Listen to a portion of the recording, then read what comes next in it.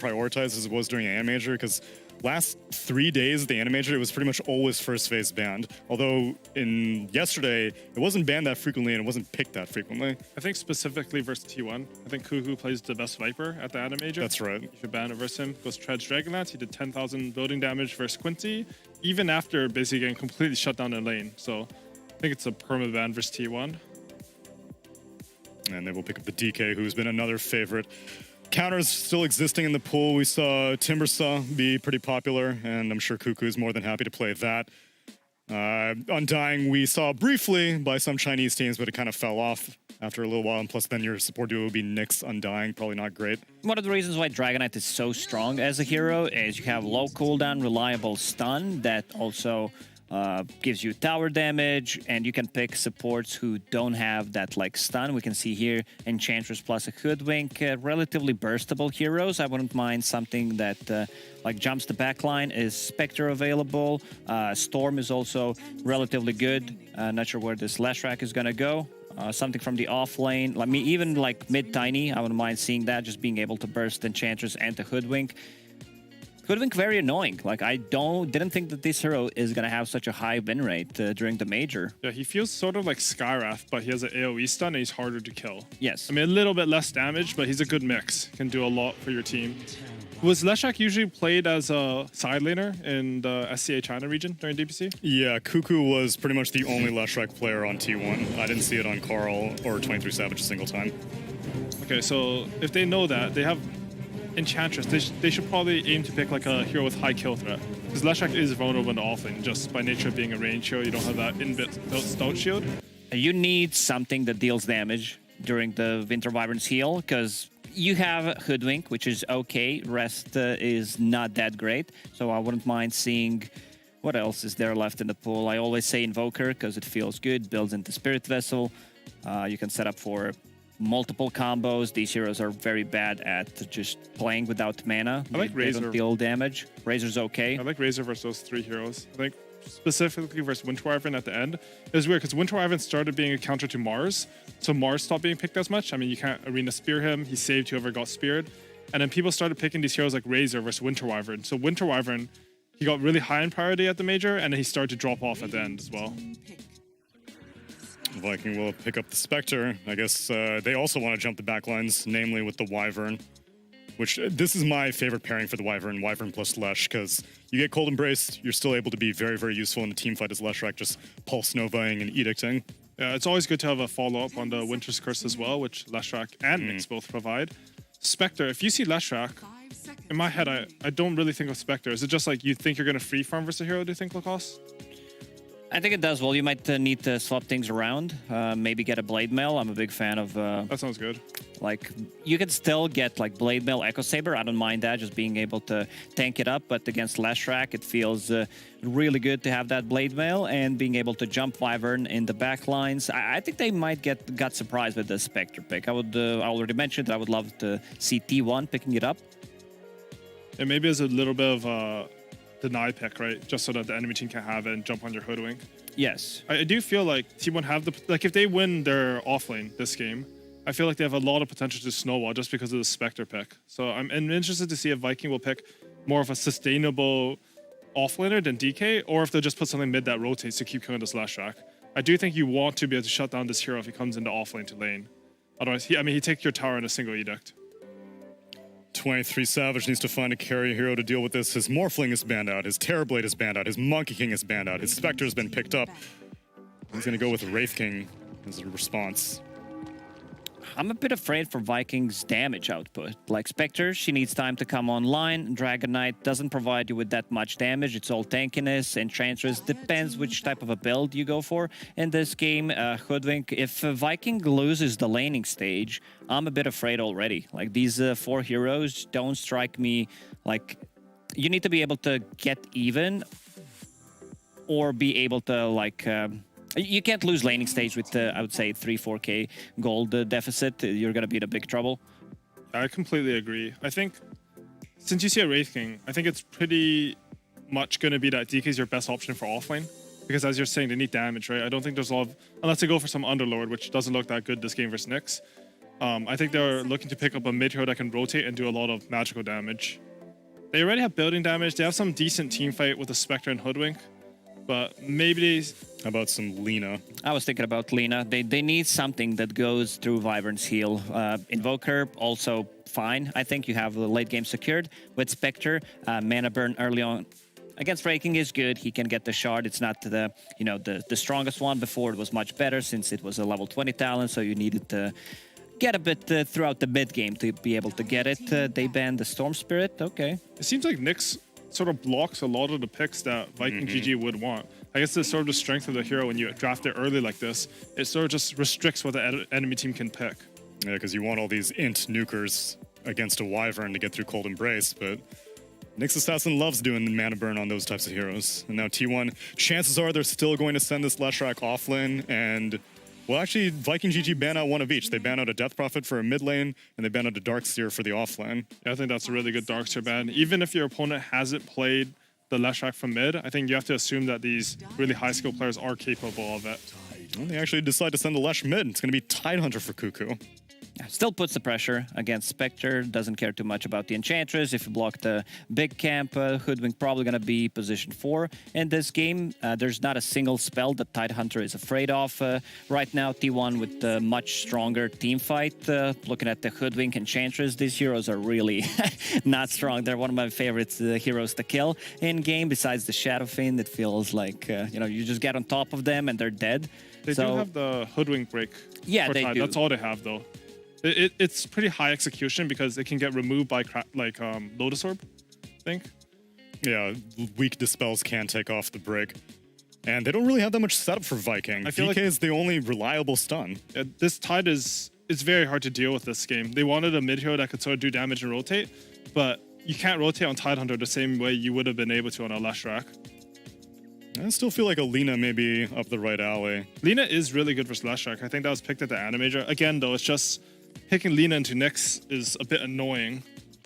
And they don't... No one likes to play into Nyx. That's the true, problem. true. They go with Pango, so I believe that... I mean, they can still swap things around. It's going to be Boom on the Dragonite DK. and offlane Pango. Okay. Kezu actually, I think it was like rank 1 or like 11k MMR or something. He climbed to it playing Pangolier. So I think he has some confidence on this hero. It's going to be versus a Wraith King Wyvern lane. It's still not a damage that goes through Wyvern, Cold Embrace, so I'm really worried. I've seen so many games throughout the last major where if you don't have anything, you just can't win a fight, and their team fight is much stronger with the Tidehunter. Like, Tide gets one pipe, all the damage coming out from the Viking early on is just completely mitigated. You have good ways of defending the tower with Wyvern sitting near the tier 1 tower on the top lane if necessary. They have break mechanic against the Tidehunter, which is really not that great. I'm heavily favoring T1 in this one, yeah. Yeah, I don't really know how you kill the Leshrac very easily. I feel like if Leshrac and Tidehunter walk together, they're just going to take any tower. And I wouldn't want to play pretty much any lineup in Dota if that's the case. And then even Viking GG can't end the game early. Their only pusher is the DK and I guess the Enchantress, technically. But for tower damage, it's pretty much just DK and Elder Dragon form. So their early tower damage is good. Their base break does look hard. The Viking, if they can survive the laning stage and sort of spread out the map, they do have a lot of pickoff with DK and Hoodwink. I think they should be able to, but I would agree, like T1's lineup looks very scary to play against. And I guess my last question, Lacoste, is why the last pick Pango? What is it doing that they needed? I guess they needed someone to control. They have like Winter's Curse only that goes through it. Edict is also there, not the strongest one, but yeah, as you said, maybe it's just a comfort pick that Kezu really loves to play. Yeah, he's been, I don't know, making that his signature, perhaps. I feel like the hero was not particularly popular at the Animator. We would see it be sent mid on occasion, but it's mainly just for the disarm that everyone wants. But we had doubted Viking GG before versus Nigma, and look how that turned out for us. So let's see how their performance handles it versus T1 with our casters, the standing Jenkins, and the sitting Sunsfan. I didn't know. Thank you very much for ruining that intro, Jenkins. My name is Sunsfan, and and we found this wild animal off the streets. He refuses to sit down for reasons unknown. How are you doing, young man? I'm good, son, man. I gotta say, it's an absolute pleasure to cast with you. Ever since Dota Cinema, Digital Chaos, I've always wanted to cast with a big millionaire guy like you, big business owner, very successful. It's gonna be a great cast today. That's great, and you can see production just making it a real hurry here to get into the game so we don't have to look at us anymore. As Accelerate, we'll be spotting out the ward here, so that should be a pretty easy D ward. Whose lineup do you like here, Jenkins? Well, Viking GG. Oh, I like Viking GG. They're using the Arkosh fan pack. I believe that is the S-tier fan pack. Celery misspoke when he did his interview yesterday. Right, everybody has been misspeaking about that apparently. Yeah, I would agree with that. No, I like this. I like the T1 draft. I think this Lesh Nyx opener is a real pain in the ass to deal with. I mean, just think about what the heroes do together. You've got ridiculous setup stun for the Lesh. You have tower damage. You have a hero in the Nyx that wants to scout and be active and who can set up for the Lesh. They really complement each other well, in my opinion. I think that's why it's such a dangerous opener, on top of the fact that Nyx just would block the Leshrac anyway. It's one of the biggest counters to Lesh in the game. Right. As we're going to see the bounties spawn here. Of course, T1 having a pretty good showing at the Animajor. Kez is going to be forced to swashbuckle to the high ground. And then Viking, who, you know, they've been Division 2 for this last season. They went undefeated. They played yesterday, and they destroyed Team Nigma, who also had a good showing at the Animajor. Do you think that that was maybe an isolation type thing, or do you think Viking are starting to get back up to snuff again? No, I think Viking are really good. I've watched a bunch of their replays, you know, researching for this in the one evening that we had. Of course, Nigma on our flight, they're about the same. And they look really good in their matches. Even when they lose, they, you know, tend to do well in the lanes. They tend to lose in like the mid to late game. It's never a stomp. They always do pretty well. Yeah, as we can see in this top lane, Shad will be playing the Spectre, and I mean, this is the late game hero, but do they have enough to get to that late game is the real question, because Leshrac, I feel like we've seen a lot of this here in the Animajor. It's just very high tempo. You get these tower pushes really quickly. You can flash from the jungle, and then Wraith King has been pretty fast paced as well. Not really going for, again, I think like 6 months ago we were seeing everybody go for Midas into Radiance. Now we're seeing a lot of maybe do go Midas, but you go for the armlet after, and you just start to push really fast. Yeah, you would literally jungle for like 25 minutes before doing anything on that hero. But that was the NA Classic. That was the NA Classic. We were very good during that patch. But no, it's good at pushing. I mean, the skeletons are... If you don't have a hero to kill the skeletons, it's so annoying to try to stop them from pushing, because you kill them once and it's like, oh, I don't have another nuke available, so they just have to slowly poke them all down, which takes forever. Yeah, you can see the CS already early in this game. DK, my goodness, actually pretty high CS. Does DK ever lose lanes? I feel like every single time we see this hero, he's just stomping in CS. Yeah, but does it matter? That's true. He kind of does the same thing regardless. I mean, we have been seeing these Aghanim Scepter come out like in the mid game, and he's just unkillable, but we don't really see like any true damage builds. We can see Whitewan gonna get Cold Embrace by himself, but getting pressured by Kezu now. The lucky shot did connect. Armis trying to create a little space here. What do you think of the Hoodwink? Because this was another kind of NA classic that no other region was using until the Animajor. I think we were the only two people that believed in that, because we were the only two people that watched NA. That's true. I mean, it's true. It looked good in NA. It's just it looked okay. It looked okay. Well, Quincy made it look good. Quincy made it look good. Of course, they stomped every single game. Yeah, maybe it's because of the Hoodwink, you know? Yeah. Well, maybe. Yeah. But yeah, what do you think of this game overall? Low cooldown stuns, that's always going to be good. I think Viking, I agree with the cost. I'm a little worried about their damage. I think that Kezu's going to have to pop off and have a really good game. Or DK, we can also have Boom pop off to do damage, but they don't just do damage by playing normal. Right. See Kezu down here. Playing that Pangolier, a hero that we basically didn't see in the Animajor. The panel kind of talked about it, and I don't know why it was completely... I mean, I think maybe there's one or two picks, but nothing on a consistent level. Yeah, it's one of those heroes, like the specialty players will always play it. It really hasn't been nerfed enough to ever completely fall off.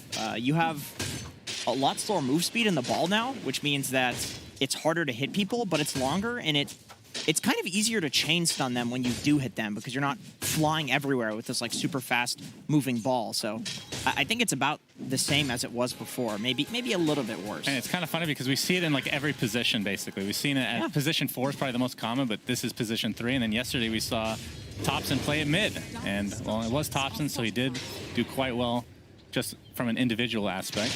As, bottom lane, okay. We got some damage onto 23 Savage. He's going to get cold embrace for now, but he is getting surrounded by Kezu. And Armis is going to try to turn this around with his Skelly boys. And Kezu might get first blooded here if he's not careful. Pops that Fairy Fire. The Skeletons are continuing to chase, but it looks like he should survive. And same with 23 Savage, although Armis popping that Scurry doesn't have anything else to finish him off, though, so still no first blood. Yeah, no spells, and this hero's right clicks are pretty pathetic, although Hoodwink does have good stat gains, so once you hit level 3, level 4, you do start doing pretty decent damage. But Pango, I think a big reason Pango is not much of a hero these days is because he just doesn't win lanes. You're just guaranteed to basically do this in the lane, which is go 15-0 to a 22-8 Wraith King.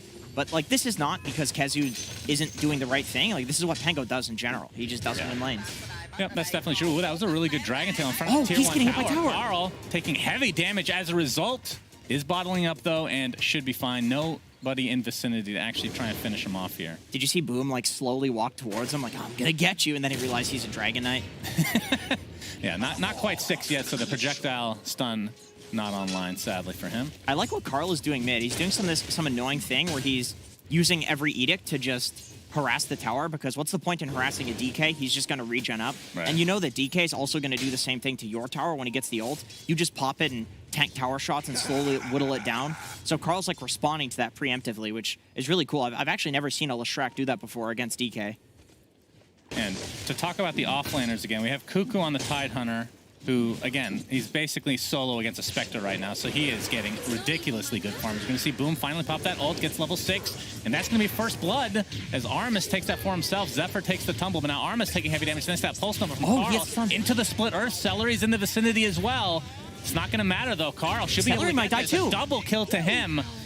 Trying to take out this Wild Wing Ripper. Oh, no, will be successful for now, but will Celery fall as well as the question. But a TP support with Pango himself. And yeah, Kezu finally gets the trade, but it cost them 2 of their members' lives, and the rotation from Kezu needed. Dude, Carl was thinking the same thing that I was. You just like chat up there and...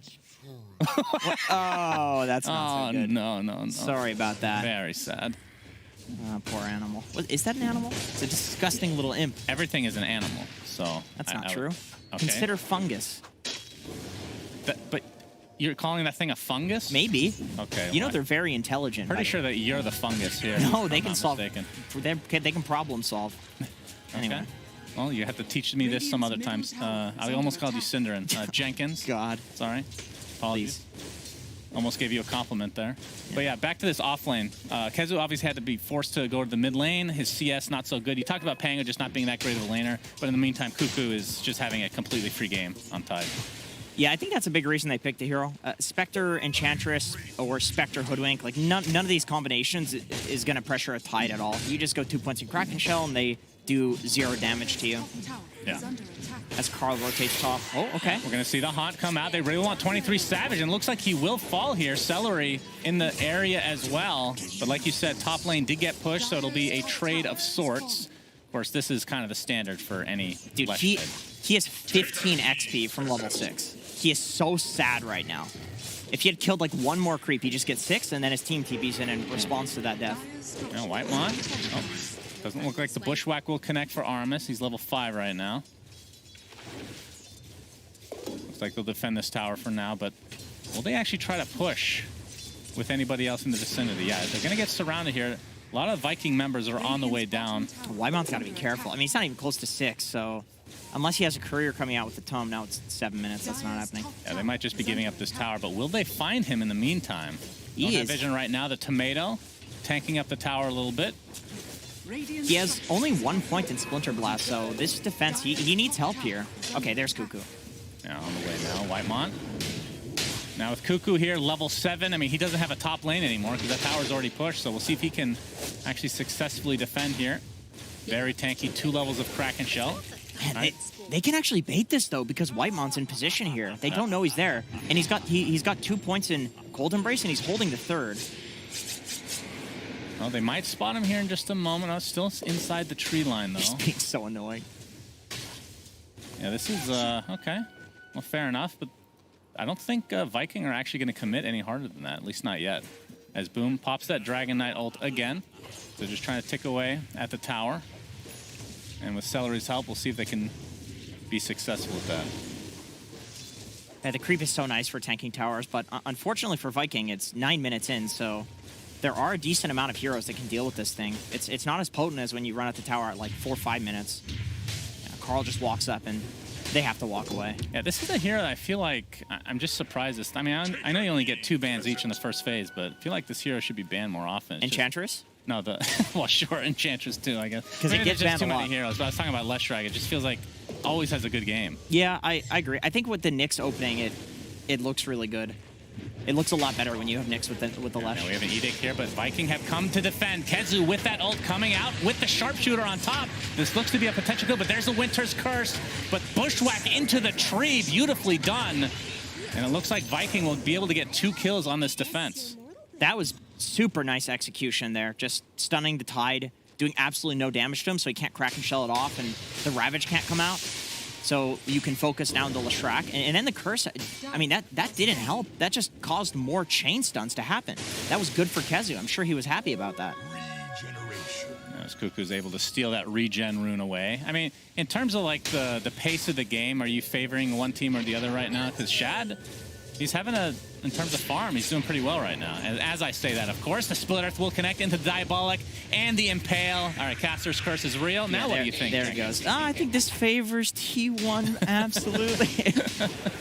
No, I think you're always cool with this if you don't have like the pressure lineup. You're kind of fine if the towers aren't going down, which presumably is why they're putting so much emphasis on defending these towers, so that way they're not, because their heroes are not that great at taking towers. I mean, they have the DK, but you've Spectre, you have a Pango who needs the ulti.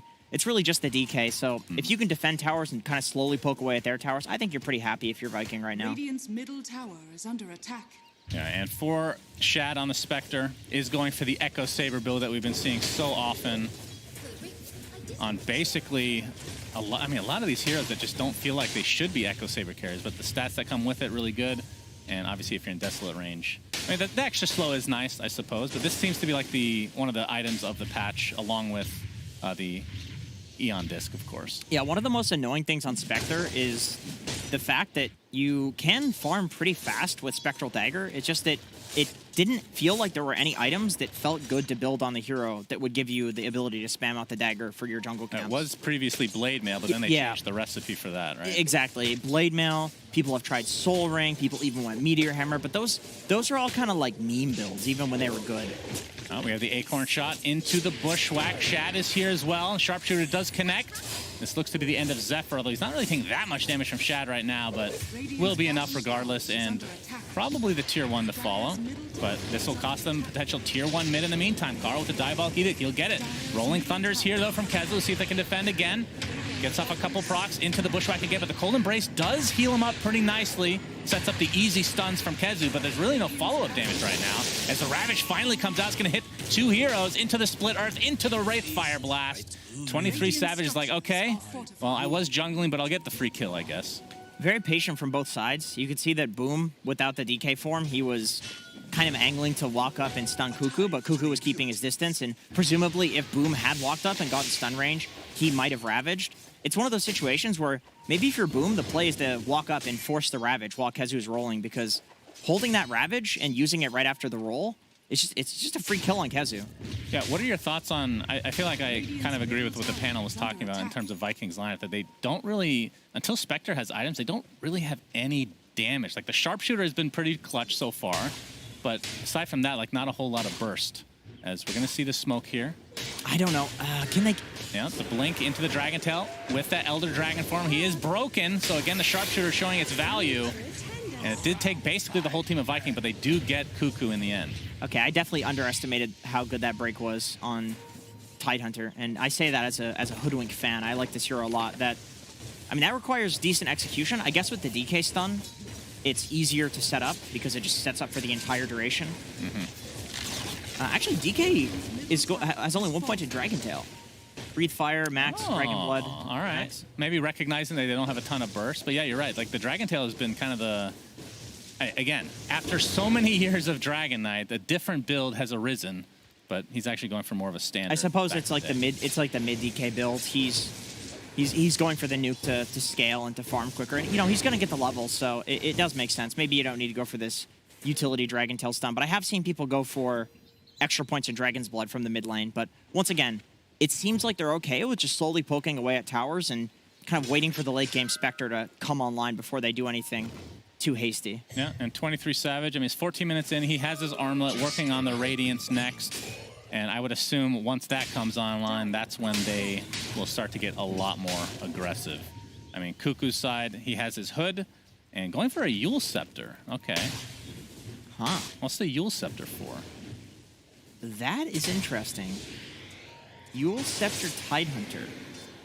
Radiant I mean, oh, it's to dispel the Hoodwink Sharp. Oh, okay. Cool. It's interesting, though, because I was talking about this with Cinnamon last week, as I might have to hold this thought here.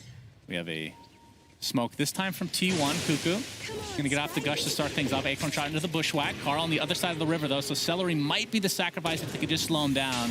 And with that stun, we'll ensure the kill. Eventually. There we go. Max heal, but still so Cinnamon squishy. Company. Looks like they're just all going to retreat, so likely no more kills to come. But I always thought that just in general, breaks were not dispellable, but apparently it's a case-by-case basis. It's case-by-case, Sharpshooter is the only one now that is dispellable. See, I was thinking maybe he'd go for a Lotus instead, because, you're tied. That's like already a good item, but I suppose he wants it faster than he would get a Lotus Orb. And I really like this play, by the way, from T1. This is a super nice play where the minute mark just passed, you just got a kill. So you walk into the enemy triangle and take their camps, and now there's a whole minute where the safest place on the map for Viking has no farm. So now they have to farm in this like bot lane area, and this is where T1 can kill them. Yeah, it's interesting because I think the main reason he's going for the Yules over the Lotus, like you said, to get it earlier, but I think that kind of aligns with the timing of the Wraith King with that Radiance going to be coming online. I think they would just want to make sure that they're around the same time. That's true. Yeah, that's true. That does make a lot of sense. And I don't think it's a particularly bad Lotus game or Yule's game either. I think Yulesing like DK is annoying for him to just create some distance between you and him. You can Yules the Pangolier, who's going to be trying to get the roll off, and just interrupting that in general for a Pango is annoying. It's not even about getting stunned. It's about like every single time you wind that thing up, getting interrupted. Yeah, and in theory, dispels shield crash, I guess. Yeah, true. Which, that's an underrated spell, man. People go in shield crash, 90% damage reduction, waste a bunch of crap on Pango. Yeah. Still a little situational, depending on how he actually plays it, because sometimes you just get that off during Rolling Thunder anyway, so you can't really use it. But yeah. Carl, going to be taking some nice jungle creeps here. Cuckoo, not afraid of anybody. With Zephyr by his side, I don't blame him. There's the Winter's Curse, so this is a technical counter to the Pangos. We're going to see the Sharpshooter connecting Kezu, trying to finish him off, but the Breathe Fire's not even going to be enough on top of that. But they're going to lose their Enchantress to start this out. Impale connects onto the Spectre, into the Ravage onto 2, and they're focusing everything they have onto Shad, but a beautiful Bushwhack connecting on 3 members of T1, and now Shad, into the trees he goes. Question is, will he get out? And yeah, they're not even going to look for him. They just assume the Spectral Dagger or TP was out. This game, to me, looks a lot more like the Animager than some of the other games that we've seen with other teams. I like the fights are so incredibly high skill, where you can see that the Hoodwink doesn't walk into the Winter's Curse and uses the ultimate to try to kill the Winter Wyvern, but the Winter Wyvern heals right at the same time. You have the backline protection coming in from T1.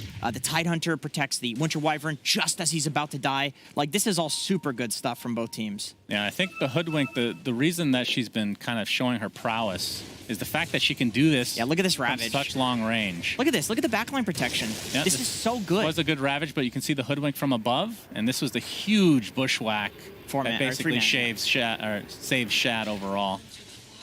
Yeah, but the fact that you can do this from the trees, you can do it from such far range. A lot of time you see the Aether Lens come online for Hoodwink. If you can just get value out of Sharpshooter breaking something, then it just becomes a really good pick in general. Yeah, I agree. Yeah. Like I said, the fight looks really weird because both teams just played it really well at protecting their teammates. So, like, 2 people died when it should have been a lot more. Yeah. As we see, Armis, as we praise him, will die. Although getting saved for now from Kezu and the Scurry online, okay. the bait. I mean, he'll survive. And the Acorn shot comes out. Boom. They might want to fight, but from T1's perspective, 23 Savage is still a recipe away from Radiance, about 1,000 now away from finishing that. I feel like they don't want to commit too hard until that comes online.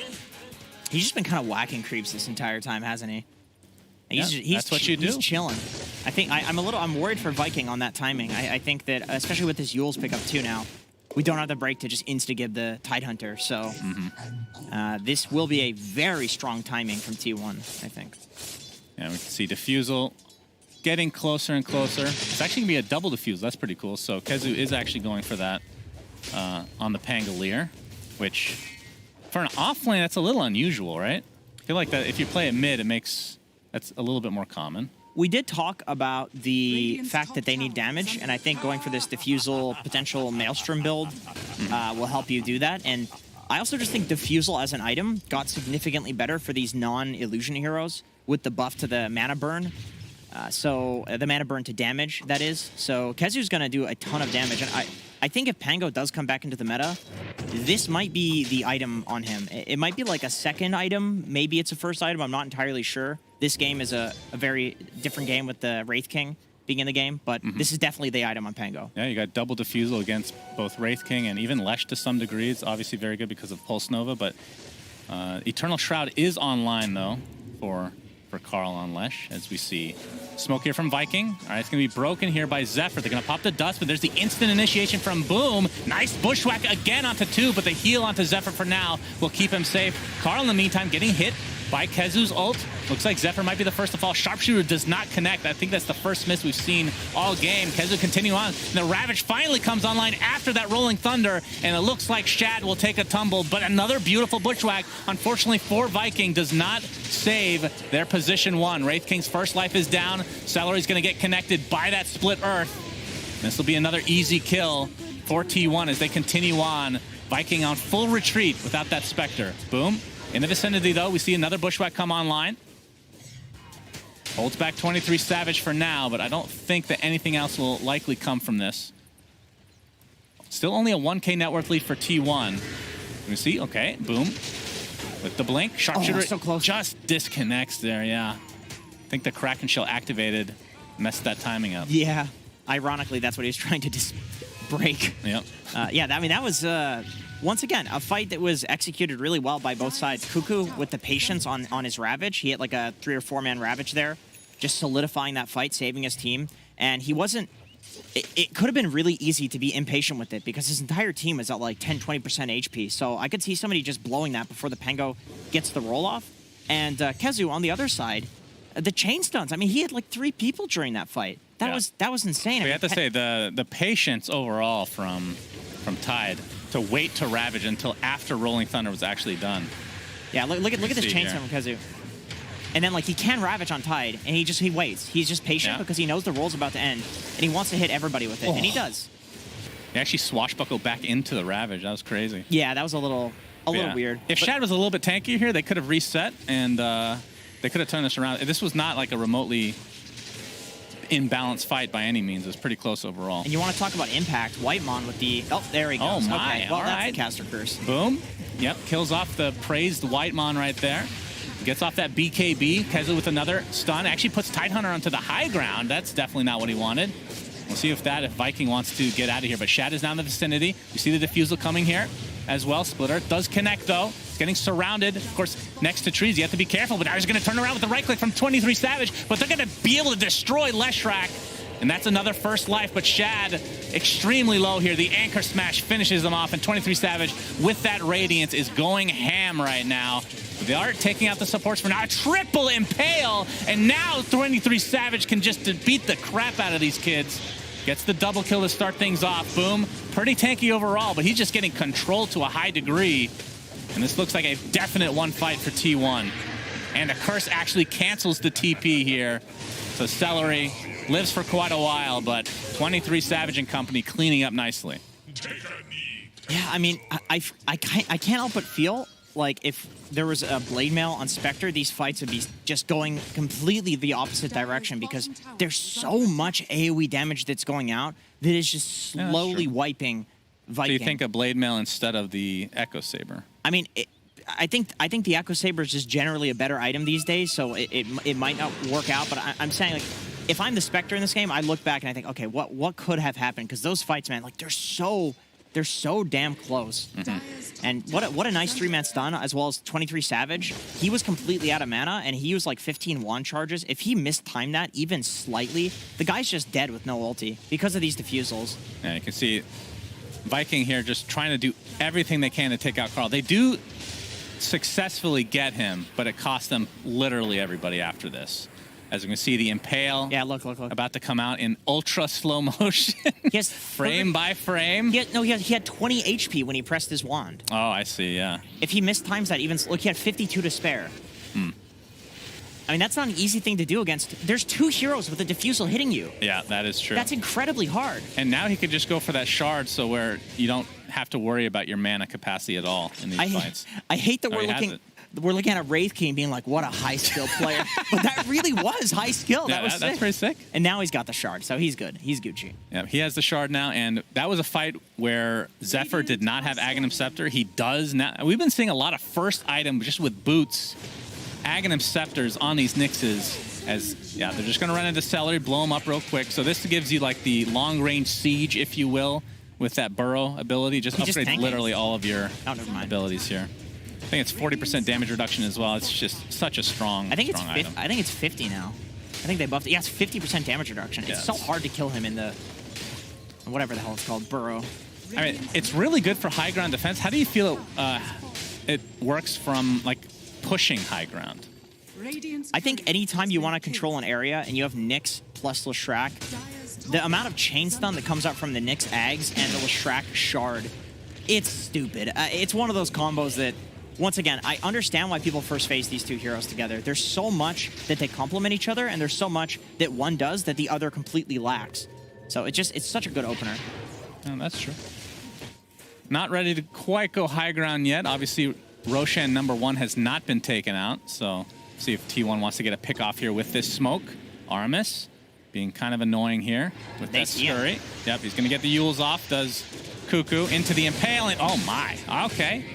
23 Savage with the 1 shot, essentially. Yeah, I didn't even see him hit there because of the Hyperstone plus Armlet attack speed.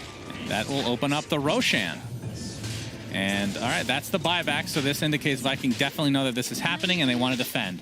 But the question is, can they successfully do so? It's down 5K right now. It's tough to fight into this Nyx Ags right now.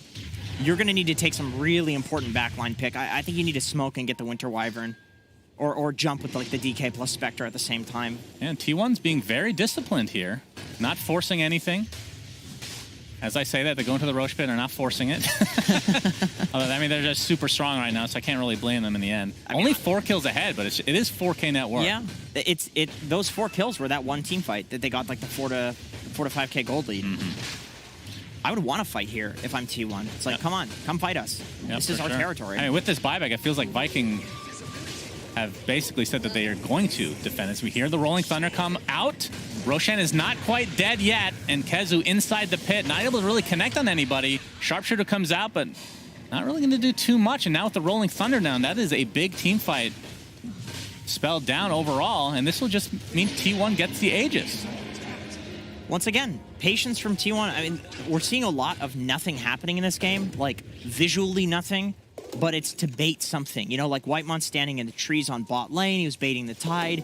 In that situation, they were baiting out the spells so that way they could go into Roche after the roll is down. There's no way Viking. I mean, this is an excellent team. There's no way these guys are going to fight if they don't have the Pango roll and the Sharpshooter. So you just bait it out. You literally wait. Don't get hit by it. And then go in.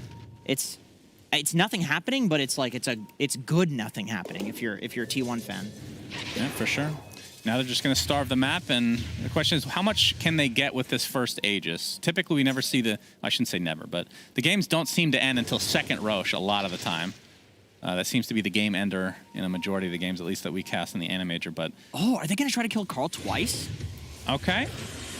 Yep, Shad is in the vicinity. You see the break come out. Not really going to do much against the Leshrac, as with that, they are very scared right now. Viking on the run.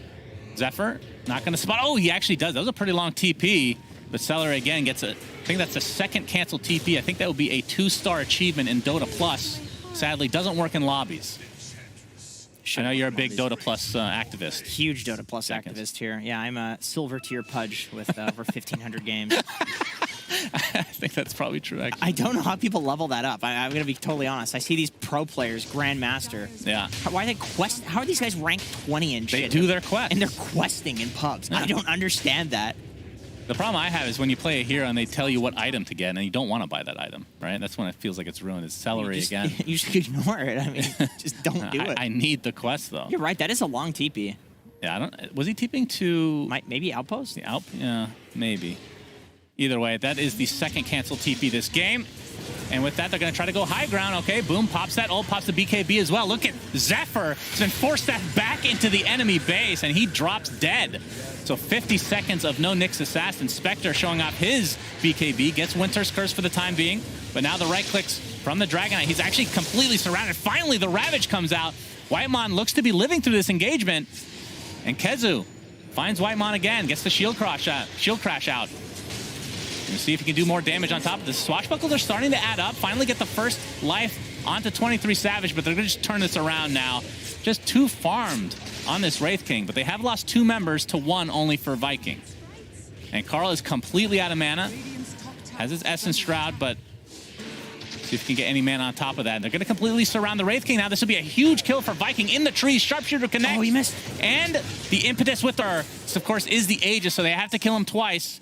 And even once apparently seems to be quite the difficulty. I think they're questioning it because they know if he comes back, he has full mana. So they're going for the back lines. Here as well. Yeah, very nicely played. Gets up the spike carapace. Here we see the Rolling Thunder is going to connect onto the Nyx Assassin. They're going to lose the Hoodwink for now, but continuing to stun in place. I mean, you're Burrow. That's a free stun if you are Kezu in this case. Force staff up to the high ground. Zephyr doing so much work right now. You can see that he's just getting so much regen as well. Now they're going to turn this around onto Spectre. Split Earth connect. Zephyr's still quite low. Shiva's popped from Karl, and they will actually get him in the end. Dragonite's going to be back in 5 seconds. Another Winter's Curse, and I believe this is the second BKB that we've seen used in this fight. Very extended fight overall. Yule's into Split Earth, and Karl, some way, somehow, not only lives, but helps get multiple kills on the back end. All right. I got to commend Viking for that. Just the way that they're trying to play team fights is so incredibly smart. This is why they have 2 defusals. They're literally just playing to take these slow fights and burn all of the mana of all of these T1 heroes. And then because the mana is burned, they don't have to worry about Karl going in and doing all of this damage, and they're just killing the backlines. You saw that they literally ignored him in that fight. Think of a Tidehunter. Like, you don't really want to kill this hero, right? Because he's got this Kraken Shell. It's a pain in the ass to kill him. So burn his mana. He's got 900 mana versus 2,400 HP and Kraken Shell. Same with the Wraith King. If this hero's not stunning people, well, he's okay. But especially this Leshrac. If you just burn the Leshrac's mana, you don't have to worry about him doing anything. You don't have to worry about the Aegis, because if Leshrac doesn't have mana, he's completely useless. It's such a cool way of taking team fights. Like, you can win a fight without actually killing anybody. Wait, are you saying that Viking won that fight? Yeah. You really think so? Yeah. I mean, it was a 4K Goldie to start. That was 3K at the end. Now they're losing, but... It basically evened out, I feel like. It's like ended up being a wash. I mean, it evened out, but you're fighting into an Aegis team that has a lead, that's right? True. So I think... regardless of who won or lost, I think the way that Viking is playing the fight is incredibly cool. No, that is interesting to hear. All of these games that we've seen from Viking so far looks like they're... I don't know what changed with their captaining, or if it's just been like this since I watched them in DPC Season 1, but it looks like they have a really solid idea of how to play Dota together, and they're all on that same page, which is so awesome to see. Mm-hmm. So Aegis is now gone, but Karl, Diabolic Edict, and some help from his friends, able to take out this Tier 2 mid. And they've extended the lead now to 6K, so definitely not insurmountable from Vikings' perspective. Let's see what Shad's item progression is. So we saw the BKB, obviously had the defusal a long time ago with the Echo Saber, has the Manta on top of that. And we're going for Scotty right now. What do you think of the BKB on Spectre? It's not something we see all too often. I suppose it's a way to deal with these ridiculous chain stuns that are coming out.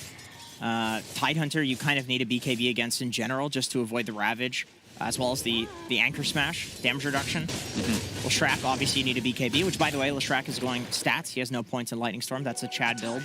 That's the way to play this hero these days. Yeah, I mean, casting Lightning Storm sometimes feels like it's counterintuitive for the hero. Yeah. You want to be up close and personal and moving around all the time. Yeah, it does. It does. And I really like his build on Lesh, too. This Eternal Shroud Shivas plus Kai and Sanj, and he's got an Essence Ring as well. Like, they're building really tanky on T1 because, well, if you're winning, you build tanky, and the enemy team can't kill you. And you do damage with levels and with spells. Yeah, for sure. I mean, talk to me about Shad's build again, though, because, again, I'm not... These feel like... How do I put this? You don't like his build. You think it's shit. It feels like medium items. And you get this Scotty, then what? Do you replace Echo Saber with something? You know what I mean? I guess that my question is, like, what's the replacement on Spectre? Yeah, boom. Getting initiated on, pops the BKB and just TPs out. Yeah, no basher or anything, so... Pretty free TP with the BKBs. Yeah, I assume you sell the Echo Saber after that, right? And then beyond that, I don't know, because it feels like you're not scaling as well as you could be with a lot of the Spectre builds we've seen in the past. I think one place where the build could be improved is... It's so slow. Oh, Impale and... There we go. They got him. It was slow. Oh, okay. Oh, all right. This will be a huge call into the latch. We can see a big ult from Kezu. He has that shard in place as well. Carl pops the Bloodstone, which was just picked up recently, healing up to a high degree, and then the Cold Embrace on top of it. He is actually very healthy now, and this means Viking probably on the retreat. Man, that is a lot of heal coming out, I'll tell you what. Shad at half HP. Savage gets off the Wraithfire Blast into the Split Earth, and absolutely a kill. 85 seconds of no Shad. Whitemon is like the secret MVP of this game. Every single time, he's just making these fights impossible to take for Viking. They're trying to play these slow overtime fights, and Whitemon is like, okay, well, I'm just going to get Cold Embrace off 5 times during the fight. Cold Embrace in position. with Holy Locket and the level 10 talent for the Cold Embrace Yeah, it's heal. nuts. It's nuts. And his positioning has just been really good. Like, everything that we saw in that bottom lane, where he was, like, running through the trees, has been reflected in these team fights as well. He is just not putting himself in a position where he can die, and it's making these fights impossible for Viking. Yep, 23 Savage Company looks like they want to go for the Enchantress yet again. Break does come online to tie, but he doesn't even bother using. Has the Refresher, actually. Oh my, he is quite farmed indeed. This is a sick build. I love this build. You can see the Assault Cuirass now online for 23 Savage, so pushing will be that much easier for them. Still 30 seconds, no Spectre. He does have buyback now, but they've already lost this rack, so we'll just chillax for now. How do you fight into this Nyx Ags with a Tide? 2 Ravages. Well, what is your theory on this Nyx Ags that hasn't really changed over the last year and a half or so? Why is it now being picked up like every single game on this year? There's a few things. Number one, I think that the way that Dota players formulate what's good is that they do it based off of feel, and then they slowly figure out why something feels good. And so my reasoning for why this might feel good is that there's a lot of heroes that can pair with it and that do chain stuns. Oh, Kazu. Yep, Kazu, the Impale is going to connect with a nice bushwhack counter initiation from Aramis. Has his Sharpshooter out as well. But again, Kazu getting stunned, pops the BKB, finally going to try to turn this around. But the big Ravage comes out for Cuckoo. That's the first life onto 23 Savage. Can they kill him again is the question. Kazu's still in that ult form, using that Shard to a very high effectiveness. But they're going to lose the Hoodwink to start things out. Impale onto 2 heroes. This thing is such long range. Kezu just continuing to roll. Finally gets the Winter Wyvern. That's a pretty high value kill, but the stun, they're going to get Spectre again. This is a huge kill for T1, and he still doesn't have buyback. He had it originally, but not anymore. Not sure what he bought, but Kezu gets off that shard, bouncing up, and there's the second Ravage on the rest of Viking. Kezu's forced to buy back into the game. This looks to be the end of game 1 in all likelihood, although the Swashbuckle dealing quite a bit of damage with that Diffusal. If they want to continue on here. And once again, another 4-man Ravage from Cuckoo. He's just being really patient. He used the first Ravage, and so, you know, you could argue that's not a patient Ravage or whatever. He used it about when you would expect. But then the second one, it's like he had Refresher for the entirety of that fight. He could have easily ravaged like 2 or 3 heroes, but he didn't need it. He thought that he trusted that his team was fine without it until he could hit the Ravage on literally every single hero that was remaining alive, which obviously is incredibly game-winning. Yeah. We'll see the second Roche will be a freebie for T1. Shard will come online. Always interested to see who they give this to. Leshrac Shard has been very common. I think Tides is actually great. In this game, doesn't really matter. You don't need building damage. I know, but in theory, it's a good shard. I agree. I think you give it to Lesh for the chain stun. Yeah, with for the sure. Nyx. Well, it's going to take the Aegis, the cheese, and the shard is there. And yeah, I'll take that as well. All right, everything for Carl. I gotta say, Carl's pretty quick at like micromanaging his inventory. You see a lot of these pro players, they're like rank 10, and still like they're, you know, slowly dropping and picking things up, or using arrow keys if you're Matumba Man. Is that true? He does first camera, yeah. Oh my, that's pretty rough. Apparently, a lot of carry players do. They're arrows for like moving their. Literally the arrow keys, yeah. How is that literally possible? Is Carl? All right, Bushwhack will actually not connect here. You can see the Agnum Scepter is online for Boom. He's going to get initiated on. He's already at half HP. It's supposed to make him tankier. That's not going to happen, though. BKB pop doesn't matter. He is dead for 80 seconds. This is going to be a second set of racks for T1. Viking still looking to fight, though. 5 versus 4. Shad pops the Manta. We can hear the Rolling Thunder coming online as well. There's the Haunt as well. This is the last-ditch effort from Kezu and company. A nice roll-in overall to start things out, but they have to dodge this split Earth. It's like a little mini-game inside Dota now. He's going to get a nice ult again, connecting out to 2 heroes. That's just the first life on 23 Savage. It just feels like there's just not enough damage right now, and obviously being down 26k might have something to do with that. And Celery, the corner of his base, ain't happening. Yeah, they're trying to play these extended fights by burning everybody's mana. And then Zephyr and 23 Savage are just like, okay, that sounds fine to me. Just getting a crit off every 2 seconds. Yeah. Do they call G? Oh, they call GG. Yeah, they call it GG. I see. Yeah. Thanks for paying attention, Okay. Jenkins. Really appreciate that. But yeah, T1 looked very good this game. I feel like it was just the time, and we literally talked about it, the timing of the Wraith King getting the Radiance. At that point You're forward, right. We did predict it. I mean, it was all us. Yes, of we course. might as well be coaching T1 at this point. I think they probably need a coach. Yeah. But yeah, they looked really good this game, which shouldn't be a surprise because they looked really good in the Animajor. But of course, Viking, on the other hand, they lose game 1. Jenkins, I think you need to stand for this. We got to stay on brand here. Okay, there we go. Appreciate that. I'll stand like you. Yeah, a lot of people made fun of my posture, but that's not very nice because I am an old, decrepit man. Anyway, that was just game 1, ladies and gentlemen. We'll see what the panel has to say about that right now. Thank you, Suns fan. It was an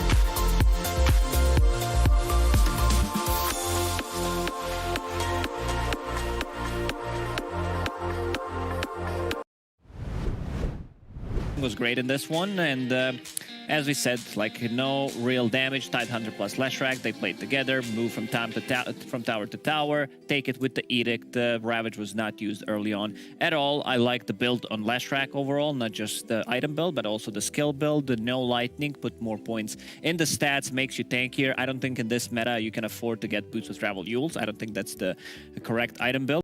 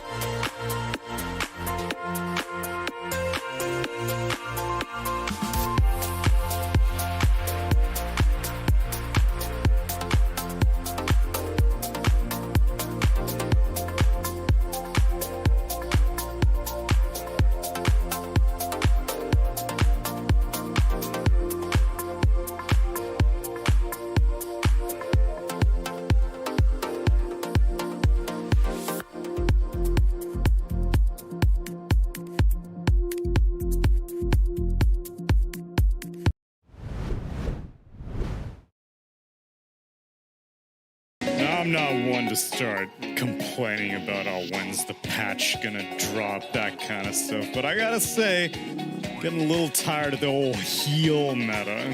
Even though it's only like 2 weeks old. It wasn't even that popular at the end of VPC Season 2. It wasn't. Animator just turned it all around. There's a good item. It's called Spirit Vessel. Position 4s can build it. Sometimes even the mid laners, Invoker, Void Spirits, you name it. It's the greatest item you can get in this healing meta. But is it better than Holy Locket?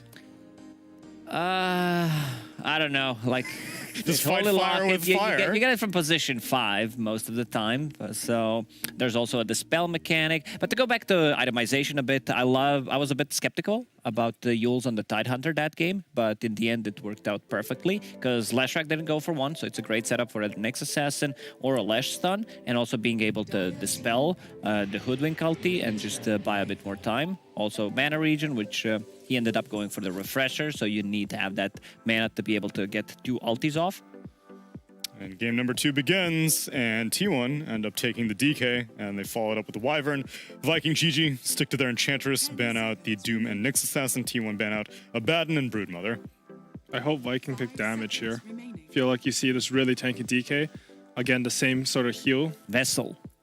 Great against these two heroes. To be fair though, one of the reasons why this heal meta exists is because this is damage. I hear damage. That's Timbersaw. Yeah, one of the reasons why Holy Locket got so popular, I think, is because Vessel did get nerfed a bit, right? It used to have like that AoE aura. It used to have move speed in it. They just completely removed that, made the recipe more expensive.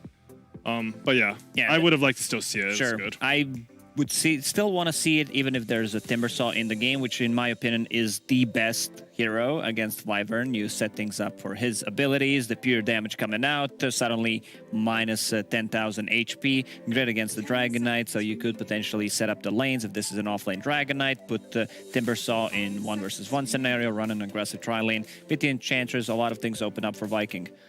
And Timbersaw is so good against Wyvern because not only are you good against him in lane, and when he heals someone, you can just keep chunking out that magical damage. But if you curse someone next to Timber, or you curse the Timber next to someone, it does nothing. It's a very high armor against your allies, and it just has no right click at all. So you worried about Leshrac at all if T1 get their hands on it, or do you think Timbersaw is enough of an answer to the Wyvern plus Lesh? I think Leshrac's good versus Timber. It's good versus Ench too, so I can see a Leshrac pick being strong from T1. The one thing about Leshrac for T1 is since our second pick, it will sort of show that Leshrac and Dragon Knight are your 2 and 3 position. True. I haven't seen 23 Savage play these heroes, but again, you were mentioning that Carl didn't really play the Leshrac much. Exactly. So I guess maybe it's a good pick. It doesn't. They could run the Leshrac 1 and DK still into 2 or 3. And they ban it out anyway. They're probably a good ban. So what other Wyvern pairings are there? We saw Death Prophet be used to some success. Wouldn't mind seeing that. Silence is always valuable against a Timbersaw. What other Wyvern pairings? I mean, this hero is good enough right now. I don't think you need a specific pairing for it, but I do think you want some damage to follow up on Curse. Yeah, I wouldn't mind seeing a Finger. Great setup. Lion is available. Feels like the strongest hero off the patch, in my opinion, on top of the Wyvern and Dragon Knight. They go with Spectre. Okay. You need to be careful. Like, Spectre doesn't do that well against the Timbersaw in the lane, especially if it's Wyvern Spectre. This seems relatively weak, so very abusable by a Timbersaw. You get that level 6. Spectre needs to fall back to jungle immediately. You just don't have enough damage. Right now, T1's lineup doesn't do much early on. Like, you're going to be relying on Dragon Knight, moving from one side to another, trying to pressure the towers, because Spectre, it's too long of a cooldown. Level 1 ulti, you need to make stuff done, possibly get a kill, go back to farming. Wyvern doesn't get too many levels. Might be the same scenario as the game before, where he hides in the trees, just soak up the experience near that safe lane tier 1 tower. Viking. Okay, another break mechanic against the Spectre, against the Dragon Knight. Not too bad. It gives them some much needed sun. There is some anti-synergy between Timbersaw and Hoodwink just because you might cut that tree. But I think we're pleasantly surprised at the Animator. That team seemed pretty good about that. They were just casting their spells a bit to the side, being very conscientious of it. I would like to see this Enchantress actually go with Timbersaw against the Spectre lane. I think if they do that, they can take the tower very early, and then Timbersaw can defend whatever tower DK is trying to pressure, as long as like his tower's dead. It's a free spirit game. Any of the spirits, I would prefer a Storm Spirit being able to find the Hoodwink against the Enchantress, against the Timber. They don't have a single like reliable stun. You can dodge the Hoodwink's Bushwhack easily. If you have enough mana, you should be able to survive. And you have this global presence. Let's say Dragonite gets a Blink Dagger, Storm zips in, Spectre follows up by a Spectre. Suddenly you have 3 heroes where there was only 1 hero or none showing on the map. How do you feel about Puck as opposed to a Puck Spirit? is also fine. Yeah, Okay. Puck's completely fine. Yeah, the Southeast Asia Pucks during the Animator were just amazing. Armel and Carl were just going to town. I think most likely they'll pick a support here, though. I think you just want to save your last pick for the DK flex to mid or offlane. They go with the Mirana. They have some good setups, even the Winter's Curse and DK stun. Yeah. Oh, it's just because of Enchantress as well, Enchantress right? as well. Yeah. And Autumn did show up at the Animator. The classic Chen slash Enchantress counter, as you can arrow their creeps. Yeah, we actually saw when Viking were first facing Enchantress against Nigma, they were first banning Mirana also. So it slips through and T1 pick it up. I think Viking, they should try to dodge Enchantress to the Mirana matchup. You just put Enchantress in the offlane. Even if they do like a Potom Spectre safe lane, it guarantees your Timbers are going to have a free lane, even if they get that matchup. And then if they leave the Mirana in offlane, all of a sudden your Enchantress is taking that tower very early. And here's the Spirit Vessel Carrier. Great way to reset the fight with the Invoker, Quasflex turn into Exort later on. I love the build that Miracle was doing during the Major, where you get like double null. Then if you want to like fight early on, maybe drums or go back to Hand of Midas to be able to scale and get that like either earn, full Spirit Vessel. So many things you can do with the Invoker these days, and it feels really good, fits the meta.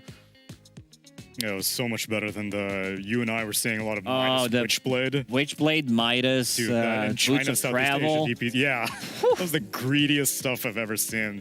These Invokers were do nothing forever. It's a pretty good pick. This Hoodwink hero seems like if you have any sort of setup on your allies as well, you know, just one Tornado, you can pretty reliably hit that Bushwhack on them. T1 ban out the Wraith King. You think Viking might consider a Faceless Void Invoker combination? Or they need some more early game kind of team fight? I think it's a pretty good Void game. Did they run it yesterday? Do you They know? did with the I think so, Magnus. right? Yeah, Magmid. right. Magnus mid. It looked pretty good in that game. Even though there is a save, it's still a great Faceless Void game. A lot of setup for the damage inside the Chrono. I think also like Phantom Lancer could potentially be the pick. Just cut into backlines, find Wyvern. Mirana doesn't do anything. Dragonite without mana is pretty useless. And we've seen the hero pairings during the Major with the multiple mana burns, like Lion, Invoker, Nyx Assassin. They, in the end, decide to ban the Storm Spirit, which is a good ban. Like As you mentioned, actually, both Puck and Storm Yes. Spirit. They Yeah. knew what Makes T1 sense. wanted. Still Ember lingering around if they want to pick that up. Or maybe they'll just send the DK mid and get some initiation from the offlane. And Viking, they get the Faceless Void banned out. Now, this may be crazy. I think you get Lina for T1. Sorry. Oh yeah, I'd be on board with that. Shad played some Carry Axe at the Pinnacle Cup. You know, pure damage, being able to go through Cold Embrace. Maybe a possibility to deal with that. Right now, I think they have enough. I think they have enough damage that goes through Cold Embrace compared to game number 1 with Invokers, Spells, Hoodwink, Timbersaw, the best one, in my opinion. I'm just thinking about... I think it's a good PL game. I think... For Viking, right? For Viking, Yeah. yeah. Having Spectre and PL doesn't sound too They good. did. Yeah, that would be bad. They did ban out the Faceless Void. Yeah, they did. I was just checking. I was testing. Also, Batrider is still available in the pool if they want to send DK mid and maybe make life hell for Timbersaw. T1 will pretty much just see the hero and see which lane is more pressurable, the carry or the Invoker. And you decide based on that. I think DK farms pretty decently versus Invoker. So not any fears on that front. There aren't too many carries that really put a lot of pressure on DK either. So T1 can pretty much pick whatever they want for their last pick. Radiant team pick. Viking's going to go with the Luna. At least that sounded like a Lucent Beam. That was a Lucent Beam. Mixed damage. Yep. Great against Dragonite. We see Luna being popular against the Timbersaw as well. Also, like any of these tanky offlaners. So, yeah, I think it's a good Lina game. They have no real way to get into backlines. Timbersaw sustainable to the burst coming out from Lina. Great matchup against the Invoker. Is there anything else? What am I missing, Curtis? I think just anything that does a lot of damage. I like Lina as well. As long as you can make, because every time you pick up DK in your lineup, I always feel like you're lacking a little bit of oomph. Same for Spectre. I'd like to see Lina. What else is there? I mean, there's like some Void Spirit. It's usually a counter pick to Evoker. I could even see a Kunkka. Kunkka's actually pretty good versus heroes. Maybe not so much versus Timbersaw. But I could see something like that working. You just want something that when Qualspex Evoker shows his face, you just lock him down. Traditionally, that's been like Storm, Puck, Kunkka. But Lina can work for that too. Maybe Southeast Asian special of Wind Ranger for mid. Ooh, Razor. Select your heroes. Okay. Well, they've identified that Viking GG, they basically have a single core lineup. They're going to buff up the Luna. So maybe their idea is if you BKB and you link this guy, they won't be able to fight you. They have a lot of stuff that if you're running at your opponent, some DK Sun plus Haunt and Razor running in, I think it might be hard for a Viking to stand and fight. Not many things to really protect their backline this game. But there's also not that many things jumping the backline. It's pretty much just Haunt, right? I mean, Razor sort of just runs in there. Same for DK, right? They're very tanky heroes. I like, once again, what T1's got. I think this Razor last pick is kind of a gotcha, where they're relying on one core to deal the damage. They will buffer up, as you mentioned, with the Invoker, possibly like a Solar Crest. From the Enchantress, I still feel they might run into similar problems where they run out of damage early on from Viking. Yeah, I think this draft is a little bit less clear-cut. I actually sort of favor Vikings draft a bit, but I think T1 are a slightly better team. They proved at the Animator. Yeah. I mean, they're top 3. So I think T1 will win, but I think this game should be a lot closer or possibly even have Viking win this one. How critical is it for this Invoker to consider a Spirit Vessel? Is it not an issue because you have enough damage to go through Cold Embrace? I think his team has enough damage. I don't think he should go Spirit Vessel this game. I think he should play for the scale. When you play Luna lineups, that hero's going to soak up a lot of farm, but she's not a 1v5 hero, especially versus Spectre. So he needs to get a little bit of scale going. So she's just going to be the Alacrity recipient after like 35 Yeah, minutes or Alacrity, so. and then you just have some Bushwhack into Cataclysm. Just kill everyone. And then as for Razor, what's your expectation the cost early BKB just to be able to do that backline siege? Yeah, I wouldn't mind seeing like maybe a Hood first item and then see how things transition, either Kaya Sanj, SNY into BKB or just Hood BKB wouldn't be too bad. Like all you want to do is buy time until Spectre comes online so you can sacrifice your own item build in this one. This is a pretty free Timbersaw game, though, I gotta say. Yeah, we'll see how much he can get away with. Game number 2, if they lose this, they're going to go down to the lower bracket. But for right now, they're riding high. Let's see how it goes down in game number 2 with our casters, Suns Fan and Jenkins. Thank you, panel. Suns Fan here with Jenkins. That's the... You don't pronounce the J, right? No. That's right. Okay, well, this is game 2 of this best of 3. Viking kind of got stomped after the 15-20 minute mark, I want to say. Yep. Are you expecting anything different here, Jenkins? No, I think both of these drafts look fine. There's no obvious openings for either in terms of something that can be abused, and I think T1 just looks like a significantly better team. Maybe not significantly. Maybe that word is too harsh. I think you already said it though. Okay. Well, I can't take that back. Significantly better T1 Dota up against Viking GG. Let's go. Okay. Now, you sound really biased, Jenkins. My Yes, goodness. of course. Very biased indeed. I don't get that. I feel I just like to see good Dota, dude. That's all I care about. That's all we all want. But there's the Bushwhack to start things out. Carl will get first blooded in very easy fashion for Viking. Some damage applied to Kezu, though. He's hit by the arrow. But he is a Timbersaw, so he will survive. Celery actually taking the level 1 Nature's Attendance to heal him back up. And first blood the way of Vikings. So good start for them. This is exactly what they need. But yeah, talk to me about these lineups. I think Aoi was correct. I think that this is a relatively free Timbersaw game. As we see there, he is getting the first blood. That is definitely going to help out. That hero getting some early Bracer plus Soul Ring, maybe some Orba Venom. Like, these things really help him out in lane. So that is not necessarily a hero that you want to give first blood, but I think if you were to give it to Boom, it would be even worse. You never want to give the mid laner first blood. Yep, that's definitely true. I mean, thoughts on Invoker this game? Actually, let's talk about something else before we get into this. Jenkins, almost called you Cinderin again. Man, it's just really muscle memory there. Yeah, I got it. I was calling for a Slark before the Razor pick, that is. You can call me Cinderin, by the This way. was, okay, Cinderin, I really appreciate it. Can I call you a robot as well? Absolutely. Okay, perfect. Slark looked really good this game before they picked up the Luna. Healing power. And I'm just wondering, from your perspective, obviously Slark's just kind of not a hero right now, but your thoughts on Luna as a carry in this meta?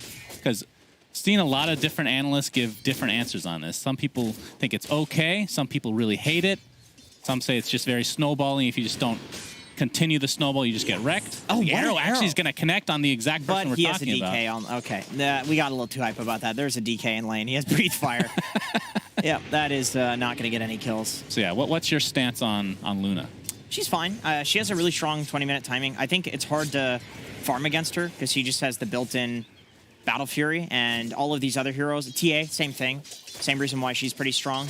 Battle Fury heroes got nerfed, so if you want to pick a hero that like has a really... Oh, Kezu might die. Hey, misses that Timber Chain. Whitemon doesn't really have a ton of damage. It's only one level of reactive armor, but it is providing him some pretty good HP regen right now. Yeah, once again, we're getting a little too hyped at these 0 damage. Kazu very low on HP. Yeah, that's true. Going up the high ground, he does have the Timber Chain up. I mean, he did miss. As Zephyr's going to pop the Fairy Fire there. Now, Cuckoo taking some pressure as well. This is, I mean, you kind of brought it up, but the offlane DK this time. Do you prefer a position for this hero? I like offlane. I think his stun is exactly what you want from an offlaner. I think his tankiness, ability to take towers is what you want from an offlaner. He doesn't do that much damage. And you want your mid laner a lot of the times to be active and do damage. Right. So it does make a lot of sense to me as an offlaner, but I think as a mid, it's fine as well. The hero's just really OP. Now, I don't know if you've seen this position 5 DK before. I know that Arkosh Gaming did lose to it one time. The great That was a position 1437. 4 Oh, was it a DK. 4? Yes, Sorry, that was position 4. I did watch that game. Yeah. What did you think? Do you think it had some? You think that's a lot of strength there? Yeah, Potential? I said at the time that Theban is a genius and that 4DK is god tier. I see. He was way ahead of the meta, legitimately. And so was I with my analysis. Yeah, absolutely. That's why you were hired to every event since then. Yeah, Cinderin. What does he even call you? I think he just ignores you for the Yeah, most part. he literally casts by himself. People haven't realized it yet. It's actually just 2 solo casters. Accelerate. Going to be pretty healthy here overall. And Carl against Boom. All right, EMP looks like it's going to connect with the right clicks to follow. Fair Fire is popped, though. Boom, forcing him completely out of lane right now. He just gets so many free hits. But you can see the CS. I mean, this is kind of what's expected here from a Quaswex Invoker. Just getting dominated. Doubling up is the Razor. I don't know if doubling up is what is exactly Expected. what you would Okay. Yeah, this obvious matchup, we've seen this time and time again. That's true. This is another hero that's like, we see it offlane sometimes. We see it position 1, like with EG throwing it out there all the time. Yeah. But we see it mid this game. I think mid makes a lot of sense because you're just so fast. You can run around and be incredibly active, and from mid lane you can get anywhere. So, literally, I mean, I feel like that's bad analysis. But you look at his third spell; it's literally just move speed. So, like, it's going to be talked about how speedy he is. Yeah, that's true. Yeah, it's not like the typical mid laner that you're, super mobile, but mobile in a different way. Yeah, I mean, literally, just he runs fast. Yeah, he has the most boring passive in the game now, I think. It's good though. It is good. 12% for the 1 point. Yeah, That's for god sure. tier. And 23 Savage in this bot lane. 21-3 in terms of the last hits versus the 19-5 Luna. So pretty close across the board there. And not, only that 1 kill at the beginning of the game as we're going to see Carl getting pressured a bit. The cold snap was there. TP actually canceled as we see these little baby golems going a little bit to work here. The thing is, that rotation, it doesn't do much because there's no push, so it's just for damage, really. And 23 Savage, he's fine on the bot lane. One thing that a lot of people don't realize is maybe he's not fine. Maybe I'm cursing him. I mean, this is Kezu's probably his best hero, I would say, the Timber Saw. And, I mean, at a certain point, he's just going to be too tanky to deal with. Yeah, for sure. I think at some point you're going to have to leave and then probably put the Razor versus the Timber Saw. But in the early game, if you're Spectre, I mean, all you need to do is like sidestep dodge the Timber Saw stuff, which 23 Savage is doing a really good job doing. And he doesn't really press you that hard. It's like you have to get slowly harassed down to die to a Timber. And if your support's buying, salves and of course he has the Cold Embrace, you're fine. Yeah. That's a lot of denies mid, though. 27 and 12. That is... Wow. That is very good CS right now for Carl. He's in the base right now, but this does feel like one of those heroes that scales a lot better than it used to. The Razor, that is. I mean, what kind of a build do you like seeing on this hero these days? Obviously dependent on position. Yeah, the build now seems to be some Treads build to just be tanky and usually rushing a really early BKB. Usually it's Treads BKB on offlane, but it looks like he's going Treads Yule's BKB because he's a mid laner, so he's going to have a lot more farm than an offlaner would. Oh, he's getting gone on mid. Yeah, EMPs actually could connect, so completely out of mana. TP is coming for Whitemon. He gets the Cold Embrace off. Celery gets his heal off in turn. And this will break things up, but it did require 2 members of T1 to make their way over here. Plasma Field into the static link, so boom. He's actually just going to TP out. He's taking so much damage, and Carl ends up taking him out. A little bit surprising turnaround there for T1. Yeah, Carl just being... Okay, well, I mean, this does leave 23 Savage bot solo against a Timber. He's not quite level 6, but 23 is going to need to leave pretty soon. But Carl just positioning very carefully against this Enchantress. He doesn't even have vision of it. He just suspected that this rotation was probably coming, given that Chad has been left alone top. Yep, that is true. Zephyr getting some nice D-ward action here. 23 Savage is getting pressure quite a bit. Kezu not quite level 6, though, so... The Chakram obviously would have a huge impact on his ability to pressure out Savage. And it's only a matter of time before Kezu, I feel like at least, takes over this lane. But and there we go. The level 6 is now online. I'm not even sure. I don't think you can put the Razor against this. Even, like, as long as Viking put the supports here, I think just sacking the tower and playing around the Timbersaw and avoiding him is the play. Like, Whitemon's just going to maybe defend this, but he has 2 points in Cold Embrace, so he can't just Splinter Blast this out. Yeah, he could be kind of a nuisance here. Maybe just delay the inevitable. It's going to pop the fortification to start things out. I mean, so many times in the last couple months, we've seen this Tier 1 tower actually be defended a little bit more than I'm used to seeing, at least. Okay, so Kezu's trying to respond to the pressure top. I really like what Kuku's doing. He sees that this Timber is a real problem, so pressures top to either get the tower and take a trade or force the Timber top where no objective is going to be taken. And then he TP's bot. Very nice. And Whitemon pops that Arctic burn. You see the stun come online already onto Shad. Gonna get the nice bushwhack from Aramis to slow things down. Breathe Fire's there. Kuku trying to chase him down. Gets a couple more right clicks in. It's gonna tick down just a bit. Oh, actually, Stutter steps there. That might cost him a bit, but no. The TP is gonna force out Kuku. But then again, the Luna has to go all the way back to base now. So they end up defending this tower successfully, but it did require a few TPs, of course. I think that's pretty good for T1 just because of the lurking, Timbersaw problem that we're talking about. You can see here, like, Carl's not even able to really lane against him just because he's so high level on Timber. He's doing so much pure damage. And the only problem here is that Kuku and 23 are in the same area. So 23 now has to go jungle, and Kuku takes the lane, which is a little bit awkward. Spectre doesn't jungle particularly fast, but I don't think you have any other option versus Timber. You need to force him around like this. And Shad with the Morbid Mass, so can start the Youngle, as they call it. Couple points in Moonglaves right now. And, I mean, I feel like the variation in builds for Luna hasn't really been that wide. But then again, a lot of position ones, it feels like that's kind of the case. Yeah, I think the reason behind that is because, for the most part, usually timings are determined by you as a carry. It's like, the reason that this hero is picked as a carry is because some certain, like, item timing or build is really good, and so everybody else builds around that. Right, to just be able to align themselves, I mean. Yeah, exactly. It's like what you were saying with the Yule Scepter in the previous game. It's like the Tide had to do that because of the other hero's item timings as opposed to his. It's all about the carries. That's something that you will never encounter in pubs. Literally ever. Oh, Tornado not. Into EMP. Kuku gets bushwhacked as well. Out of mana completely right now. You can see Whitemon in the trees down here. Kuku, he's taking heavy damage. He has to be careful. This is Impetus we're talking about. This is a Timber Saw as well. But basically all of T1 are down here, other than the Spectre. Does not have Haunt right now. Carl taking heavy damage thanks to the Chakram with the Impetus on the side. Cold Embrace is there. They don't have enough damage to burst through him, though. Dragon Tail onto Kezu into the Plasma Field. This is enough magic damage to take out that tanky Timber Saw. And with that, Viking, actually, I was going to say they're going to back up, but instead they're going to try to get the turnaround. Could they do so successfully onto Carl? The question is, can they get out with any more casualties? Dragon Tail, looks like Celery's going to have to sack his life here. Double kill for Cuckoo. Did cost them their mid-razor, though. I mean, T1, I don't think that fight should go so well for them, just given the heroes that they have. They didn't have level 6 on either of their supports, and this Timber is completely snowballing, but they're just playing the fight so well with the kiting. Once again, Whitemon with the cold embraces and, you know, TPing in on Razor. Even without the move speed buff in his ability, Carl is able to, like, juke and jive there and stay alive until the last possible second. He does eventually go down, but once again, like we talked about it, this Timber's a real problem. You have nothing to deal with him, and so if you're taking these good trades in front of your tower, even if you're losing the tower, I don't think you expect to do that with the heroes that you have right now.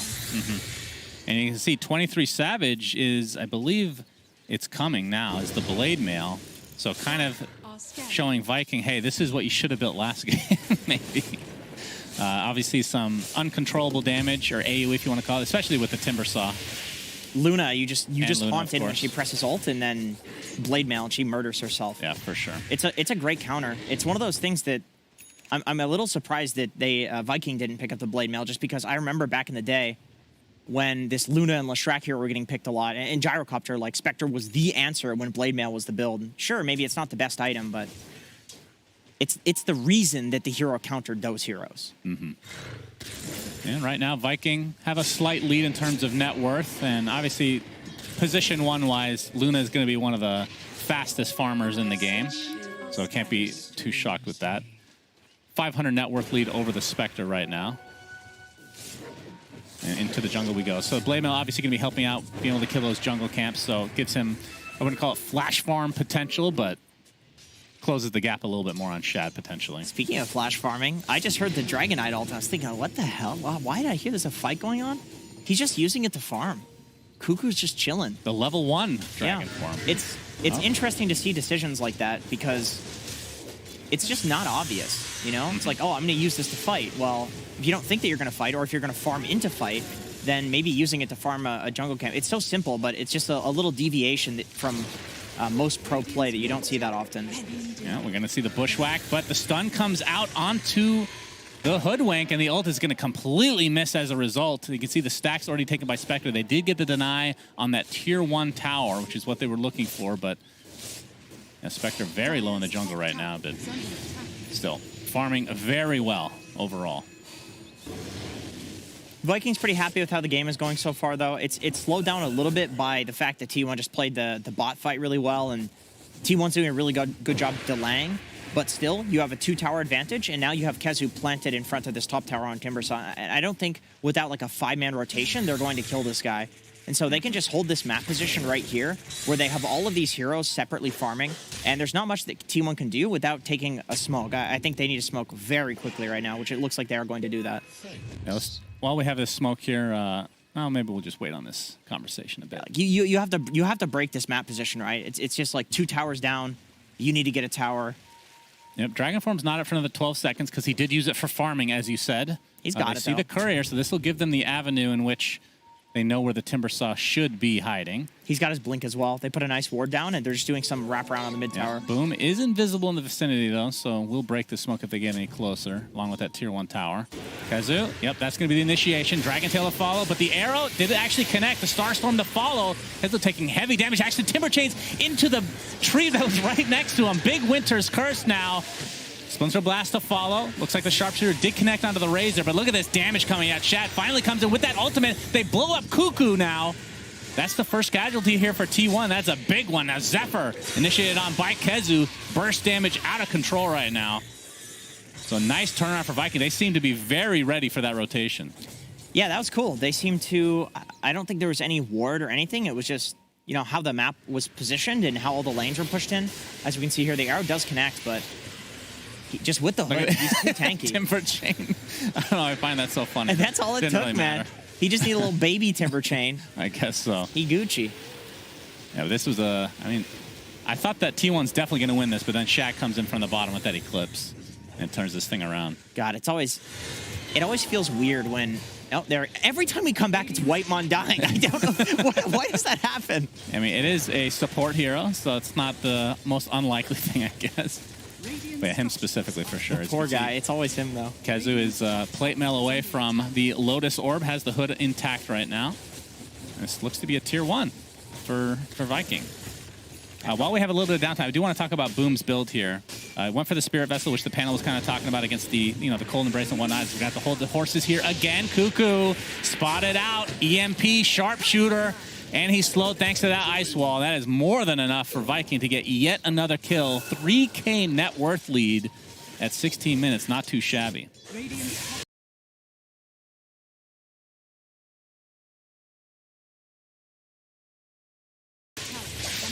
Yeah, I like this Vessel build a lot. Oh, as we see, Kezu. Yeah, but the reason I wanted to bring this up is because a lot of invokers in the major, like Miracle and whatnot, Midas, go for right? the Midas after the Spirit Vessel, but we're not seeing that here. He's going for the BKB. What are your thoughts? This is a very Viking GG sort of thing. This is what they do. They seem to. I would like to ask them about this in an interview. I probably should have done that instead of asking vegan questions yesterday. I enjoyed those at least. Thank you. But they do always seem to rush a BKB on one of their heroes. It's sometimes on Boom. It's sometimes on Kezu. Timbersaw is not going to rush a BKB in this game because he's Timbersaw, and so it looks like it's kind of falling on Boom, but he needed the Vessel first. All right, we got Cuckoo in Dragon form. They're smoked out. The Blink initiation again, this time onto the Invoker. Bushwhack only going to connect on one. And Boom takes a tumble. And with this, obviously in Dragon form, that'll allow you to push these towers. So the tier 1 tower looks to be in peril for Viking. Not sure if Armus can actually defend this. He's just going to take the Blink Dragon Tail again into the arrow. So double kill for Zephyr of all heroes. Man, and that's just set up by that beautiful ward that they placed down during that first smoke. And okay, immediately gets dewarded by Celery, but just goes to show what smoking and putting vision does. Even if you don't get anything off of that play, you eventually do, as long as you put wards down. Another one. This is the third setup now for the arrow into the Starstorm, and that's enough burst damage to get through Enchantress again. So Viking getting picked apart right now. Whitemon is officially, I know we said this in the previous game, but he's officially the MVP again because of the wards. He didn't do anything there, but the prior ward placement is legitimately all that it took. It's hard to emphasize. Like in the game, it just... You don't even know why he's a core player. It just feels good to play. He did literally nothing, but he's the MVP. Well, the cores did literally nothing either. They're just like, oh, I'm going to get these pickoffs. Nobody even thanks the support for putting the wards down. That's true. That's a common practice, though. Yeah. It's just like, oh, this game feels really good right now. Whitemon's just like, guys, I put so much effort into those wards. Poor young man. And then he dies when we come back to him every single time on camera. It's basically evened up in terms of net worth, and now they're going to find another potential kill onto Boom. And he's showing that BKB off is Carl with that Razor. Very nicely done. And another value kill. It feels like in the last couple minutes, T1 has turned this around. They were down 3K, which is nothing to scoff at. That was pretty substantial, about the 16, 15-minute mark. Now I've just turned this around completely with the BKBs. But yeah, 23 Savage, this is the hero that we were looking for, the Spectre. Almost done with his Manta style, and that's going to amplify a lot of that damage coming after him. And we can see on the net worth, though, that Mr. Luna himself is pretty much farming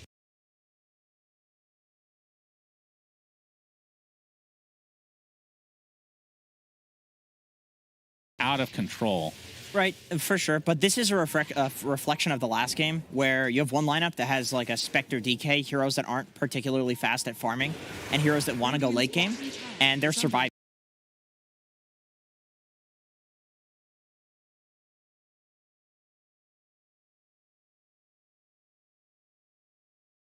So they're happy. Cuckoo, he gets the whip on himself, gives him the extra move speed. Very important to distinct this as Cuckoo takes that Dragon Tail. The Spirit Vessel applied as well. Gets the Eclipse off, though. And that's going to be enough to take out Zephyr in all likelihood, but Shad is already extremely low here. Can they finish him off? They do with that Plasma Field, but it will cost them their Dragon Knight. 3 for 1. Definitely not exactly what you want to look for if you're a T1 fan. Carl, Sunstrike. Oh, just off. Of course, it's not that high of a level of Sunstrike, but either way, Carl's going to hop the BKB and a Static Link along with his ult. He's actually trying to stay in this fight. 1 versus 3. Can he get Boom? It's not going to happen. I like the balls on that play. Yeah, that was sick.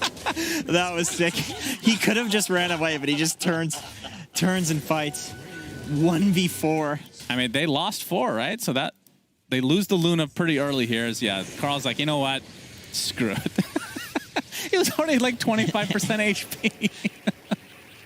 I mean, I don't blame him, though, because Kezu doesn't do any damage when BKB's activated, right? He's just a right-click robot guy. Yeah. He's not really a robot. Which it's not hero like you, Cinderin. Yeah. which hero are you even talking about? Timbersaw. Okay. It's a goblin He's in a mechanical the guy in the robot. vehicle. Yeah. I got corrected on it. I said Alchemist was the guy that's being ridden, and people were very mad. Yeah, that's the ogre. I didn't listen. That's the ogre. Nobody notices the true alchemist, the greed man. It's Whitemon getting picked off again. Yes, Anytime Jenkins talks, he No, it's the replay. Stop putting the replay up, and he'll stop dying. Yeah, true. Ooh, arrow actually connects on the Satyr, so Selly has to pick up something else now. So with that last fight, obviously, like I said, they lose Shad, who's the top net worth in the game, but they get 4 kills on the top of it, and Viking back in the lead again. And they're going to try to get this Roshan. It's already at half HP. It is being scanned out, so T1 do know this is happening. Moonlight Shadow is activated. They have the sentry down. They can see this, though. Plasma Field, Spirit Vessel into the Tornado. Tornado will not clip him as Cuckoo actually jumps into the thick of things. Haunt is popped as well. Boom now on the run. You can see the Meteor, and Cuckoo is in a lot of trouble, but those illusions are doing so much damage on that Spectre. He's on the cliff. Sunstrike with the Chakram. Do they have enough damage to take him out? They do with that Timber Chain, and that should secure them Roshan now.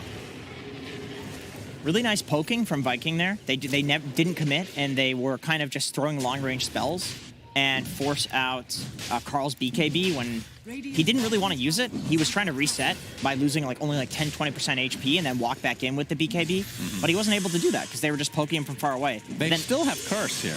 Yeah, but they're dead one. Both times they're missing one person. This would be pretty risky if they try to go for this Roshan. His arm is taking so much damage. The Starstorm and the right clicks is enough. Back to 4v4 now, but Whitemon again. We didn't have a replay at that time. Sorry about that. As we had Roshan being successfully taken by Vikings. So Shad will have the Aegis now. And we'll see how they're able to use this in the next 5 minutes. There are some solo kills going the way of T1, though, where I think you're pretty happy that these are happening, despite being in a game where you're obviously losing in terms of tempo right now. But the solo kill for where Carl got the kill on our Luna here, that's pretty big because you have one of the highest level heroes dying, and then of course Aramis running in and getting a solo kill as well. Mm-hmm. I mean, who would you going down? Who would you favor at this state of the game? 2K net worth lead for Viking. They have the Aegis. I think Viking have the ability to push. So I think them having a lead, even though T1's late game is pretty incredible, I think that Viking can still push. But if you're T1, it's not an insurmountable gold lead by any means. Yeah, this is still relatively close. It really depends on how the next fight goes, but we do have an Aegis on Viking now, so... Yeah, win probability is almost 50-50, slightly in favor of T1, actually, mainly because of that Spectre late game potential. And we have seen these Lunas kind of fall off a cliff at a certain point with 1 or 2 bad deaths. Looks like T1 are going to find the Enchantress. Spirit Vessel's applied and essentially backstab them there. So that gives them the numbers advantage at the very least. Moonlight Shadow still applied right now. Kezu is going to be spotted out. 23 steeping in. Static Link doesn't really last very long, though. Dragon Tail's going to be reflected thanks to that Lotus Orb. Bushwhack onto 2, and here comes the Eclipse. There's a lot of creeps to tank that up. And look at this damage to Cuckoo, and yeah, he's able to be bursted down by Kezu. Timbersaw, very good against Dragon Knight. Who would have thought? Big Viking. Yeah, Viking thought that, I think. And with that 4K net worth advantage and the Aegis, we'll see if they can go high ground. So we do have Haunt still on 23, so he can come back to this fight, but 22 seconds on our Razor, so that means that this tower, at the very least, is probably going to go down before he comes back alive. Yeah, and then maybe we take the fight. This is an Alacrity Luna. And once this tier 3 goes down, this is where Luna really shines. Yeah, it looks like this is going to be, at the very least, the melee racks. You have to think they commit here despite having 5 available heroes on T1 side. Yeah, that's a full set of racks. You can see the TPs coming in, though Arrow is going to connect on Luna. Remember, he has Aegis, though Carl with that BKB, not scared of anybody right now. And Shad getting 4-staffed, getting healed now. And at T1, Doesn't look like they want to go in. EMP not going to really connect on anybody as Carl's getting turned around on. Gets the Cold Embrace off. The Sunstrike is coming, though, with the burst damage from Kezu is enough to finish him off. And now Shad continuing his onslaught here. They lose the Hoodwink, but it's 4v4. And inside the enemy base, Cuckoo, again, just Shad is just doing way too much damage right now with that Alacrity applied. Oh, can they actually turn this around onto 23 Savage? He's pretty much out of mana, but there's the curse. Oh, he's dead. Invoker is, yeah, his own buff turned against him. Very sad to see if you're a Viking fan. Now, Shad wants to back up here with the rest of his team. Still has the Aegis, though. But yeah, they don't have the numbers anymore, so they will be very happy with that full set of racks. Nice curse from Whitemon, once again. Really good patience. You get that Rax, though, just because of those early deaths on T1. It's awkward. You don't want to buy back on DK because if you don't have the Razor alive, you're not fighting that regardless. So it's like that buyback just doesn't matter. Right. They need both. Now Shad has his Scotty fully intact. We didn't even talk about the SNY with Dragonlance. He was queuing up Hurricane Pike, but might actually go for Butterfly instead now. Yeah, that looks to be the case.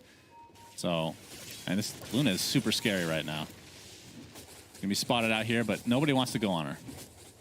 They just assume everybody's behind her. Of course, the Aegis, like we talked about, still there. But tier 2s are still online for T1 in the mid and the top lane. So I think from Vikings' perspective, are you... Oh, I was going to say, are they going to wait a little bit? But no, they're going to get that bushwhack off, and yeah, sniped out by Aramis. Whew. That's an insane amount of damage. That's Hoodwink. The hero that everybody hated at the major, except for you and me. You know what? We repped Hoodwink. Okay? I mean, to be fair, I was like, it's okay. Yeah, no, so was I. It's not amazing. It's okay. Everybody's like, oh, this hero's complete garbage. Yeah. It is a bait, though, because it's really fun. So that's the issue with it. Is it's like, is it garbage? Am I just... Well, Razor like up it? In 20 seconds. And again, with this Alacrity, Shad, no more Aegis, though. We'll have the wand now instead. Looking for this mid-rax. You can see Whitemon on the sideline here, looking for a good curse, potentially. We saw it work pretty well last time. This is going to be a full set of racks again.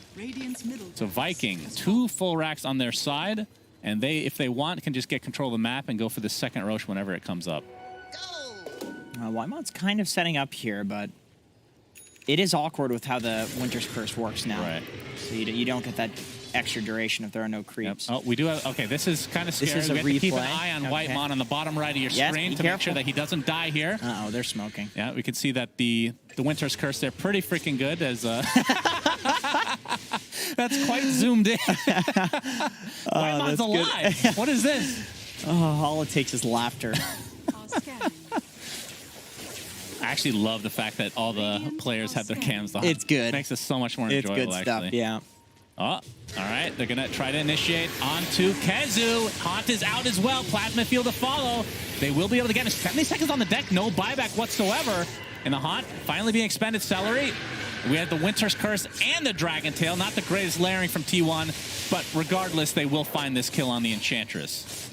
And we'll see if he has... No buyback on him either. So 5 versus 3, Jenkins.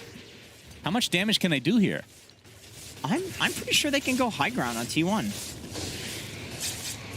Then again, if I'm T1, we don't know whether these heroes have buyback or not. True. There's a lot of like these random mixed items on both of these heroes. There's nothing that really indicates that like they wouldn't have buyback. They haven't bought back. They haven't bought out any like crazy new items, nothing like that. So play the map. I think 2 racks down, you still have a Spectre. You know, that you can go back and push out the base and still have the Haunt available to, like, take these plays across the map with, like, the DK stun. So it's really not the worst lineup to have a two racks deficit. You know, obviously you don't want to play with 2 racks deficit, but if there's any one that you want to play with, it's some heroes that have global like this. Yeah, that's true. I mean, I'm sure they've been in this scenario before. All these Spectre players are used to having to... You know, just give up the laning stage, at least historically. It seems like every game. It seems like every game. Like, all right, we'll just be down like 5, 6K, 30 minutes in the game, but we can come back because it is a Spectre after all. Yep. Who now has the Scotty, working towards a Basher now, it looks like. And yeah, I mean, the networks aren't like obviously Luna has a great advantage right now, but it could be a lot worse for sure on T1's side, like you said. And we'll see how much net worth Viking are able to expand upon here with this 2 racks advantage. Because theoretically, when you get the racks down, you should be able to get good map control and just kind of starve them out. We're gonna have a 5-man smoke from Viking as they make their way towards. Yeah, Roshan not up yet, so even if they get a pick, it won't be into a Rosh. Although it looks like the timer's pretty low. Actually. Viking, it looks like they're drawing a pretty long wraparound here. Yeah, they're showing Kezu in the mid lane. Oh my god, amazing positioning though from T1. Yeah, we have the Moonlight Shadow. Will they initiate onto Kezu again is the question. They've got See it the now. sentry being placed here. So they have a little bit of vision. There's the initiation. They're going to try to find the Hoodwink to start things out. Looks like he's going to be the first casualty for Carl pops his BKB. Static Link applied to Bloom, trying to TP out. Will not be successful, though. 5 versus 3 just like that. And with the numbers advantage, T1 can clean up Kezu relatively easily. The Yules will keep him alive a little bit longer, but not long enough. Double kill for Cuckoo. And now Celery is in a lot of trouble. Will be chased down here. Spectral Dagger's not there yet, but there's the Diffusal. The Inhibit, as we like to call it, Jenkins. And that is going to be the 4th dead with 0 trades. And Roshan is up. This is where it gets really scary for Viking. That is such cool presence of mind from Cuckoo. Just knowing that Kezu is obviously baiting there. You could see that T1 predicted the smoke. I don't know who called that, but just knowing that that smoke was happening and then seeing Kezu break it like that, Cuckoo knows that there's a backline that he can jump on. And he hits basically the perfect hero for that. You don't want the Enchantress. She is a support, but she's very tanky. They get the Invoker and the Hoodwink. Like, these are the 2 heroes that you want to get. And he guessed. He just guessed. He knew that they would be there because of where the Timber was positioned. Yeah, you can see the warding there from Viking. That's Viking. Yeah, they didn't. Just a blind pick, and it worked out quite well. Just like, I mean, insane game sense. All right, let's keep an eye on Whitemon here as we come back from the replay. Yeah, everybody's dead, so I hope. Oh, thank God. He didn't die to Roshan. Thank God, good. my boy. But yeah, this game in terms of net worth is going to be very even now. But this second Rosh is a huge deal. It's going to be the Aegis, Cheese, and Shard. Okay, let's talk about the Shard, because I know this is your favorite part. It is, it is. What is Razors? None of them are that Razors good. is garbage. Spectres. Actually, AUI thinks the... Oh, Sunstrike? No, not enough to kill him. And with the Aegis. Yeah, let's see who takes the Shard. Okay, it will be on Spectre. We'll talk about that in just a moment. We can see the EMP. Carl's going to pop the BKB. Static Link applied to Kezu. Timber chains, but it's still in range of the Static Link. That's a lot of damage being stolen for Carl to try to right-click. The Winter Scarce now on the BKB target for now into Boom. 23 Savage taking a ton of damage. In the meantime, the Cold Embrace keeps him alive for a little bit longer. But remember, he does have the Aegis. The Dragon Knight dies, though. That's a pretty big deal for T1 as the buybacks are coming. Another chase on. We see the bash onto Kezu in the meantime. 22 Savage trying to do as much damage as he can. The cheese is popped by Razor in the meantime. They'll be able to take out the Invoker who bought back already. Now a Static Link onto Shad. This is going to be T1 taking this fight very easily. And they have the Aegis advantage. And Celery again, the slow-ass kill here. I think they've turned this around successfully, Jenkins. Absolutely. I mean, once again, Whitemon. I know all we do is talk about this guy, whether it's the camera coming back to him. Oh, okay. 23 Savage. Being shown. Oh, the bash! Mid-Timber chain. Now the Arctic Burn applied. The bash continues. And Kezu is down for 70. Wow. My goodness. Did they have... They must have had vision of him walking into there. I mean, that's still really cool. 23 Savage, he doesn't have ult, but once again, with how this game is progressing, you know, even Spectre late game, you're winning the fights, you have the tempo. I think you're just okay with like not getting anything off of this, you know? You'd like to get some towers, but if you just farm it and like take over the map, you're okay with this. Yeah, I mean, Aegis and Cheese were used, so you're not going to have that right now. The Shard was picked up by Spectre, like we talked about, which is the Dispersion active, so you can cast it and you just go to the person that damaged you last in the last 5 seconds. I don't know. Is this good?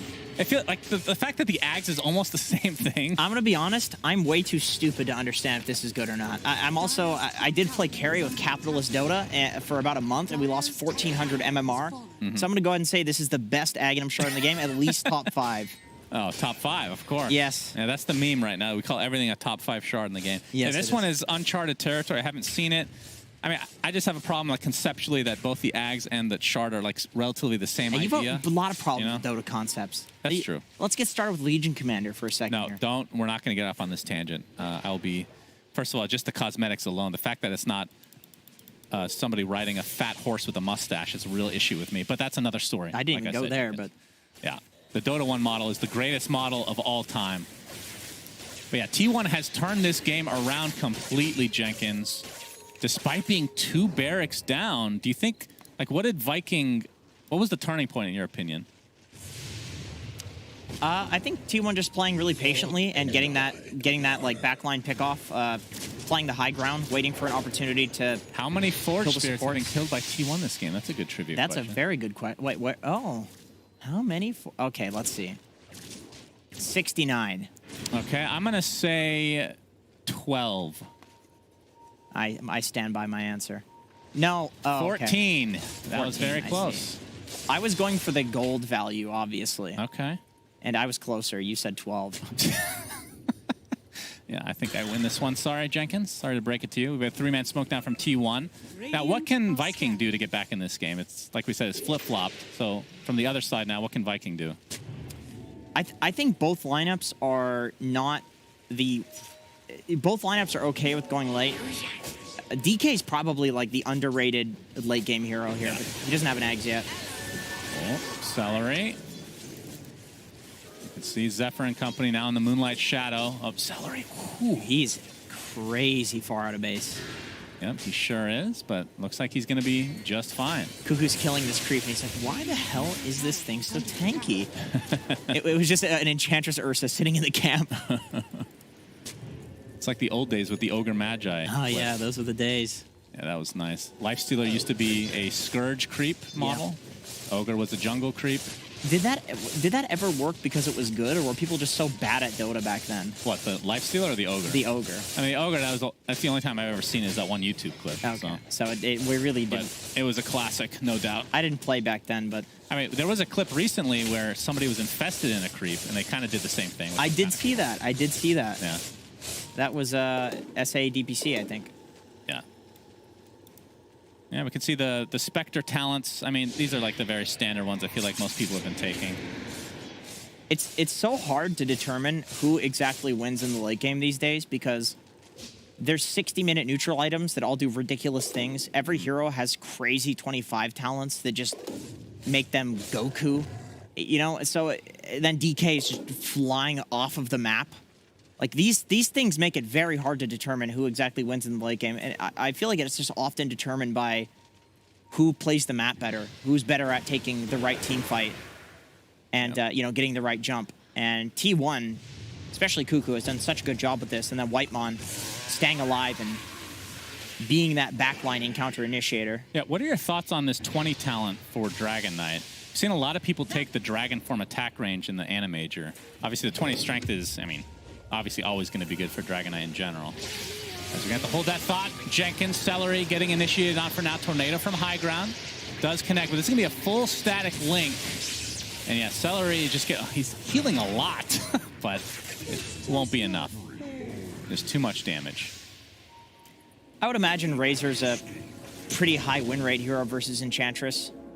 Against a lot of these heroes, honestly. Even Timbersaw. Any hero that wants to sit there and just like slowly heal or slowly like man fight you, Razor's like, okay. He just peels through your armor, does so much damage. Yeah, I feel like those stats that were just shown for the talent, it makes sense that just the pure stats is always going to have a higher win percentage. As Cuckoo, all right, initiate. Oh, he's going to pop the BKB, so we'll get out just fine. But anytime it's something like, I mean, the attack range only works during the ult. Yeah, right. That's so true.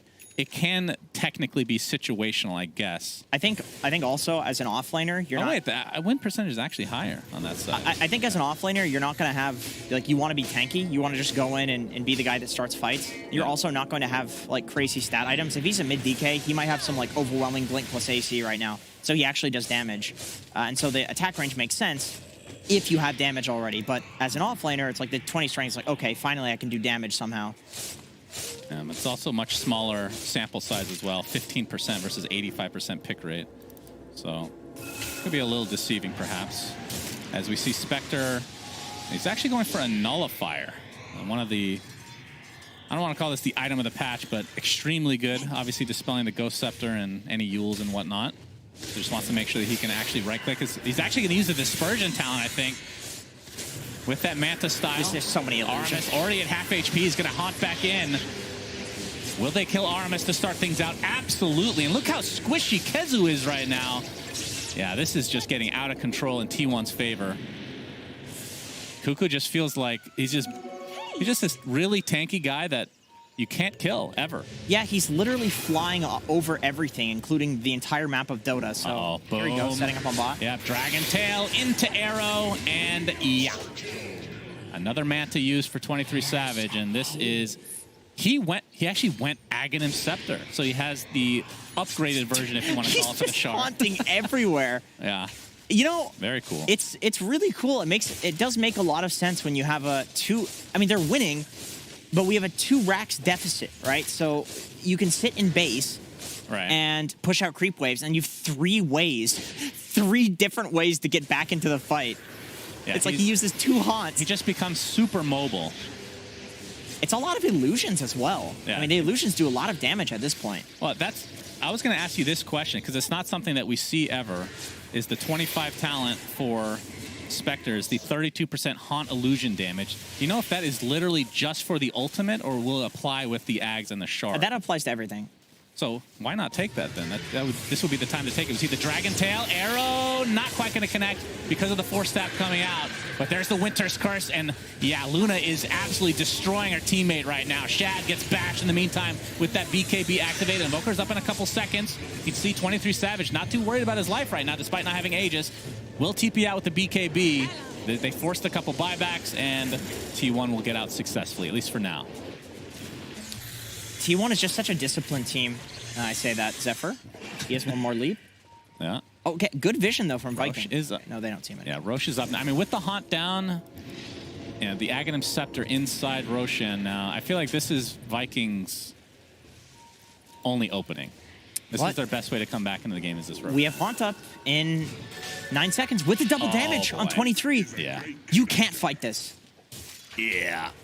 Roshan, I mean, they are killing it pretty fast thanks to the alacrity. Kuku gets off a Breathe Fire to reduce some of that damage inside. And this could be the beginning of the end. Could be a 2-0 here for T1 if they're able to clean up this fight. Plasma Field comes out. Still trying to pressure the Roshan. Chad and company, I feel like they need to commit here. You can see the Dispersion talent, that Shard coming out. Oh, Static Link. They're going to get the bash off with that Haunt. And yep, Luna is dead to start this fight. And that means Viking cannot win. 2 dead in the blink of an eye. Now the Lotus Orb reply, not going to be enough, though, as a right clicks. Double kill for Zephyr. 3 dead for Viking. And nobody even damaged, really, on T1 side. This is going to be the Ags, the Ags, Aegis, and Cheese. T1's patience in these fights is... Oh, Aramis trying to get some... good attempt here. Cheese? Can't get in the pit, though. He's just going to get static linked into the death now. Yeah, T1's patience in these fights is really blowing my mind. We didn't have a great opportunity to, like... At the Major, we're kind of watching all these games going on at the same time on 2 different screens from really far away, so... It's nice to, like, in an actual replay, be able to watch how T1 is playing these fights. Yeah. They're really slowly kind of poking at Viking, and then only initiating, only going in when they see some opportunity to go on an important hero, or when something important has happened, such as like a BKB being wasted, or somebody stepping out of position. And it's really cool. I mean, usually you see just like, you see the enemies, you like jump, you go for the backlines, right? But T1, like the way they're doing it is they're kind of baiting Viking in and out, and then they're making those opportunities happen as this kind of like dance prior to the team fight happens. And it's just really cool to watch. Yeah, and not that it matters that much. I just love talking about it, Jenkins. But Razor did pick up the Ags, so you're going to have that Eye of the Storm striking 2 different units, and it hits buildings as well. He was already going to build it 3 as well. units. He has got the talent. The 25 talent on top of that, and the strike interval. And the Refresher Orb. Yep. This hero is a monster when you get to this stage of the game. Let's count the number of Eye of the Storms. Uh-huh. It's 6. Okay. I did the math. You can see that the pick rate is much smaller for the +1, but that's because it's typically a different build. Oh, God, my mind is blown. Okay, they dropped the Spell Prism on the ground so Cuckoo could pick it up, press the Dragon form with no cooldown, and then they dropped it on the ground again, back to Carl, who's going to use it that's good for stuff. the Refresher Orb. Okay, that is blowing my mind. I've never seen anybody abuse that. I literally made some ESL video about that because I couldn't think of anything to make. And I've never seen a team do it. And now it's relevant. Unbelievable. As you can see the curse come out. And yeah, with a 37K net worth advantage, T1 should be able to take this relatively easily. Cuckoo, he is getting somewhat low. Kezu does a lot of damage to him at this stage of the game.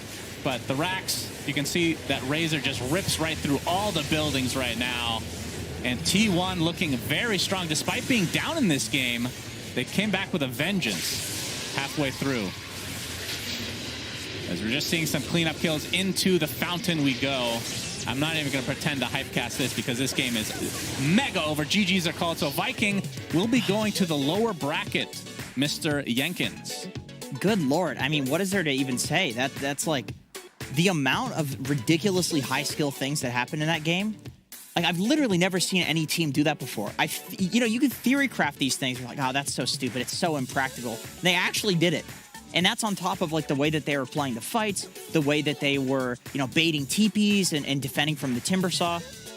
Super well played by T1. Good Lord. Good Gaben. Good. I mean, this was not a shellac game because, I mean, it ended up being a shellac in terms of net worth, but that's not really a true shellac. We need a different scale nature, for this. You know?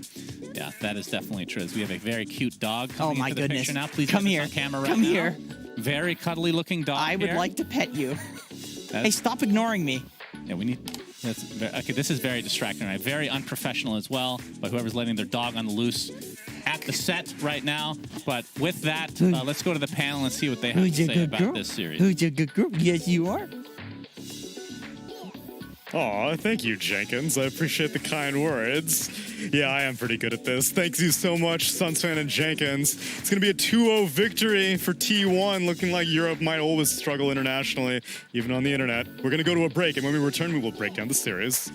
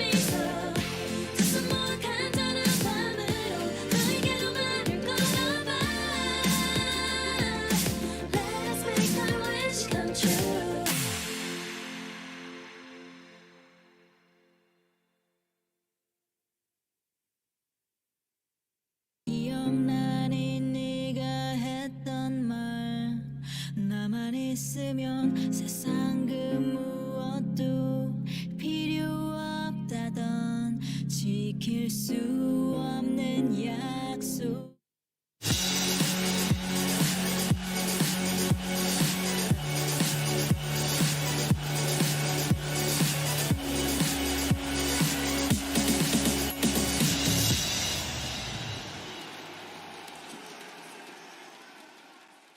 Yeah, you trying to go late game versus Spectre DK. It's not going to work out for you, Curtis. Viking GG looked like they had the upper hand, but I don't know, even with a 2-Rax advantage, they couldn't close it out.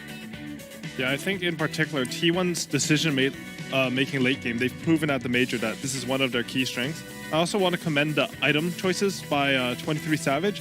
I think a lot of Spectres would have gone for the Diffusal Blade after the Manta Sao. He just goes straight first to Blade Mill, very good. Against Manta Sao to Scotty, I think that was much better than going for the Diffusal Blade. Yeah, this was what Spectre was supposed to build in the previous game. Didn't happen. Blade Mail this time around, 23 Savage, not in autopilot mode, gets the item. It makes the matchup Luna against Spectre almost unplayable because of the right clicks. We've seen how potent it is to have Winter's Vibrant Heal on top of Spectre. Dispersion still deals the damage. Blade Mail reflecting the damage as well. Just some good overall stuff, even with the 2 set of Raxes down. We also seen some of the small stuff that reminds me of IG that they've been doing throughout the first season and during the Singapore major when they were like handed over the Ocean Heart. You have 2 heroes running inside the river just to get the maximum out of the items, collecting the books, Tome of Knowledge in the base. They don't use it if both supports are level 6 or if they can get level 6. This time around, we saw Spell Prism being dropped on the ground. He pops the DK ulti and they hand it over back to the original owner. Yeah, it was slick stuff, and it's a region that we've not known to be very disciplined. Historically, T1, Southeast Asia in general, they kind of, the Rambulan that we know and love them for. T1 has been the most measured Southeast Asian team that we've seen in a very long time, and it's encouraging to see, and unfortunate for Viking, but I think we need to get our OS frogs ready in the chat, because Purge is going to talk to us about the healing meta. Thanks, guys. Yeah, healing is a really big deal right now. Holy Lockup being purchased quite a lot to basically make these heal-type heroes give their allies a free heal, free cheese, effectively. And Winter Wyvern is probably the most obvious one right now. His heal and Cold Embrace can basically keep heroes alive that shouldn't be alive, and it gives you a lot of opportunities to get really important kills. And this combos really well with Spectre. One of Spectre's big issues right now is that Blade Mail is a decent farming item, but you do not have the tankiness and the regen to survive tanking Ancients for long. So just having Winter Wyvern nearby adds a lot to enhance his ability to do this without having to slow down. If you have to buy your own salves after clearing Ancients, if you have to take a break and go back to the fountain, it really slows down your farm speed. But with the Winter Wyvern, not only does it fit nicely in team fights later on, but it buys you time to basically match net worth with Luna. So what ends up happening later on is, can you counter this? Spirit Vessel will stop about half of the healing, and it turns Cold Embrace into basically an ability that just buys you 4 seconds, which isn't really enough to justify the hero. But what really changed the game is the Scotty. Here's another example quickly of the Enchantress healing, actually. Oops, I'm sorry. Shad backs up, he pumps the heal out, Shad basically gets a free cheese. It gives you advantage, but like I said a moment ago, what counteracts it is the Scotty limiting the healing. Here's Timbersaw at the start of the fight. He had 30 HP regen. As soon as Spectre gets on top of him, he's only getting like 15-ish regen, and as soon as he dies, it jumps up to like 40 or something like that. It's effectively pure damage, and it's a great way to counteract the obvious strat in the meta right now. Pick a hero that has anti-healing or regen, like Bane, or buy a Spirit Vessel. It will give you these great late game solutions that prevents Luna from buying Satanic, which would have otherwise helped him fight to the death, buy time for his team, and ultimately carry the game. Anti-healing is really, really key right now.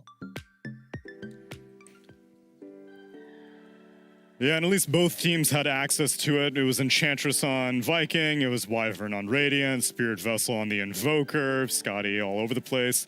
It's something that people need to find answers to, and it's definitely the most popular strategy that we saw at the tail end of the Ana Major.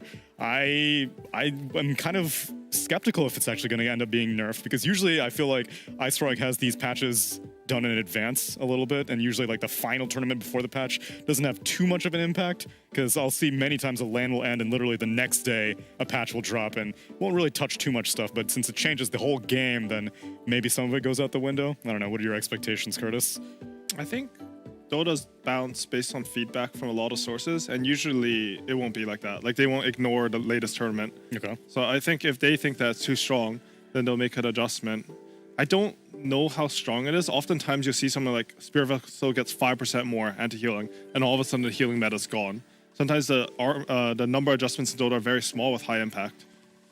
Yeah, and the other thing that everyone was very, very agonizing over was Eon Disc at the Animajor, and I haven't seen enough games go late enough to see that pop off here at ESL One Summer 2021, but who has been popping off is T1, at least in this first series, specifically with our interviewee, Cuckoo. Congratulations, Master, on a 2-0 victory versus Viking GG. Hello, thank you. I know we saw your interview earlier that you did where you were saying didn't really have too many expectations for this tournament. Can I ask why you're staying in Europe right now? Is it just a boot camp, or what's the plan for T1 for the next month? We stay for this tournament, and it's a good practice for us. And yeah, so we will have more experience as a team. Yeah, are you going back to Southeast Asia to be able to practice with the Chinese teams, or are you going to stay in Europe? After this tournament, we're gonna go home to the Southeast Asia. Okay. Were you ever worried in the second game when you had the 2 barracks deficit, 2 set of barracks, or you thought that you can outcarry it with Spectre against Luna matchup? I thought we're gonna lose the game because we give them opportunity. It's like we jumped the Timber and, oh yeah, it's Timber. We cannot kill him. Yeah. I noticed a lot of item builds I really liked from you guys, like the Blade Mail into Manta, Scotty on Spectre, even like your Treads, Dragonlance, Viper. I was wondering if you could talk to us a bit about, are item builds on your team all individually made, or are they sort of a team consensus and you talk about it in the game? I think we're talking it as a team, and we thinking if it's really good, like the Blade Mail or Spectre, if like there's like a right click or uncontrollable damage, something like Luna, Leshrock, something like that. Then Skadi is like, yeah, it's good item for Spectre for sure. Any chance you heard the stream that Zhao8 did? Apparently, you guys, LGD and T1, were scrimming quite a bit, and you guys were doing quite well against LGD in those scrims, and it was a few losses that eventually made LGD turn things around. Did you feel like LGD was a threat in scrims before the Animajor, or were they looking pretty easy for you guys? That time they gonna fight the Nigma first before we scrim them, but we really know that they are the strongest team in the Animajor, and when we scrim them, it's like it's a good practice for us, so we do 100% on the scrim, but we fail on the tournament. Yeah. Third place, is that a fail for you guys? What were your expectations coming into Animajor? We don't expect like so much as when we playing the Animajor. We just wanna win some series to qualify for TI because that's our goal as a team. Yeah, did 23... Sorry. Okay. Did 23 Savage brought his Lucky Buffalo with him to the Animajor? I think he did not. That's why. Maybe that's why. That's why. Big mistake there. That was a big mistake. I remember. I told you specifically, but I don't know, luggage issues. Well, we'll see. Maybe the spirit of the Buffalo is within him now, and he's absorbed it. But congratulations on your win. And again, congratulations on your top 3 finish. I guess my last question would be, now that you're qualified for TI, who do you think is going to make it through the Southeast Asia TI qualifiers? It's really hard to say because I think if you see the C teams right now, they are all good. It's like, yeah, I'm not really sure, but I favor like TNC is my highest chance to qualify for TI. Then the next one is like, I'm not sure. Yeah. Yeah, that's typical for the region, but you're out of the mix right now, and I'm sure you're very happy about that. Congratulations on your win here, and looking forward to the rest of your tournament. Okay, thank you. Bye-bye. Thank you, Cuckoo. Thank you. Bye-bye.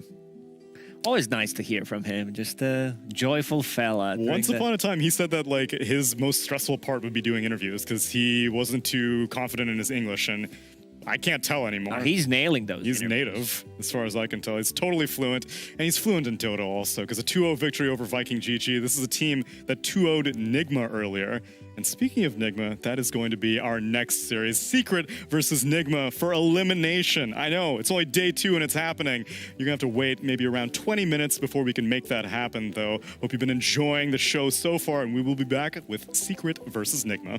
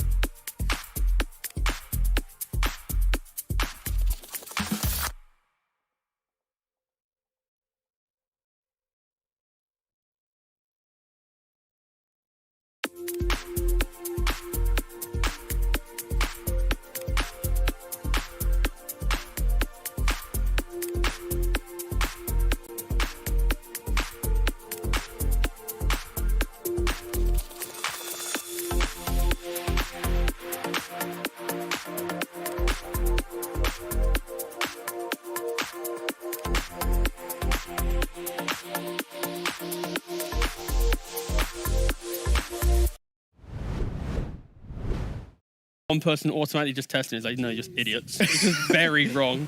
Oh, well, happens. Happens. Draft happens. One thing I noticed, you scroll through Team Nigma's draft.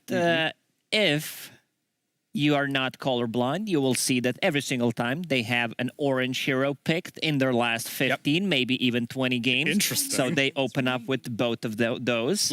Phoenix plus a Dragon Knight. Stun, teamfight, good way of protecting the egg. On the other side, we have Nyx Assassin.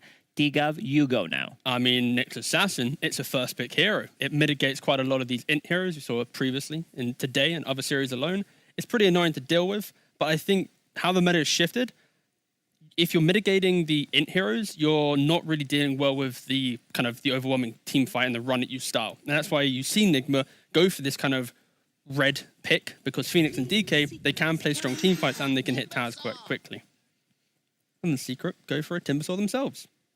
Double strength heroes, opening from Nigma, so it just kind of, it opens up. Because I think the biggest weakness of Nyx Assassin is the fact that you, in the laning phase, it's like you don't really kill things too much unless you have a strong offlane. And realistically, you want to go play a tri-lane as quick as possible and just play for your carry. He's also not a hero that, if he's paired up with the Timber, that can easily rotate and make stuff happen. You need to have boots of speed, need to get close to be able to get a stun. He's not that Earth Spirit type of a hero that can make a lot of things happen early on. So it's also Phoenix into Nyx Assassin, so that's a great thing. One thing I noticed about Team Nigma is that they don't like to pick up a BKB when they're playing the same exact matchup on the Phoenix, which a lot of the Chinese players do. It's pretty much whether you're playing 4 or 5, there's going to be a BKB. It's all about that Sunray, so you don't care about the carapace.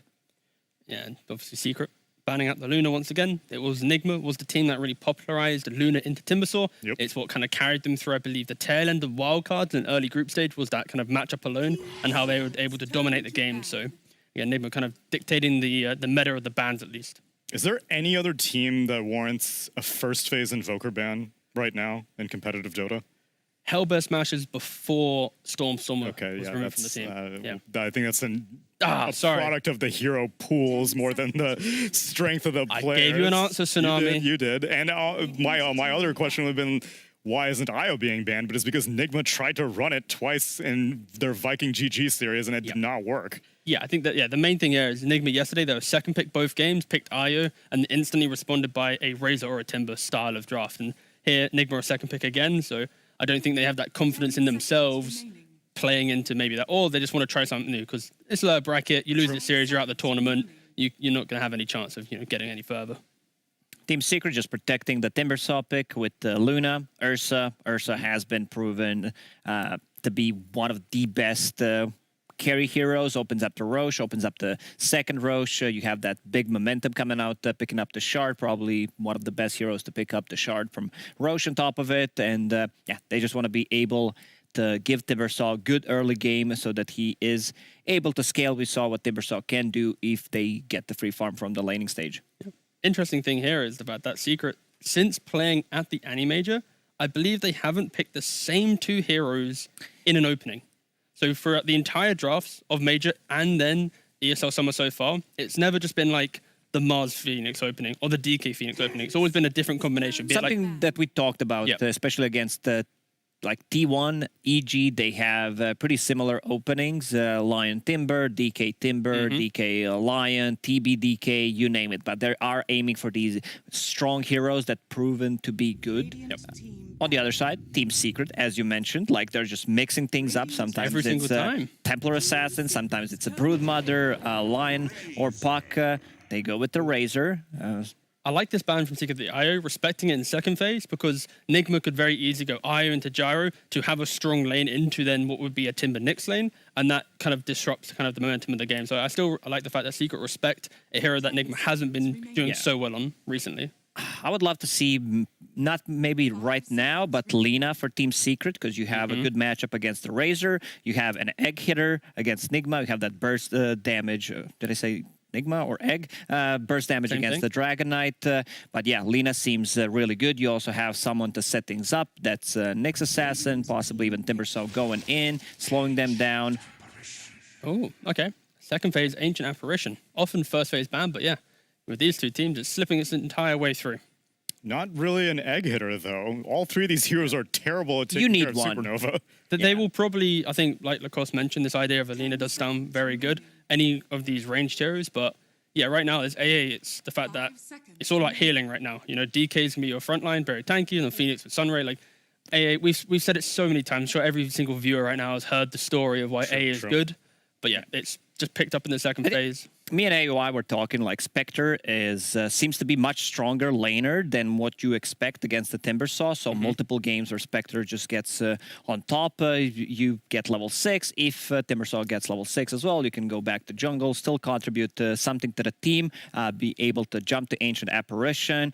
There isn't like maybe could be a bit tricky. Spectre doesn't like to play into AA, but if you are able to dodge it, they have like Nyx Assassin Stun that could potentially set things up, but I wouldn't mind seeing Spectre here. Whoa, a Shadow Demon being picked up. That's out of the box for them. I'm surprised they didn't go for like their Kuro Enchantress that found them so much success at the Animajor. It potentially just going to be like a 4-position SD, playing with the DK, you put the 5 Phoenix, and in that case, you're able to obviously make big stacks and efficiencies. And I feel like maybe you have to look towards still kind of the Spectre style hero for Nigma. Like you buy Blade Mail, you farm up these stacks, and eventually you just play really well. And much as how we saw in the T1 series with the Wyvern healing the Spectre, here you'd want the Sunray on the Spectre to keep her alive. Any little bit of Sonic just to throw in the mix will help out, and then Secret then go for a Phantom Lancer. Oof.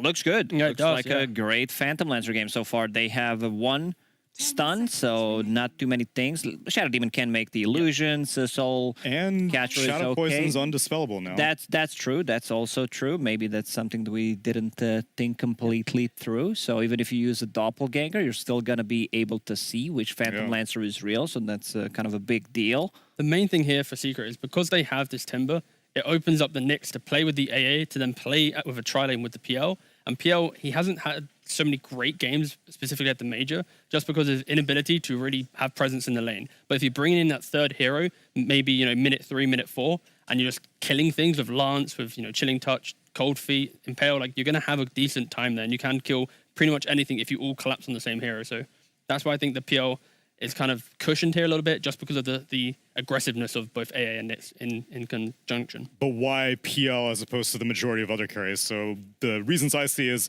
good egg hitter, probably one of the best carries that doesn't necessarily have an attack speed steroid, but just being able to juxtapose off the egg is nice. I guess Razor doesn't have that much AoE damage to clear through your illusions. He doesn't. Like, Dragonite gets some. I believe this is going to be an off-lane Dragonite, so what they're looking for is another mid laner that deals well with PL. It's a decent puck game.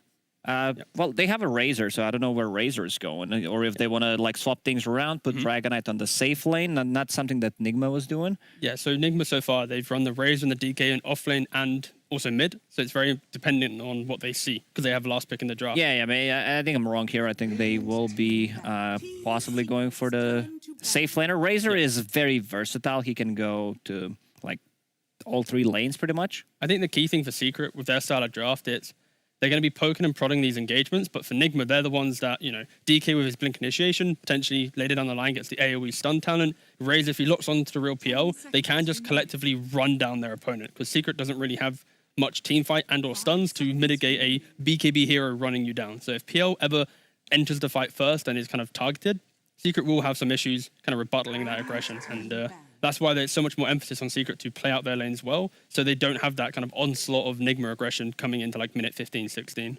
And the kind of the SD pick also complements that for Nigma, right? The defensive nature, save that one hero.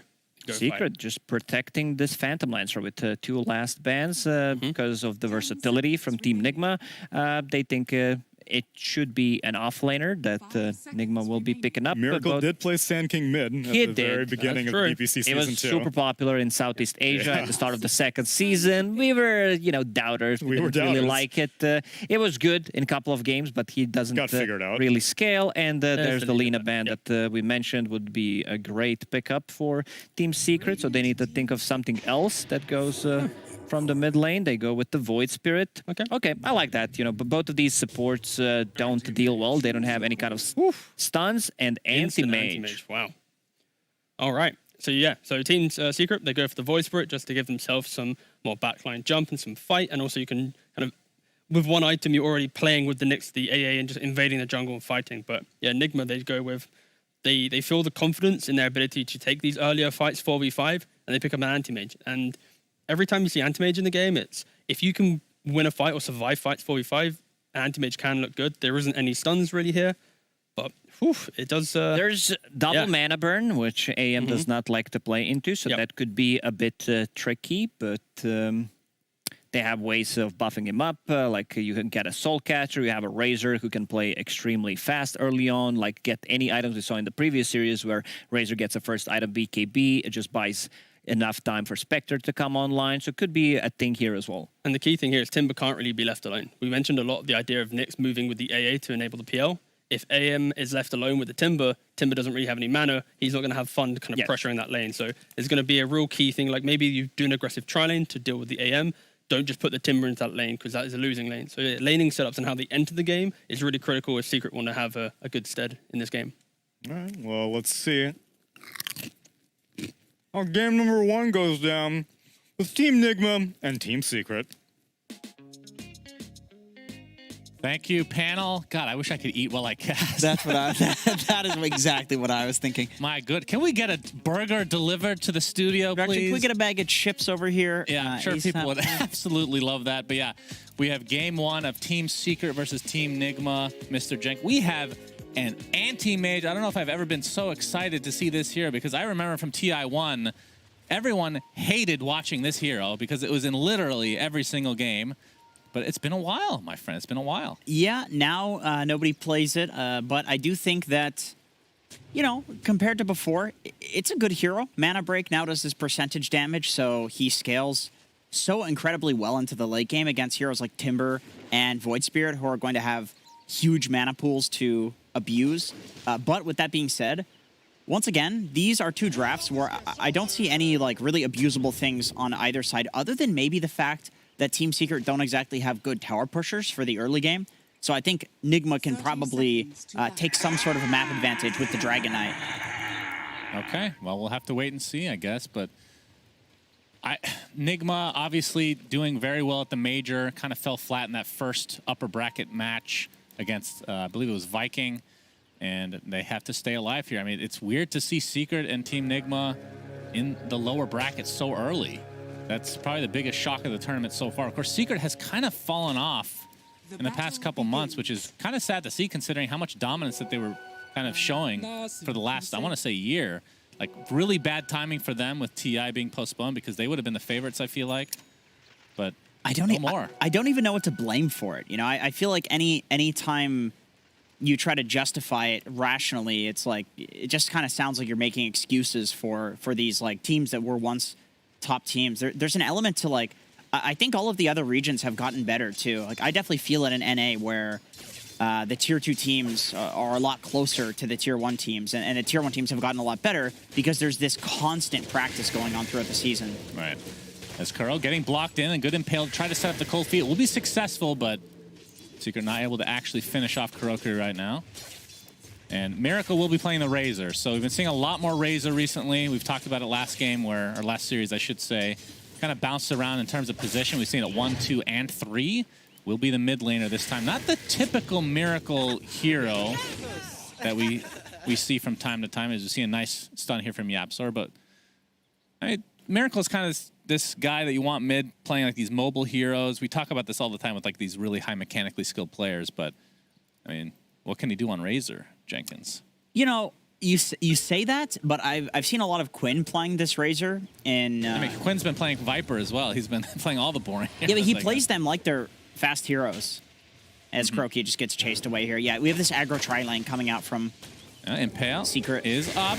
Gonna get it off with that cold feet, so this will be first blood going the way of Secret. It was just a matter of time there. Actually expended a salve as well, so a lot of economical damage done to Kuroki specifically. A fairly typical play against the anti-mage to run this aggro try. GH doing some crazy wrap around here. Yeah, that's 1 minute in. I mean, I guess early.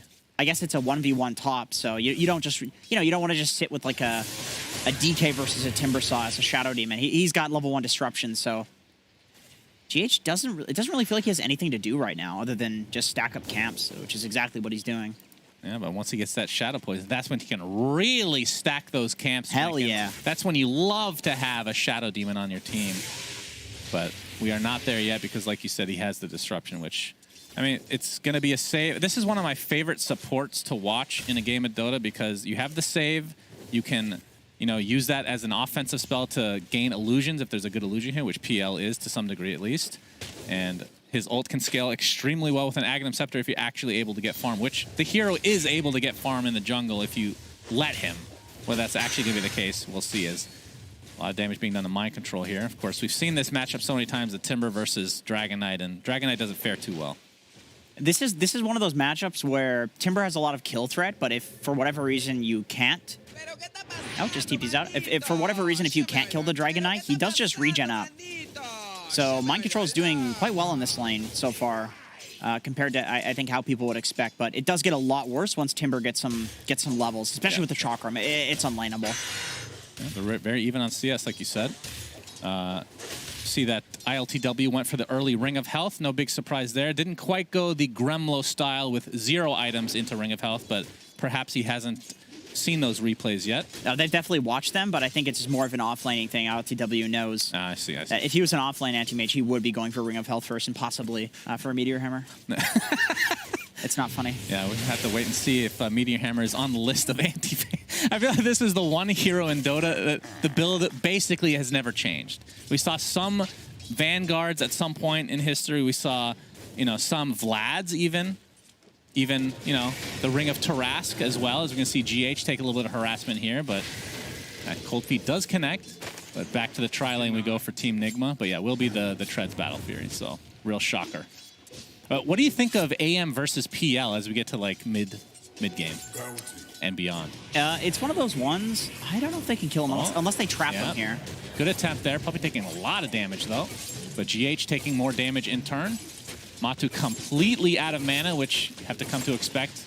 You're playing as an AM. So Anti-Mage can definitely accelerate and get to like 3 to 4 items before a PL can, but PL has this really nice Diffusal Blade timing where Anti-Mage can't do anything, and then late, like super late game, if they have equal items, I think that a PL will very likely kill an Anti-Mage. You just drain his mana. AM can't really clear through the illusions very easily, doesn't build a Mjolnir. Battle Fury doesn't quite do enough. Mm-hmm. But if you do get the jump on him and you mana break the PL, he goes stat items, so he does have high mana. So it's one of those things that matter. It really matters like how the game is going for either of these heroes. Yeah, and AIM is just one of those heroes that feels like you need to get off to, like once you get that Battle Fury, your farming speed with the blink, just going through the jungle, you can accelerate it higher than most carries. But there is a timing because at certain point AM does fall off. But we're talking about late game, of course. Tier 5 items and whatnot, Jenkins. Yes, of course. We can hope for that as usual. Yeah, that's where you would become the analyst and I would become the play-by-play. I mean, I have a lot of experience with it, as you know. I gotta say, playing Pog with you and your friends was a horrible experience, and it made me realize I don't know what to do past 60 minutes. And that's all I know what to do is past 60 minutes. Absolutely. But Matu now, in terms of CS, 27-7 versus ILTW's 22-3, so he's getting better at that exchange despite being out of mana constantly because of that harassment. And I think just based on that, and across the lanes with the Timbersaw doing well as well, you see Secret with a bit of a lead here. As Chakram, you can see the level 6 is there now for Zai, but not able to find a kill as of yet. You see a disruption, trying for the block again, but Matu has the doppelganger, so we'll be safe. Yeah, not much kill threat with this like aggro tri-lane from Nigma. I mean, they have 0 stuns, unless you want to consider disruption a stun. So really nothing they can do to stop PL from walking away other than just slowly chip him down. Mm-hmm. What are your thoughts on... Well, I have to wait here. I have a very stupid question and topic to talk about. I like these ones. What do you think of Ags on Shadow Demon versus PL? The break mechanic, basically. And you get 3 of them. Does it follow when he jumps? Well, Mind Control's going to get pressured here. We're going to see some TP come in, as it is GH, the man we're talking about. I mean, it disables the ult and disables... Actually, I'm not sure if it disables his 3rd spell, but disables the ult, right? So you can't create new illusions, yeah, but you have Doppelganger still. Yep. It doesn't dispel. the Shadow Demon ult. Okay, then I mean that seems pretty good. Anything that And you get 3 of them. Right? anything that stays on the original PL after Doppel is a way of countering him. Mind control. He is in dragon form, and he has to be pretty careful though because Zai can obviously burst him down if they get the right combo here. Miracle has the Invis rune, pops it, and walks towards mid. See if he can set anything up here, but there's nobody in the vicinity. We see some stacks come out again. As Secret already with a 2K net worth lead at 7 minutes, Jenkins. Yeah, I think that's mainly this. It's mainly Timbersaw versus DK, but they are winning all 3 lanes. Oh, Miracle's going to pop his ult. Has a static link applied to Nisha. He's going to be able to burst him down. The Aether Remnant does come out, but that ult for Miracle, more than enough damage, but he might get gone on here. Yapzor misses the Impale. Kind of pressure here. Still a lot of damage from Miracle. He has to be careful. GH is in the vicinity. Doesn't even need to save Miracle now, as he just walks out just fine. Really that, cool. That was Miracle literally just walked and killed. Yeah, well, he did it because he saw that he had no mana to use his W or his Astral Step.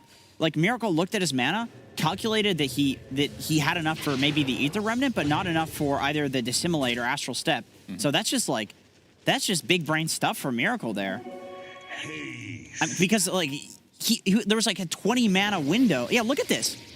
He even has a bottle charge. So he could bottle, but the Razor's constantly doing damage, so it's not going to happen. Yeah. So he sees that he's got like 70 mana, and he knows the mana cost of these abilities. Yeah, so Miracle ends up getting the solo, and he doesn't even die for it. That's kind of crazy considering how many heroes actually rotated for Secret. Basically cut the lead in half as a result of that. We see the disruption here onto Nisha. Okay, we're just praising Miracle. Now he walks into 3 heroes. We see Kuroki trying to save him as Miracle gets off this plasma field. You have to think Nisha should be able to finish him off, and indeed he does. This is the Whitemon situation all over again, isn't it? All right, no praising players, because then they immediately die after the replay. Very true. Kuroki trying to dodge the Aether Remnant, does so successfully. But Nisha has the Astral Step, and that'll be enough. So double kill for Nisha after getting solo killed by Miracle. So kind of just wrap that back around as Mind Control now taking tons of damage from Zai, who's basically out of mana. Still has a Soul Ring and Arcane Boots up, though. And GH TP's into support. Zai is huge in this game. The thing is, though, he doesn't really want to pressure this top tower because it doesn't get much for him. Oh, so he just walks over and he steals his stacks instead. Oh, yeah. That feels very good. If he's able to actually finish these off, GH is in the vicinity, though, gets the disruption. Mind Control, Dragon Form is available as we see the jumping onto Miracle. This will be a huge kill for Secret, and they just blow him up right off the bat. And now Puppy's being the one that Mind Control focuses on. I think if you're Secret, you're more than happy with this exchange. Zai doesn't even bother with Mind Control. He's too tanky. And the stack is still up, and this is where Zai can really do a lot of economical damage, because this took some time for Nigma to actually set up. Mind Control gets the Breathe Fire off, but it's only level 1. The Shadow Poison does help quite a bit here, and the Dragon Tail to follow. It's hard. Tough to tell who actually got these last hits. This is the most hilarious interaction. It just goes to show how both teams at this point lack the damage to kill either a Dragon Knight or a Timbersaw, who are both effectively the same hero at this point, right? With the passive. That's true, yeah. Like, look how aggressively Zai is positioning. Nobody can kill him, but on the other side, Mind Control can kind of do the same thing. Although he's doing it top.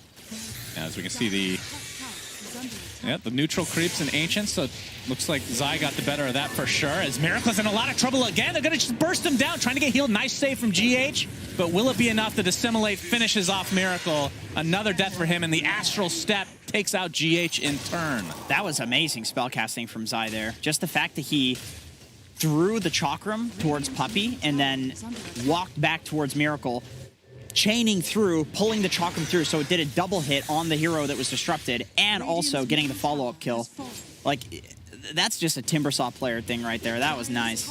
Yeah, so the mid tier 1 is down in favor of Secret. It's a 4K net worth lead at 11 minutes. And again, I mean, talk to me about this, where obviously we talked about Team Nigma having a really good showing at the major. How much of this is experimentation? I mean, it's an AM. We don't get to see that hero all too often. How much is this them just kind of being lost right now to some degree? Which, again, this is their own admission in a post-game interview at the major that they got figured out. Look at the chain. Yeah. Did I say Puppy? I meant GH. That's fine. Everybody knew what you were talking about, Jenkins. There he is. Well, technically, I mean, no, there's no technically. That was GH. No, Anyway, what was the question you asked? I forgot already. Is GH, speaking of which... No! Yep, the curse is real. Dire's middle tower My question was, well, we have to wait again because Secret are just relentless here. Just continuing to beat down on Team Nigma. Have control of the jungle essentially now. Took that tier 1 bottom as well, so tower advantage 2-0. But yeah, basically, how much of this is Team Nigma? Why am I even talking about anything else right now? It's Miracle, again, the double astral step. Nobody in remotely close for Nigma, as Secret are just dominating right now. But back to my question. If you want action, just start asking me a question. That's true. If you want somebody to die, then start praising them. Oh, mind control with the absolutely amazing... Anyway, what were you saying? I don't remember. Radiant's top tower is under attack. How much of this is them experimenting versus just not playing well in the last week? Are fortified. You know, I don't like the experimenting excuse anymore, just because I kind of feel like the Animager in general, there was a lot of like experimentation happening within each series. Yeah, that's like true. a lot of people were really innovating this Holy Locket Eon Disc stuff. Like nobody thought a couple of weeks back that we'd be talking about how OP these items are. In fact, Holy Lockets was a complete meme back then. So it's like everything is experimentation at this point. So it's just... It seems like, you know, if Secret's winning, they just have a better grasp of the current meta. Yeah, Mind Control showing off that Blink Dagger. They're going to get the kill, but it is only Puppy. But if they can get the tier 1, it'll be pretty nice. As ITP's in to defend. Let's see if he can be successful. As we have a counter smoke now from Secret onto 2 members, including Nisha. They're going to try to backstab here. I think they might have to give it the tower, but they might get some kills here to make up for it. As Miracle, up the Chakram. Astros have just missed his Dissimulate to follow, though, into the Resonant Pulse. The double impale, beautifully done. Secret, with that Astral Step, ends up finishing off Miracle yet again, and the egg is a super easy kill. And now Mind Control getting chased down. And Jenkins, this is turning into a true shellacking. So it's going to be 4 dead as Secret. They even defended that tier 1 tower. I thought that would be dead for sure. I mean, ILTW obviously can't show up to fight because he doesn't even have his Battle Fury yet. Still 300 away. Yep, but not looking good for them right now. Matamba TP's in, realizing that there is this opportunity to defend the tower. As long as he TPs, they needed his damage. Zai standing in front of it it's something. It's a wall, but on top of that, you need damage. And so he TPs in, he gets active. He knows Anti-Mage can't do that on the other side. And it results in a free tower and 4 kills. Or keeping the tower alive, I should say.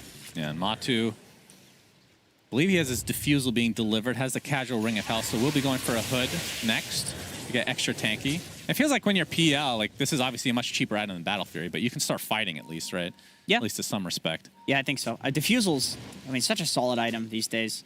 The stats on it are ridiculous for the cost. It's a little bit worse on Illusion heroes, but whenever you're against these heroes like Razor, AM, and DK that just use their mana but have really low mana pools, it's still a god tier item on these Illusion heroes. Yeah, so right now, Secret just completely dominating in this first game of the best of 3. And remember, the loser of this series is out of the tournament. And this is the first round of the lower bracket. Zai, very, very difficult to kill right now. I like that Miracle, these creeps. He's going for BKB first instead of some other items. Like a lot of the time you'll see some Yasha BKB or like a Yule's BKB on the Razor mid. Because, you know, those items, they help you farm, they help you be a little bit more active, and it's not just about team fighting. But at this point, Miracle's not able to like walk out and farm, and he's not able to survive without the BKB, so he knows that he's going to need to be fighting soon. And the only way that he's going to do that without immediately feeding in every fight is with the BKB. So he's got no choice but to basically rush it in this game. Right. The fortification is used, and the siege is surviving for now with Matu. Just continuing to pound away. I mean, looking at the mini-map, I don't even think they're defending this. It's just a solo PL at 16 minutes taking the tower. This is one of the most underrated things about this hero, I think, that you can... Here they come. You can tank the tower with illusions like this. This is the BSJ classic. He's very biased. He would love to cast this game. Loves Europe. I love how that's just turning into a meme now. It's just good stuff.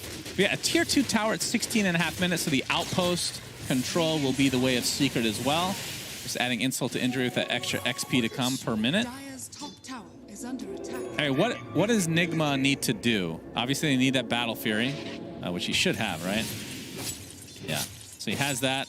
But when can AM fight? I feel like, I mean, historically speaking, it's after Manta, and even then you don't I can tell you what they need to do, and I believe it's about to happen. I think Mind Control needs to get this mid tower, just blink and take it with the Dragon form. He's in a good position to do it. It might be worth suiciding for. Maybe this is a Gremlo strat right now. But he's already farming so dangerously, and I think you need to make space for AM, and you need some... You need the map to be open for the AM to farm. You need the map to be open for you to split push. Is this like a poor man's Leshrac move? It's kind of a poor man's Leshrac, yeah, absolutely. On a very long cooldown, as Nisha jumps in with the Astral Step, gets the Yules into the Aether Remnant. There is an egg on the other side, though. Question is, can Miracle be bursted down before the egg pops? Astral Step. There's the stun from the egg. He's getting healed for now. Might be able to turn this around, but no, Miracle is the first to fall in this engagement. Nisha looks like he will be the trade, and I think at this stage, Nigma will take that, but it's going to cost them Kuroki as well. But there's the mana burn. ILTW gets that mana void off. So he's finally come to fight a bit here. I mean, again, it's not really his problem because this is how AM plays. Just has to go back to farming. I mean, he's not that much... Feels like he's not that useful until he gets Manta. Yeah, he's doing his thing. You can never blame an AM. If you lose before this point, it's just kind of like... you can blame them for picking AM. You can yeah, you definitely can do that. And I honestly would do that on this patch quite a bit, but this is Nigma, so... True. I would be careful flaming ILTW in a pub. Yeah. Probably a good move. I mean, it's a good thing you live in the NA. You don't have to worry about that usually. Well, my AM would already be down mid, so I wouldn't have to worry because... That's true. That is the NA classic. There would be no threat. He just does it. Well, what about the Roche capability for Secret? It's not a whole lot of minus armor or anything like that to take him quick, so it feels like it's kind of methodical approach right now from Secret. Yeah, pretty much just the PL can do damage to the Roche, and when that's your best option, you just take map control, which is what they're doing. Yeah, Nigma, 4-man smoke right now. Huh, Kuroki's not there. This is interesting. They look like they're looking for some sort of solo pick here because I don't know if this... You need Kuroki here for the damage. And Matoma's not going to die to these two heroes. Yep, that is true. He's going to get dragged until the start, though. Getting mana burn to a high degree. Gets the Doppelganger off. Mana Void does basically nothing. And they're going to try to turn this around to Mind Control now. Getting completely surrounded with all these illusions. And the Aether Remnant is there to lock him down. And you're right, they weren't able to take out Matu. Thank God, I was about to look like such an idiot. GH. Oh! There's the Yules just at the right moment. AA Blast coming in. Impale. Goodbye. 8K network lead for Secret. And yeah, this is still continuing on to be a shellacking. I think with a smoke play like that, oh man, your only disable is the Dragonite stun, which to be fair, it's a good stun. I think in order to kill PL, you need the Razor to be there. In order to kill Timber, I legit don't think that's happening. I think Zai is unkillable in this game. He would need to be completely out on his own. Yeah, that mana void was... I mean, he was pretty low on mana. He just doesn't have that much mana capacity to begin with. Good itemization and good skilling by Matumba. He's got the 150 health talent. He has Hooded Defiance. He went for the full magic wand before he completed the Yasha. Like, this guy's playing to fight and to be tanky. Yeah, and that's exactly how you have to play against an AM, because it gets pretty scary if it ends up being a pretty even game. As we see Kuroki getting initiated on, and yeah, the AA Blast was not even close to being needed. And it wasn't close to being hit either. That's a pretty juicy stack, though. That's a big boy. Taking those stacks. Big, juicy boy for sure. Yeah. Gets the bounty as well. So ILTW will be happy with that at the very least. I mean, stacking up his own AL. Look at that. Yeah. No, that didn't quite stack. As Nisha is here. All right. We have the Yules. Astral Step. And the Remnant will connect. ILTW is just going to TP out. Looks like he'll be fine. And not enough lockdown. Yapzor wasn't quite close enough. Speaking of Yapzor, going for the tried and true Aghanim Scepter, and actually gets the neutral item. I forget what that's called. I always forget the name. That gives you the... Oh, he actually dropped it. The extra GPM. Yeah, the Philosopher's Stone. I need to think Harry Potter every time. Philly Stone. Philly? Just think of Philly cheesesteaks? No? Philly cheesesteak. I was going to say a brand, but if you were to sponsor ESL, I would have said you on there. You know who you are. Yeah. You have great steak and cheese, and your chipotle sauce is delicious. Wow. But I will not say your name. Delicious indeed. Unless you sponsor ESL. Man, Dream hack. Tsunami made me really hungry, eating chips on pan. I think that should be banned from now on. I agree. Just for that alone. I think he should be banned for eating chips. That's true. Unacceptable. Everybody else should be able to eat, though. Yeah. Okay, tell me what Team Nigma have to do, Jenkins. Try to make it as simple as possible for my little brain. Okay. They need to fight with Anti-Mage BKB and blow up the PL at the start of the fight. Okay, so they need BKB first. I think yes. I think they're going to need to do that in a team fight. And kaboom! All right, not as much burst damage as I thought. A little bit underwhelming. A little bit underwhelming there with the kaboom. Well, the kaboom, if it was a culling blade, I would have went ham. Yeah. It wasn't that fancy. Oh, Spike Carapace is going to set this up into the Impale with the ult from Zai, and another death for Miracle. And this is why Nyx is banned so often. This hero just feels ridiculous right now. It's GH getting gone on, and will be finished off by Zai. AA Blast coming in, not going to connect on ILTW, who has now burned Zai's... Okay. Yeah, the mana burn. Are you guys going to play the game? Yeah. I'm glad that Nick has something to say about this game at the very least, because I really don't. This is a stomp and a half, I'll tell you what.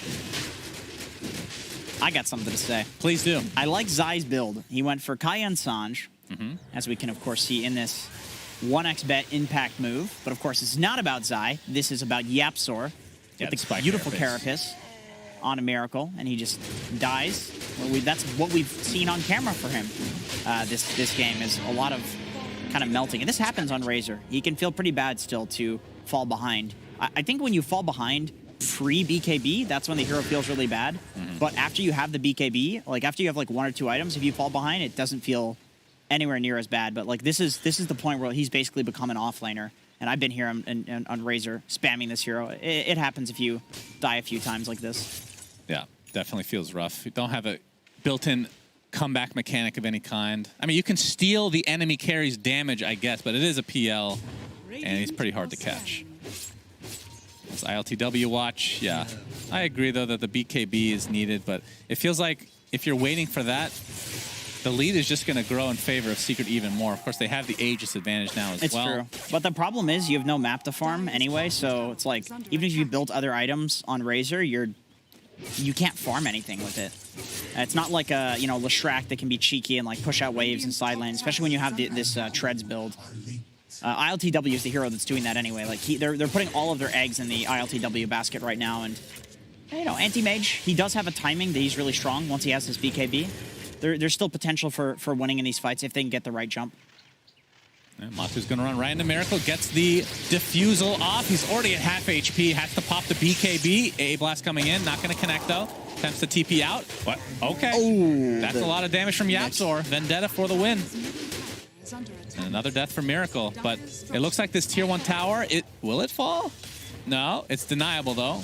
So technically it will finally fall. I remember what I was going to say about Zai's build. Okay. He did the Kayan Sanj into Disassemble into Bloodstone, which I really like. It's a pretty typical thing these days, but it's just made him so damn tanky. We saw the attempted mana break on him. It just did not look good because this man he's got 3,000 HP. Well, Matu still has Aegis for 3 minutes. We see Zai with the Flamethrower thanks to that shard, so buildings will take some damage now. And I believe Nisha also has an Aghanim Scepter, so that adds a second charge to Resonant Pulse and gives you a silence for each one. They are extremely strong right now. Yeah, that's a really big deal against these Nigma supports. They currently have no way of taking off the silence, and they have spells that are really important to get off in these team fights. GH with the save and Kuroki with the egg. Like if these don't get cast in the fights, I don't think there's any way Nigma wins. Yeah, playing pretty disciplined for Secret right now. 11k net worth lead like we talked about, but don't want to use the Aegis quite yet. Still a couple minutes to go, so likely we'll just regroup, get some health. Nisha, the setup onto ILTW with a Vendetta. Impale, AA Blast. Goodbye, my friend. Goodbye. I'm going to be totally honest here, okay? Let me put this down and see if you pick it up. Okay. This looks like my pub anti-mages. They last pick the anti-mage, and then you wait the whole game for them, and it's just suffering. and then they die once when it's they ping you. Well, yeah, but it's always after there's like a chance for them to have the epic comeback. Because you don't pick this hero to like win in the early game. You pick this hero to lose and then eventually have the epic superhero comeback. Okay. And then the anti-mage gets to be the big star of the show that everybody congratulates at the end. And then it never works. It's always like a James Bond thing. Like you have to be the sole guy that wins the game. But then this happens. Yeah. No, that's a pretty good comparison. Nisha jumps in. The Aether Remnant didn't connect on anybody, but see the AA Blast coming in will only hit GH. But this is a dead barracks with no AM for 15 seconds, so all Nigma can do is kind of just poke for now. Yeah, this will be a freebie, but of course they still have the Aegis. It's another minute to go, so they will likely... they still have tier 2s top and middle, so I guess they'll have to go for that first. Tumba going for the Brian Canavan build. You just can't figure out how to say that. That's AKA the Sociopath. Yeah. Is the name of the build, of course.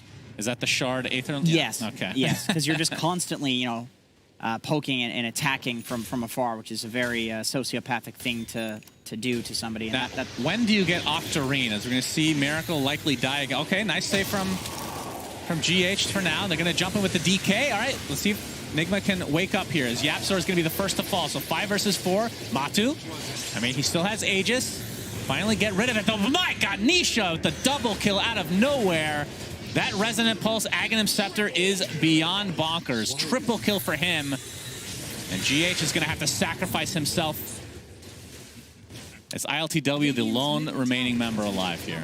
Just a simple thing in that fight that I find interesting is the fact that Nisha uses the double Resonant Pulse just for the damage there. Like, obviously, you don't get it doesn't extend the silence duration or anything, so usually what happens is the Void Spirits will go in, Resonant Pulse, wait until the silence is gone, and then do it again. Right. But he just opted, like, okay, the entire enemy team is grouping up here, I'm just going to double silence for the damage, and it ends up being so incredibly devastating as, like, a double nuke. Pretty cool. So what do you think went wrong, other than the AM pick, which you're not liking, obviously? Was it something that they could have changed with the lanes? Or we're going to see some cleanup kills here for Secret? I'm not casting this, by the way. This game is over. Okay. I'm not going to pretend As ILTW gets gone. Okay, GH. Yep, he is Ice Blasted. Walking towards the fountain doesn't heal him. He is Ice Blasted, as I said. Please, analysts, be quiet. I'm not done casting. Okay, keep going. What do they do? I mean, I think Secret with the aggro tri-lane was a really good call. Putting the Timbersaw versus the Dragon Knight. I mean, I would imagine Nigma expected it, considering this is how the Dragon Knight got countered in the Animager, and they were still okay with it. So maybe they a bit underestimated how good that matchup was going to be for Zai, and also how good the tri-lane was going to go for the side of Secret. Right. So I think the laning setup needed to probably change, and then obviously, if you're picking an anti-mage in this patch, they're trying it. It's not an excuse. It's not one of those things where it's like, oh, they would have destroyed if they hadn't picked the anti-mage. But it's like, you have to test heroes to see if they work. There's no way that you can theory craft things working or not. As much as somebody will say that they can, nobody can. Yeah, this is the last stand for Nigma. You can see ILTW has the BKB now. How much damage can he do is the question. A Blast comes in, flips a couple of heroes. There's the Mana Void, but it did some damage, just not enough to actually secure themselves a kill. I mean, they're down 23k. It's going to be pretty hard to even get one at this stage, I feel like. And Miracle, he's going to get... You can see the range of the Impale from Mr. Yapzor, as this game is going to be coming to an abrupt end. Well, it wasn't really abrupt, actually. It was quite slow. This was an elongated and painful game one for Team Nigma. As Secret, the reason it went on so long is because they just don't have the best building push. They don't. No, it's just a flamethrower. When Timber's your best building hitter, you know your pushing's not so good. That's true. But all right, they eventually call GG. The throne actually explodes. I was not expecting that. Yeah. This was I would call this a monumental shellacking, probably. This was probably between Mega and Monumental. Yeah, not quite Gaben. And we did add a couple. I don't think we actually tweeted it, but there's a Gaben's mustache that's above Gaben. Above Gaben level. We've only awarded that to like 1 or 2. Right, and then there was a Gaben top hat. Which is 1. Which is the top of the top. Yeah, which was Arkosh Gaming. No, that's not true. Yeah, okay. No, we actually, I cast a game that was a top hat Gabe and shellacking at the major. Really? Which one was that? It was the game where, what team was it? They had like 3 kills the entire game. Oh, God. Remember? And Cinderin was maniacally laughing because I said Was it no wasn't ping? as bad as it looked. No, it wasn't no ping. I have to go back and look at what that was. But yeah, this was not even remotely close. But I'm interested to see what the panel has to say about AM, if that actually was the issue, or if there's something underlying that they can probably go over. So, over there. Isn't it rude to point, Shannon? Hasn't your mother told you such things? AM last pick not really panning out, but maybe it was some creative lane adjustments that Secret made that like kind of brought such a success to them in this game number 1. Gonna go to a quick break, and when we return, we will break down game number 1.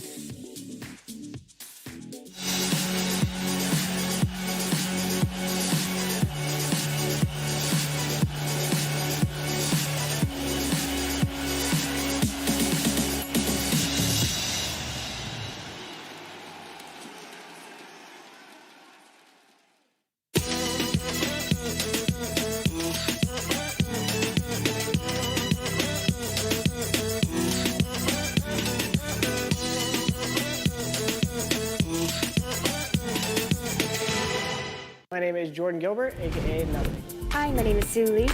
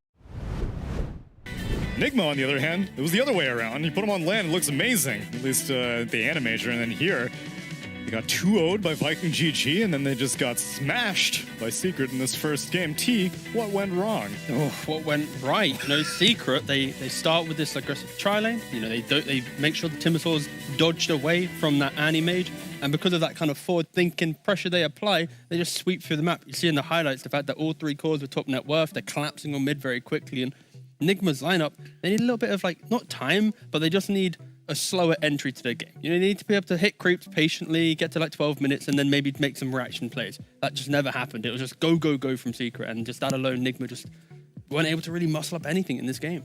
Yeah, and Secret kind of solidified that lead in the mid game, as we're going to find out from Purge.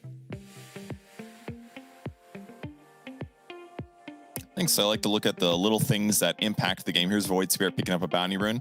He got to the small camp a little bit late, so he uses some precious mana to stack the small camp, which he succeeds with, and it hits 7 minutes. So he's like, hey, let's get a neutral item. He picks up a broom handle, runs to his lane victorious, super jacked to continue getting last hits. But then Miracle eventually checks his mana pool and says, oh, he has no mana. I can get this kill. So Miracle ends up running him down, ends up getting this really nice solo kill. There's 2 support rotations, which TP in. Neither of them succeeds in killing him, despite the mana burn here and a nice sell from Shadow Demon. Everything's looking great for Miracle, right?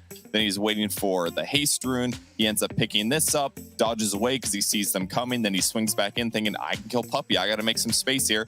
So he jumps in, gets some right clicks in. The cold feet is going to basically make going this way impossible with the Remnant as well. Then he swings back saying, all right, we can make a play here. I think we can kill the AA. So he swings in, uses his wand, a little scared about Yapsor being here, and as a result plays out.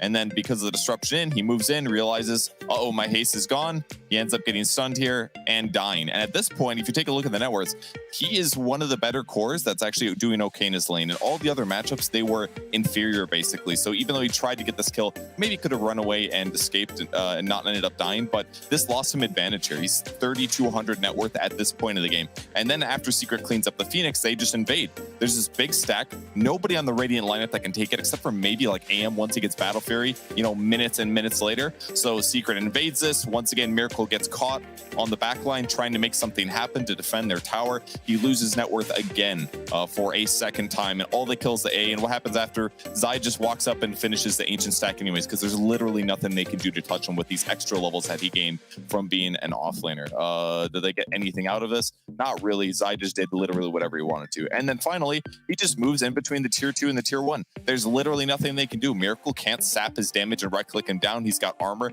He's got a hood. GH is level 4. The Phoenix is pre-6 as well. And here again, they go on Miracle. Treads here, wand. His net worth is still about the same. After this death, 3,500 net worth. It's only gone up by about 200 to 300 gold in 3 minutes because of these last couple rotations. That allows Secret to get the mid tier 1. Zai goes back top to defend it. Secret gets everything they want out of the map without losing anything at all. So as a result, the game just becomes an utter stomp from here on out. Yeah, it was a stomp, but Lacoste, I saw you feverishly taking notes down. You got any? I got points? something. You know, this reminds me of the game Nigma that played against the EG, the elimination game during the major. They didn't get to play Dota. I got the same feeling. I don't get the aggressiveness that Nigma had during the group stage at the major. They just felt like a much better team. I think it comes down to that, where you have 2 supports, which I call like they don't do anything. Sometimes Dragonite could potentially salvage the draft. He needs to be the playmaker, get the Blink Dagger early on, reliable low cooldown stun, but he was shut down. Not shut down completely, but Timbersaw managed to get on top of him and make the plays around the map. So not too much stuff happening for them. And you have Anti-Mage who's not contributing too much to the team fight. In the end, you end up just slowly losing the net worth advantage minute by minute. Well, let's hope that Nigma can find their groove, because they desperately need it. They are 1 game away from elimination. So we're going to go to a break, and when we return, it'll be game number 2 of Nigma versus Secret.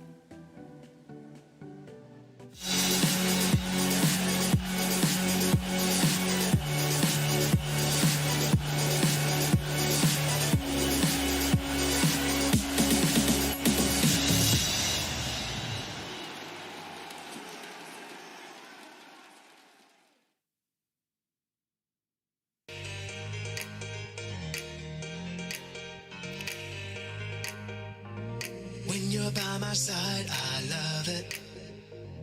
Nothing in this world can hurt me. When you're by my side, I love it. We can leave the world behind us. You make everything about the world so much better. When I hold you in my arms, I wanna be.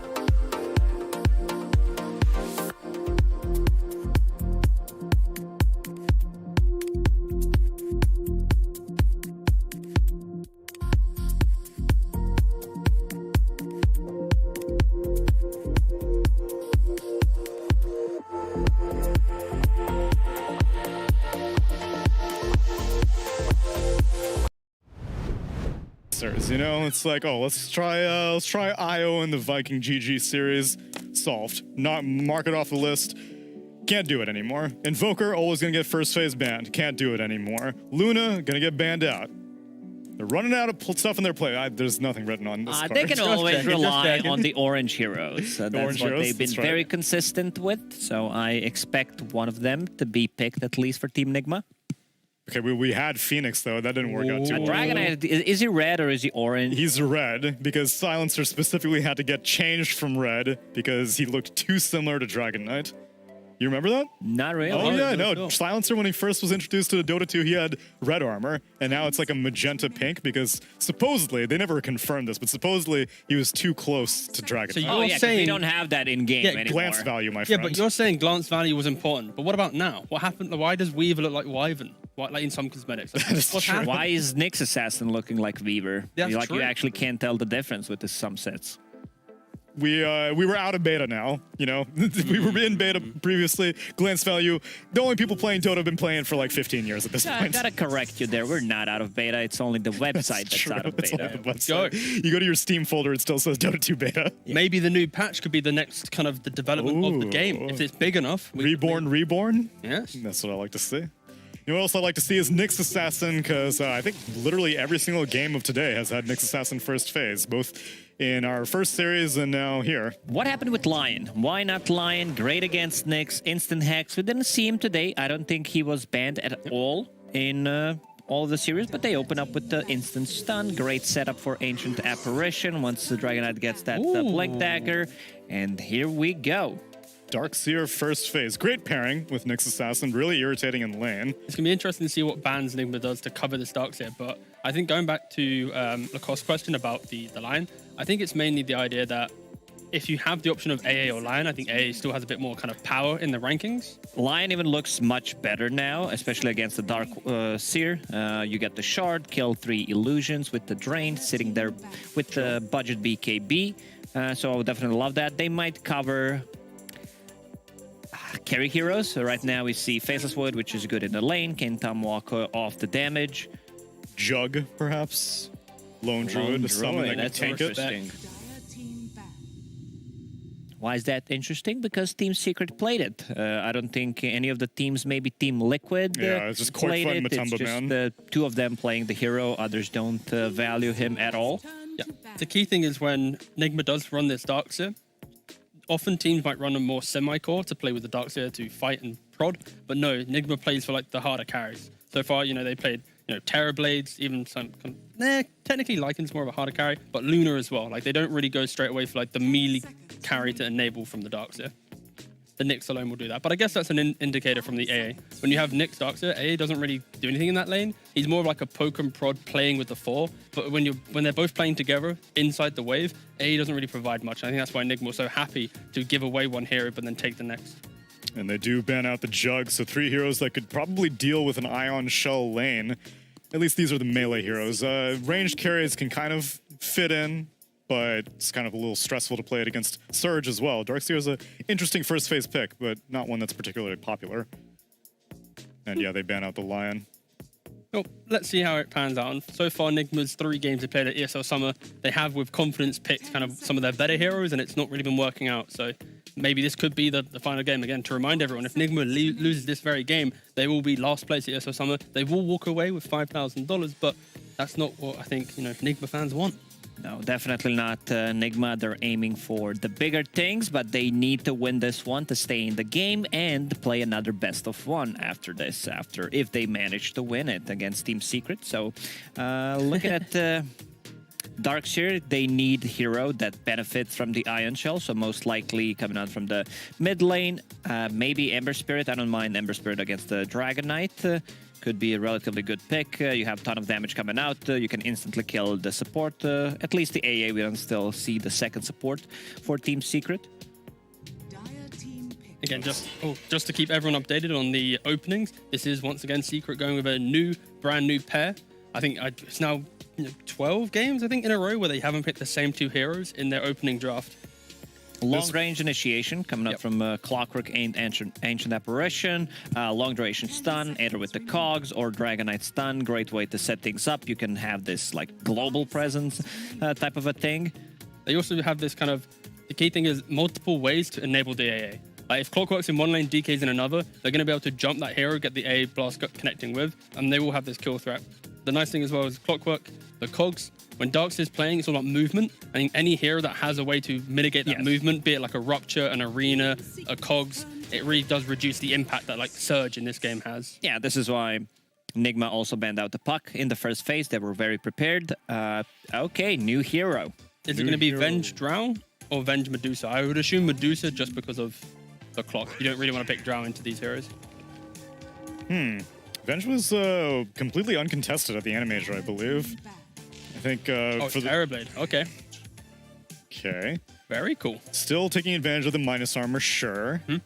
And this should be a strong lane. Like Vengeful Spirit plus a Reflection in the lane is very annoying. Just that one value point in the laning stage coming out from the Reflection. The slow gives you a kill setup, gives you that kill threat potentially as well. You have a way of buffing up the Terrorblade, swapping him out of the trouble, swapping people out of the Cogs. I will say that the key thing is Wraith King is a kind of very weak against Terrorblade in the essence of the kind of the big team fights. Terrorblade spawns illusions, just locks him down. Wraith King can't really get through that and doesn't. It needs like 3-4 items to actually kill Terrorblade, unless he like crushes laning phase and has a 1-item advantage and just kind of sweep through the map, you know, minute 20 plus and just steals the jungle away. So yeah, Secret, it is a lot of emphasis on they need to play that aggressive style that we saw in game 1, the A, the clock pairing together very quickly, and then just try and collapse these early towers with DK. They have tower damage with the Wraith King, almost at Skeleton King, plus a Dragon Knight. They need some kind of magical burst damage to deal with the illusions, to deal with the Terrorblade. Once again, we go back to Lina pick. It just, in my opinion, every single time I see, like, you need to check a lot of the boxes, Lina comes to my mind. I guess a nice thing as well is the fact that Secret, their way of killing someone, it's all single target spells. You know, the hook shot, the Dragon Tail, the Wraith King stun, the AA ultimate, like, all of this, one swap on that hero that's getting jumped, Venge might die as a repercussion of that, but then the core is still alive, that post-fight, Secret will be lacking the kind of the lockdown to really take that secondary fight. So I think I actually kind of like the development of at least strategy from Nigma. Again, they need to be able to execute this because so far ESL Summer they have been a little bit underwhelming, but this kind of approach to this is very good. They do ban that Ember Spirit that I mentioned, makes a lot of sense. They don't have anything that could like just burn the shield early on, and great partner with the Darkseer, limited the lockdown. Dragon Knight provides you with some, but still might not be able to burst him down. And what Team Secret banned in the previous game when they had Phantom Lancer, the Illusion hero, Sand King and Underlord, same thing Nigma doing in game 2. Now, Nigma most likely looking for their Miracle Hero, and it seems like they've already gotten most of their boxes checked. I don't know if they're looking for something to, I don't know, play with the Terrorblade. The Razor is still in the pool if you want it against the Wraith King. Yeah, Razor's somewhat okay. Again, they don't have last pick in the draft. That's where the DK can instantly just be flexed away from that lane if required. So it's a difficult spot. Like, that's why, you know, Secret happily bans Invoker first phase, because it's comfort of just picking the hero and knowing there's no real counters. The I think Leshrac is actually still pretty, available. Leshrac still pretty good. Seems fine. Gives you that early tower damage that Team Secret has with the Dragon Knight pick. So Leshrac doesn't have too many bad matchups. I mean, if they go with the Lina on Team Secret, it's still Lina favored matchup. So they are staying one step ahead. Of course, they have the last pick. So how much do they have? 40 seconds left? 40 seconds. Does Miracle play Timber at all? Or do you not want him to AA anyway? I would like him to be more of a kill threat rather than like a positional threat. I think Terrorblade naturally does that with illusions, push out waves, and Nyx Darkseer will always have that same kind of map pressure. I think you need someone to connect the dots and to enter the lane and find kills with, you know, that person. What about something like a Quap? I think Quap could be pretty interesting for the idea of fighting, but what do they go for? Oof, they go for Batrider. Okay, you know, buy quick bots, you're connecting into the side lanes with Darkseer, the Surge. You can be, you know, devastating. There is no save on Secret, so yeah, I like the idea of this Batrider pick. Something that Nigma abused half a year ago, when you could break the speed limit. Exactly the same combination, Darkseer plus Batrider. So they potentially need a hero that can... What? I don't know if you want to play... Yo, hear me out on this. You want to say Slark? Right? Yeah, he's going to say Slark. Yeah, here we go. We know him. But the reason why I don't think they can instantly go for Slark, that Secret loves doing, is just because it's a Terrorblade. Terrorblade naturally stands still, kills everyone. You know, Slark's about poking, prodding, running around. All right, how about a somewhat more reliable one? You get Doom with the Purge creep. True. No, that's kind of Ember broken. I think that's a very good suggestion, sir. Against the Darkseer on top of it, that would be great. Yeah, not too shabby. We'll see if Nisha has it up his sleeve. Puck's already banned out. Yeah. First phase. Storm. Okay. Well, it's magic damage versus the Terrorblade, which they probably needed. Yeah, the idea of the Storm is, in laning phase, if Bat tries to go on you, you do have the Vortex, a way maybe to punish him and kill him if he's running at you. But the key thing here is we mentioned the value of Vengeful Spirit right now. And I think when you have heroes like Clockwork that's giving you the vision, you got the jump, that additional kind of core to go in as well, is like execute the Venge, then take the fight after. If you're not killing the Venge, you're probably not going to be killing a hero. So I like the fact that they focus more on their game plan of like the mid game than just picking like a hard counter to a Batrider. It's about that big team fight they're looking for. I want to see how Nigma reacts to the global presence of Team Secret, Ancient Apparition, Clockwork, also Storm Zip. They could potentially be there with the Batrider, who naturally builds into Boots of Travel as a first item. So still, I'm favoring Team Secret in this one. I'd call it 60-40. Ooh, yeah, no, I like 60-40. I think that sounds about right. It's just a lot of emphasis on Miracle. He has to play out his lane, not get too, you know, over-aggressive, and if he dies, then I think the game's going to be hard. If he just focuses on farm, and then the bot's timing of the fight, then it's going to look a lot better. So yeah, it's how does Nigma enter their first fight is going to be the critical answer or question. Yeah, especially because I haven't seen enough of Vengeful Spirit recently. I don't really know what her niche is. She has like a stun or something, I think. I don't know. Everyone knows her for the minus armor, and I'm assuming that that's what they're hoping to synergize with. It's just that your mid laner, the Bat Rider, is going to be primarily magic damage, so it seems like it's, I don't know, a little bit just one-dimensional, but if anyone was going to bring it to prominence, it's probably going to be Kuroki, and we'll have to see if they can survive this game number 2 with our casters, Sunsfan and Jenkins. Thank you, panel. Riveting words from all three of you. Great individual gentlemen, each and every one of you. Jenkins here with Sunsfan. I said that backwards. We're just going to ignore that fact. But the thing that we're not going to ignore, Jenkins, is that a Vengeful Spirit has been picked.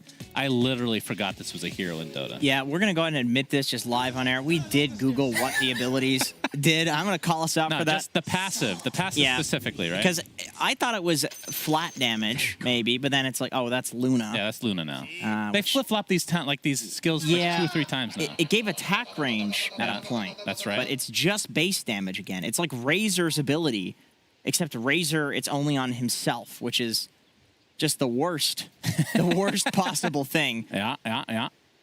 So what are your thoughts? You know, okay. This is the AM first game, and I love Ven just as a concept, right? This hero's had her time to shine in Dota history. Yeah, I don't mind this Nigma draft at all. I think the Venge, it's a 5, so it's like, there's not really that much discussion that I think should go into 5 roles just because they're going to be walking around dying and stunning people and warding anyway. It's not the most impactful role to discuss. He's going to have an aura, for the Terror Blade. He's going to have the Wave of Terror for the minus armor. But the Bat Rider, I think there's a free Bat game. Bat could dumpster any of these lanes. He's really good against both of these supports. The only thing is the Storm Spirit can kill him in the game. Right. Because we're going to see some level 1 action. Miracle in quite a bit of trouble trying to get those sticky napalms out, but the cold, absolutely. First blood, the way of Secret, not the start you want for Mr. Miracle after that game 1 on Razor. But you're talking about how you like the Bat Rider this game. Oh, God. I shouldn't do that. I shouldn't do that to my boy. That's fine. That's fine. Now, I really think, as we can see again here, these body blocks from Yapzor, these are the only reason this AA stun, that's got to be the farthest possible radius away where the stun still lands, because otherwise I don't think they get that kill. So very good for them. Yes, very good indeed, yes, Jenkins. Thank you. What are you doing on your phone? I'm just... what are you Googling? I'm just Googling Vengeful Spirit skills again just to double check. His Mind Control is going to take a tumble in the bot lane. Already 2 early kills for Secret. In terms of just you found something. Apparently. I'm excited, yes. Okay, so what they did, and by they I mean Team Secret. Right. They're running this tri-lane bottom, and Zai, he cut himself a little tree path top through, so that way he could go behind and cut the wave. Oh, and so they just weren't expecting him to do that, because who the hell does do that? Right. And now he gets a free lane. So this is similar to what we saw with OG and the Earthshaker, except all you need is Quelling Blade to get the lane control. Yep, very true. Is my control. Cogs, nope, not leveled up yet because he's only level 1 still, but the Batter Assault is doing quite a bit here to... it's a double melee lane, and GH actually came in to try to help out. Almost cost him his life there. We'll be able to get off the salve, though, and should be good to go. But okay, we skipped ahead a little bit here, Mr. Jenkins, but as we see in the top lane now, Zai taking some pressure. Breathe Fire, pretty good against Terror Blade, as the damage reduction is for base damage. But, whose lineup do you actually like more? As a whole. Forget about the first blood and all that stuff, okay? Once again, so this is like a panel question. They always ask what your predictions are. For me, I really think that Dota's fairly balanced these days, where all heroes kind of scale decently well. There are some exceptions that are complete garbage. Pudge, for example, 40% win rate. Not so good at any phase in the game. Okay. But so I think Bat Rider has a free game in terms of when he has his Boots of Travel and the laning phase, other than this rotation that's happening here. That's making it a bit of a pain in the ass. But then Nisha on Storm Spirit can always jump the bat in side lane, so there's options for both teams. Nyx Assassin versus Storm on the other side. If you jump the bat and there's a Nyx there, you just feed. So, like I'm saying, both sides have some options for this game. Okay. Great prediction. Thank you. Why do people Taking want both to predict? sides. Why do people want to predict? I don't know if you know this, but it's fun to predict because somebody has to be wrong in that scenario. How the hell am I supposed to know? These players are all better than me. You're not okay. First of all, you're not supposed to say that. Okay. A lot of people think that you might actually be better. You're just choosing to be talent. Of course. As GH takes out a career here. I would not wish this on my worst enemy. What, having to hang out with me? Oh. It's very hot in the studio, and I'll let you all assume what that means. It means that it's summertime. What do you mean? It's the theme, Jenkins. Yeah. For God's sake. So Kuroki and Zai are, okay, I was going to say, he can right-click into the Breathe Fire. We'll do so to make sure that he actually gets the tomato. But, I mean, a good move from Kuroki, making sure that the man is at least expended there. Yeah, Zai's just kind of chilling up here. This is the nice thing with the DK versus... DK's always going to do fine. Oh, the courier. Yeah, that's quite a bit. That's a set of tangos and the belt of Elven skin. I never remember the name of this stupid thing. Elven skin something. Is it a belt? Slippers? No, that's not slippers. What are they? It's like a wrist guard or something. I don't know. Oh, Miracle. He's getting really low to the right clicks of Nisha. And here comes GH from the side. Miracle. Still living on very little HP. Gets the water rune, though. And we see the Impale come out. So Nigma this time, they do pick up the Nyx, as we talked about last game. How does this hero feel this particular game? Great. Jenkins? Two heroes, DK and Wraith King. I was about to say Skeleton. Technically, it is Skeleton King. Yeah, if you have the cosmetic, true. Neither of these heroes want to be mana burned. They have low mana pools, and they need their mana. And then Storm Spirit, who's going to have a massive mana pool and a ton of int. So you can do a crap load of damage to him, as well as chain stun. So it's a great Nyx game, which is always hilarious because it's almost always first pick, and then it almost always ends up being a good Nyx game. Yeah. Very powerful hero indeed. As Yapzor is going to run right into Kuroki, gets the battery assault off, but not looking to go any further right now as Miracle is kind of in control of this lane. I mean, in terms of the CS, he's 17-4 versus the 27-10. All right, that's actually a lot worse than I thought. So Nisha will also be hitting level 6 before Mr. Miracle, and we'll see if he can actually take advantage of that. But GH has the ward out here. Nisha getting a little bit more aggressive, but obviously wants to wait for that level 6. This, to me, is another one of these, same as last game, very nice lane setups from Secret, where they do these clever little things, like with Zai and the DK, where he can sit up here with the passive and just farm freely. Oh, Nisha. Oh, yeah, Magic Missile, Miracle. Flame Break actually puts him back into the vicinity. But yeah, with GH there, you cannot TP, so a very value kill here for Team Nigma. But in the meantime, Yapzor, Battery Assault is there into ILTW. Doesn't really pose much of a threat now, though. Only level 2 versus level 5 on him. Yeah, that level 2 battery assault is such an important point, more than doubling the damage. That's when you could potentially threaten the TB, but without that, it's not happening. Just being annoying. Yeah, he's doing a great job of that, of course. It's funny because I feel like Yapzor these days isn't like, how do I put this correctly? He doesn't steal farm? Yeah. Okay. He used to steal a lot of farm and just get... But they had a lot of success with that, but feels like he's gotten a lot more discipline and is almost like a secondary support in a lot of these games. Which I guess technically is what his position for is. Oh, Miracle's level 5. He's got no mana, but he does have Fairy Fire. Yeah, in the mid lane, they're going to jump on him with Nisha. Miracle pops that Fairy Fire and will survive as a result. Oh, the last right click with a Chilling Touch, not enough from Puppey. Now they're going to try to turn this around on GH. Cold Feet not going to proc, though. So they just force out Team Nigma as Miracle working on the Boots of Travel now. I will quote my boy Owie on the question of Yapzor. I think that this guy has now kind of opened up his hero pool and his playstyles, that he has more options for how to play the game. I think he's still very capable of being greedy. I don't think you ever lose that as a player. If you could do something previously, chances are you can probably still do it. It's like riding a bike, which of course you never learned how to do, unfortunately. That's not true. I just haven't done it in a while. Okay. Could you do it again? I mean, you never... Of course, you always remember how to ride a bike. It's the same as swimming. Exactly. So that's exactly what I'm saying with Yapzor, but now he can play these kind of more traditional supporty play styles with the clockwork. I think Blitz is the one that can't ride a bike, right? Really? Yeah. We made a content piece about that years ago. Oh, but he's buff. He is buff. He probably rides bikes in the gym. It's the same thing. He wasn't buff back then. That's the thing. You think he can ride a bike now? That's a good question. I'll have to wait for the panel to be able to decipher that. And they have a lot of good insight for us after this game, for sure. Of course, I think so. The panel right after. Directly after the game. Yeah, exactly. Lots of good stuff. I have to remember to ask them that for sure. Yeah. But looking at the farm right now, looks like Wraith King is on top right now. So Matu going for the armlet build. Again, no big surprise. Expect the rate. Do you go Radiance against? Probably not. Against the Nyx and Darkseer, right? And Terrorblade. Yeah, true. That's pretty bad. This is one of those awkward matchups versus Terrorblade where you don't want the Radiance because he just gets one of him. He just gets the Radiance back. But also, if you go for like a Deso build, then who's doing the damage to kill the TB? Because that's a minus armor build. And TB has like 50 armor by the time you're fighting him. So it's... And if you get AC at some point, that's kind of the same issue with the auras, right? Yes, and that's the way that Wraith King would typically plow through that armor. So it's weird, and I'm interested to see what Matu's solution is. Maybe he's just okay with this Storm Spirit being the answer to the TB illusions and to the TB hero. Yep, we'll have to wait and see.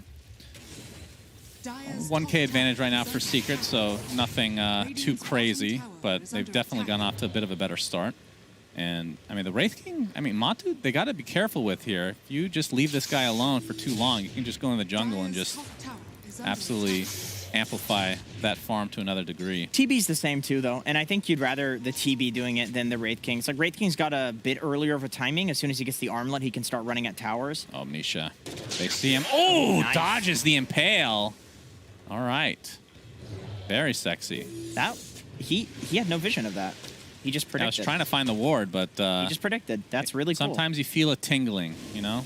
You just got to respect that. I think you should get that checked out. Cogs into the Wraith Fire Blast. Matu doesn't look like they'll have enough damage to take out Miracle, but with that Dragon Form now popped from Zai, at the very least some damage will be done to this Tier 1. Yeah, he's got max Dragon Blood. I like this build a lot on the offlane Dragon. I know it's very typical now, but you have treads, and it feels like your Timbersaw. You just tank towers, nobody can kill you. It's such a pain in the ass. Even if they do kill you, it's usually not worth it. Yeah. And that's exactly what you want as an offlaner. To just be annoying. And we see the Cogs. Magic Missile was there, but he's going to be able to take the haste. But the lasso is there before the stun comes out, so this will likely be a kill. Although Yapzor still quite fast. And the Magic Missile was actually in range, but he's still alive. Living on the edge. Yeah, the raindrop definitely a lifesaver there. So Secret get away with murder, but Miracle in the meantime taking heavy damage. No cold feet to proc though. It'll just break things up. I'd like to point out he also has a casual cloak. If this gentleman had one less of these items, he would not have survived that. That was 3 heroes hitting him. That is such a terrible trade for Nigma. And I'm sure Yapstar was not like, oh, let me do the calculations here. Like, there's no way he's calculating that, but very convenient for Secret. Yeah, GH already popped the Spike Carapace, so great job. Wow. Oh, they impale onto 3 heroes, though, into the Vac Wall combination with the Magic Missile to follow. So Yapsor looks like he might, okay, he's actually not taking that much damage as there's the Breathe Fire into the Dragon Tail. Secret disengaging for now, but Matu has come to play, gets the Wraith Fire Blast off onto Kuro. He's going to hit the Magic Missile to the face, though, so this will be his first life in all likelihood. I don't think, it feels like Secret weren't on the same page there, at least not at the start. There's the stun from the Spike Carapace onto Nisha again. Wraith Fire Blast, not quite available as Kuro gets off. Now, not going to get out with that chilling touch to be able to take him out. Now, Zai actually runs right into the wall. Or is that a reflection? Yeah, that's the reflection. There's a lot of illusions. A lot of illusions for sure. A Blast coming in, it's going to connect onto 3, but it's going to come at the cost of Zai's life. And the tower still survives, so Team Nigma mounting a nice defense here.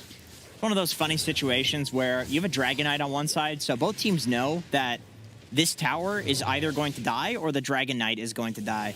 And so both teams are very committed to just 5-manning the mid tower with even ILTW and Matumba getting involved. Yeah, like, I can't believe he survived this.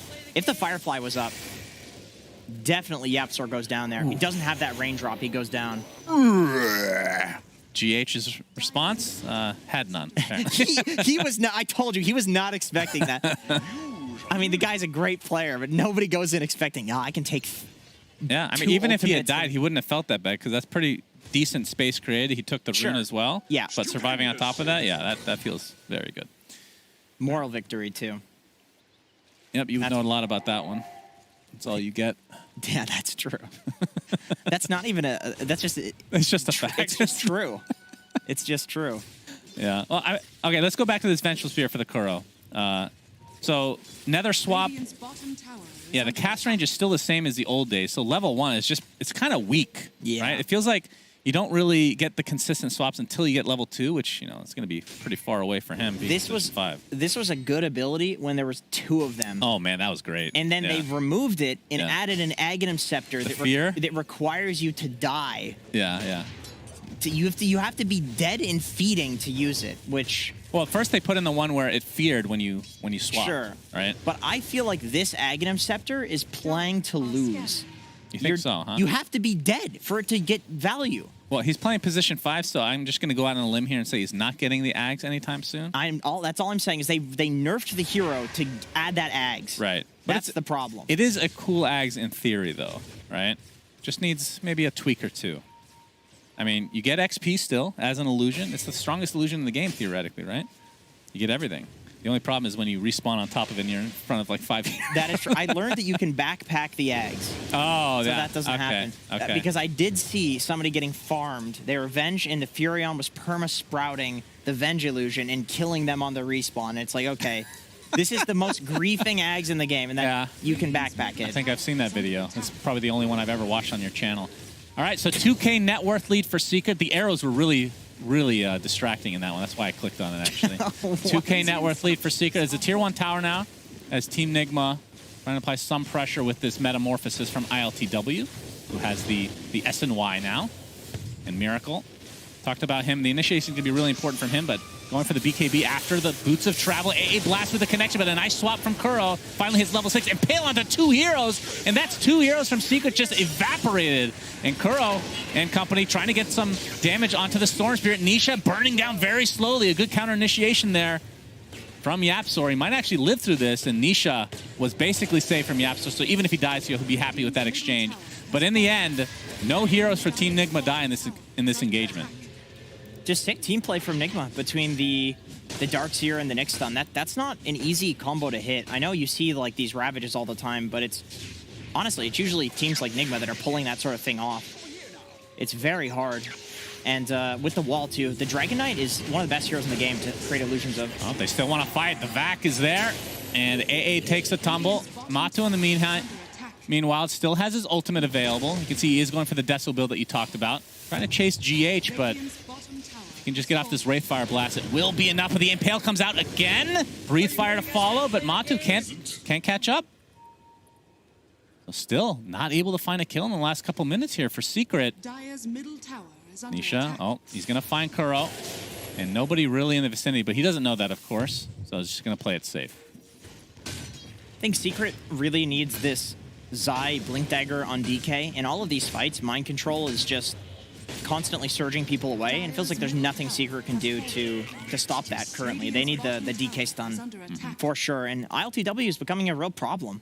I'm not entirely sure how they solve him. I think some smoke is definitely in order, because once he gets the BKB, I mean, he looked relatively unkillable in that last fight with his team supporting him. Now imagine if he has magic immunity as well, or spell immunity, I should say. Yeah, that's definitely true. And we can see here the previous fight, of course. The Impale from GH is going to be pretty massive. I mean, this is actually a long countdown. Yeah, but this was huge. But it's huge impact. Yeah, it was a triple, and the range looked like way longer than I'm used to seeing. Every Impale spell in Dota works like that, it seems. Yeah, that is true. And here it goes. Man, that was beautiful. I liked it.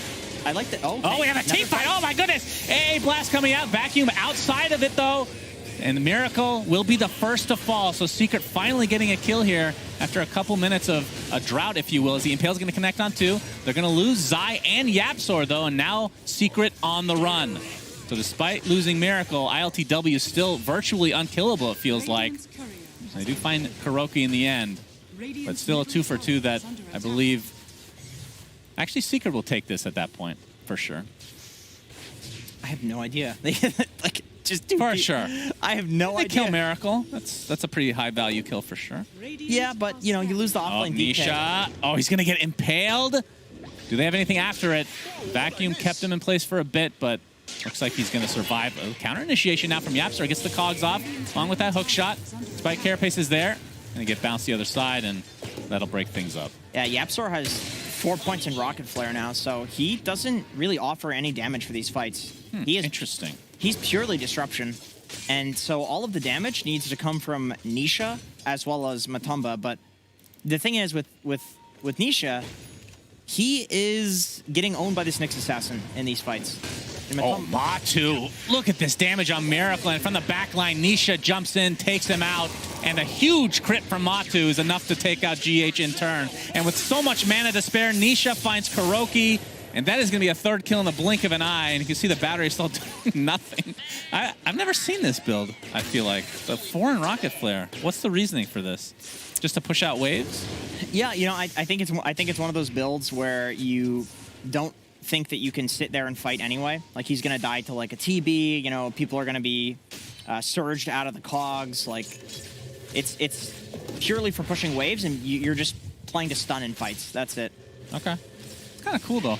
It's interesting. I think, I mean, 8 to 8, so it looks like they don't lack the damage. Yeah, I mean, Matu is dealing a lot of single target damage now, for sure, with the Decil online. But ILTW, I mean, he's still the lingering problem. I think he can die. If Miracle continues to get picked off like this, we could see some sort of... If Nigma aren't all 5, then I think ILTW can die. All right, Team Nigma, we're posturing around the Roshan pit. Want to take control of this triangle. They have the vision.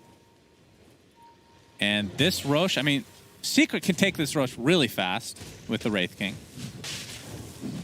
And if they can prevent it, this would be huge for either side, really. And ILTW is going to start on the Roshan here. Zai is just showing bot. Yeah, sort of gets off his cogs, but the flame break outside of it, beautifully done. But they're getting bounced back left and right, but the Firefly is going to be enough in the end. Still has his buyback, though, as Roshan now is at half HP. ILTW popped the Metamorphosis for this. Yeah, the Secret's choosing to sack this Rosh. That's an interesting call. Once again, it's just one of these things. You question why. It's not because Yapsor just died. They chose to sack this beforehand. We had Zai just showing on the bot wave. That's true. So what is it that they're waiting for that they think is so important? Well, the BKBs, right, to start, at least for Matu. Yeah, they're going 3 BKBs on each of their cores, not 3 individually. That would make no sense, Suns fan. Don't give me that look. I'm literally not looking at you, but good attempt, good effort. Stop looking at me. All right, yeah, Nisha. He already has the Ags queued up after the BKB. That's pretty cool to see that he already has that in mind. Zai, he's going to get vacuum into the wall. Looks like he's resigned to his death as he does take out the tier 1 tower. He's going to force out a bunch of TPs in the meantime. Their entire team made it here just to take out Zai. I think he's actually going to be happy with that, if I'm being honest. Yeah, relatively even now, but Aegis now online for ILTW. It's very satisfying for me to see Zai dying as a DK versus Darkseer, because I was in a pub against him, and I was 1 in 17 feeding on DK versus his Darkseer. He just completely dumpsters the hero. You just get this illusion of the Dragon Knight, and he can never blink away. Right. You can surge it. You can put the Ion Shell on it in the slow. It's incredible that every game you talk about. Thank you so much. Thank you so much. Yeah, this is great. Look at that. God, that's what he gets. He completely owned me. He randomed the Darkseer, too. Oh, meanwhile, I believe somebody is dying. And yeah, that's going to be Puppey taking a death. I believe he has his shard now. It's Nisha. Oh, the Thunder comes out. So ILTW being very confident with that since he does have the Aegis intact. I'm going to try to turn this around into a tier 2 tower now. As yeah, the shard for... It's funny that he would... Interesting that he prioritizes this so much to be able to have Ice Vortex do damage over time to be able to push and farm out for himself. Radiant's middle tower on Puppey? Yeah. It's... Do you think it's a must-have on the hero? I know Aoi. Was it Aoi that was saying that it's not a must-have? Yeah, I feel like it is. You think it is? Yeah. Okay, well, I agree with him. You're completely wrong on this one. All right, well, I agree with Puppey, so I think I'll take my odds. TI winner versus TI winner, I guess. Yeah, but one TI winner is now an analyst. Oh, that's and the other is still playing. That's true. That's true. I'll go with Puppey on that one. It's a good item. All right, Smoke now on Team Nigma. Oh, Yapsor. Yeah, he's going to be the one to tank the gank, as it were. They get the flame break off into the Impale, and the right clicks from ILTW are enough. But Matu wants to fight. Miracle taking so much damage. Just one right click, really. Pretty insane, the amount of damage that Matu's able to do. But of course, it is a different build, right? It's very single target based. You're not having the Radiance do this ridiculous amount of damage over time. But he's almost done with his BKB. I think Secret needs to play extremely well, or Nigma needs to make a huge mistake to lose this, just given that this Wraith King does not have the damage to kill ILTW. Oh, you see the Dragon Tail start things out. It's going to be a double clip from Matu. Basically enough damage to take out GH to start this fight, but Puppey going to fall shortly after. So it's a 1-for-1. Nice hook shot from Yapzor into the cogs, trying to create as much space as possible. But there's the Vac wall. Zai attempting to TP out, but the magic missile cancels it. And Secret are crumbling now. Although the jump in from Nisha, trying to clean some heroes up, gets Miracle at the very least. He's going to TP out to safety. So Secret are getting some trades, but definitely feel like they are behind right now in this game. Yeah, I'm not sure how you kill ILTW, especially with the Aegis. I think Nigma can walk up whatever the hell high ground they want and get away. I mean, that's a crazy thing to do, right? As a Nyx assassin, walking up that high ground there. It's probably the best hero to be doing it because he is the Carapace, but it's still something that most teams won't do. But Nigma understands that even if he dies, given that they have the Aegis, given the strength that they have right now, if he dies, they still win the team fight there. Like, Secret has no business farming anywhere on the map if Nigma wants to go there. Yep, very true. And you can see the farm discrepancy. ILTW, 15K net worth basically right now. And what is he working on? Let's see. So, looks to be... Actually, the Scotty should be done, yeah, right? He's getting a Skady. Skady. That's an interesting way to pronounce that. 100 away from the point boost to finish that off, and we'll be going for the butterfly afterwards. And, I mean, does this require Wraith King for Matu to get MKB once that butterfly is online? Has the BKB now. I think he probably will, because at this point, you're going to need some combined damage to kill ILTW. So even though he is going for this primarily physical build, I still think that it's going to require him and Nisha to be hitting ILTW at the same time if they want to win this game. And you can see the majority of Secret are now smoked up, looking for a way to take out ILTW. Still has that Aegis, but it shouldn't be lasting too much longer. See, they are spotted out here. Secret really wants to fight this. Ooh, they placed smoke a ward again? Full 5-man smoke from Puppey Nigma. just runs BKB, ILTW focusing on Puppey. They're going to get him right off the bat. The Vac wall onto 3 heroes. Nisha pops his BKB, though. And Miracle looks like he's going to be taken out. The Kuroki swap, not enough. Double buyback from Secret. They really want to win this fight. GH looks to be next on the list for Matu, but ILTW still no answer for him right now. Now they're going to focus on this second life for the Wraith King. Do they have enough damage to actually burst him down? The focus is there. The double kill for Nisha. They actually take out Terrorblade. And now this is going to turn into a full team wipe in Secret's favor. Did cost them a couple buybacks, but Matu just dealing so much freaking damage. All right. MVP for that fight, Puppey. This is something he does so frequently that I made a video about him doing this.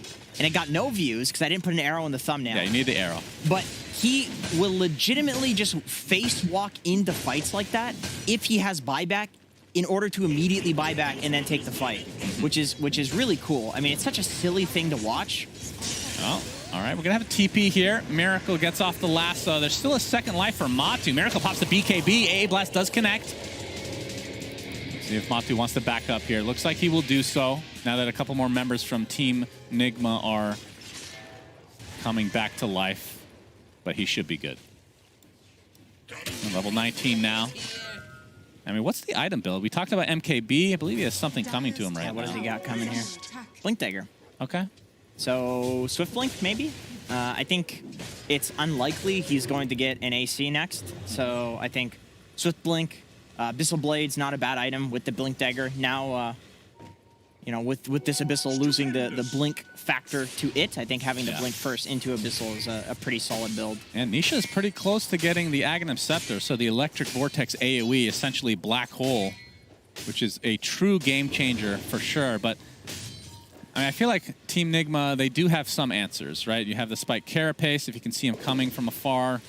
And, I mean, the Vac Wall has been, I mean, so far it's been really well executed from Mind Control.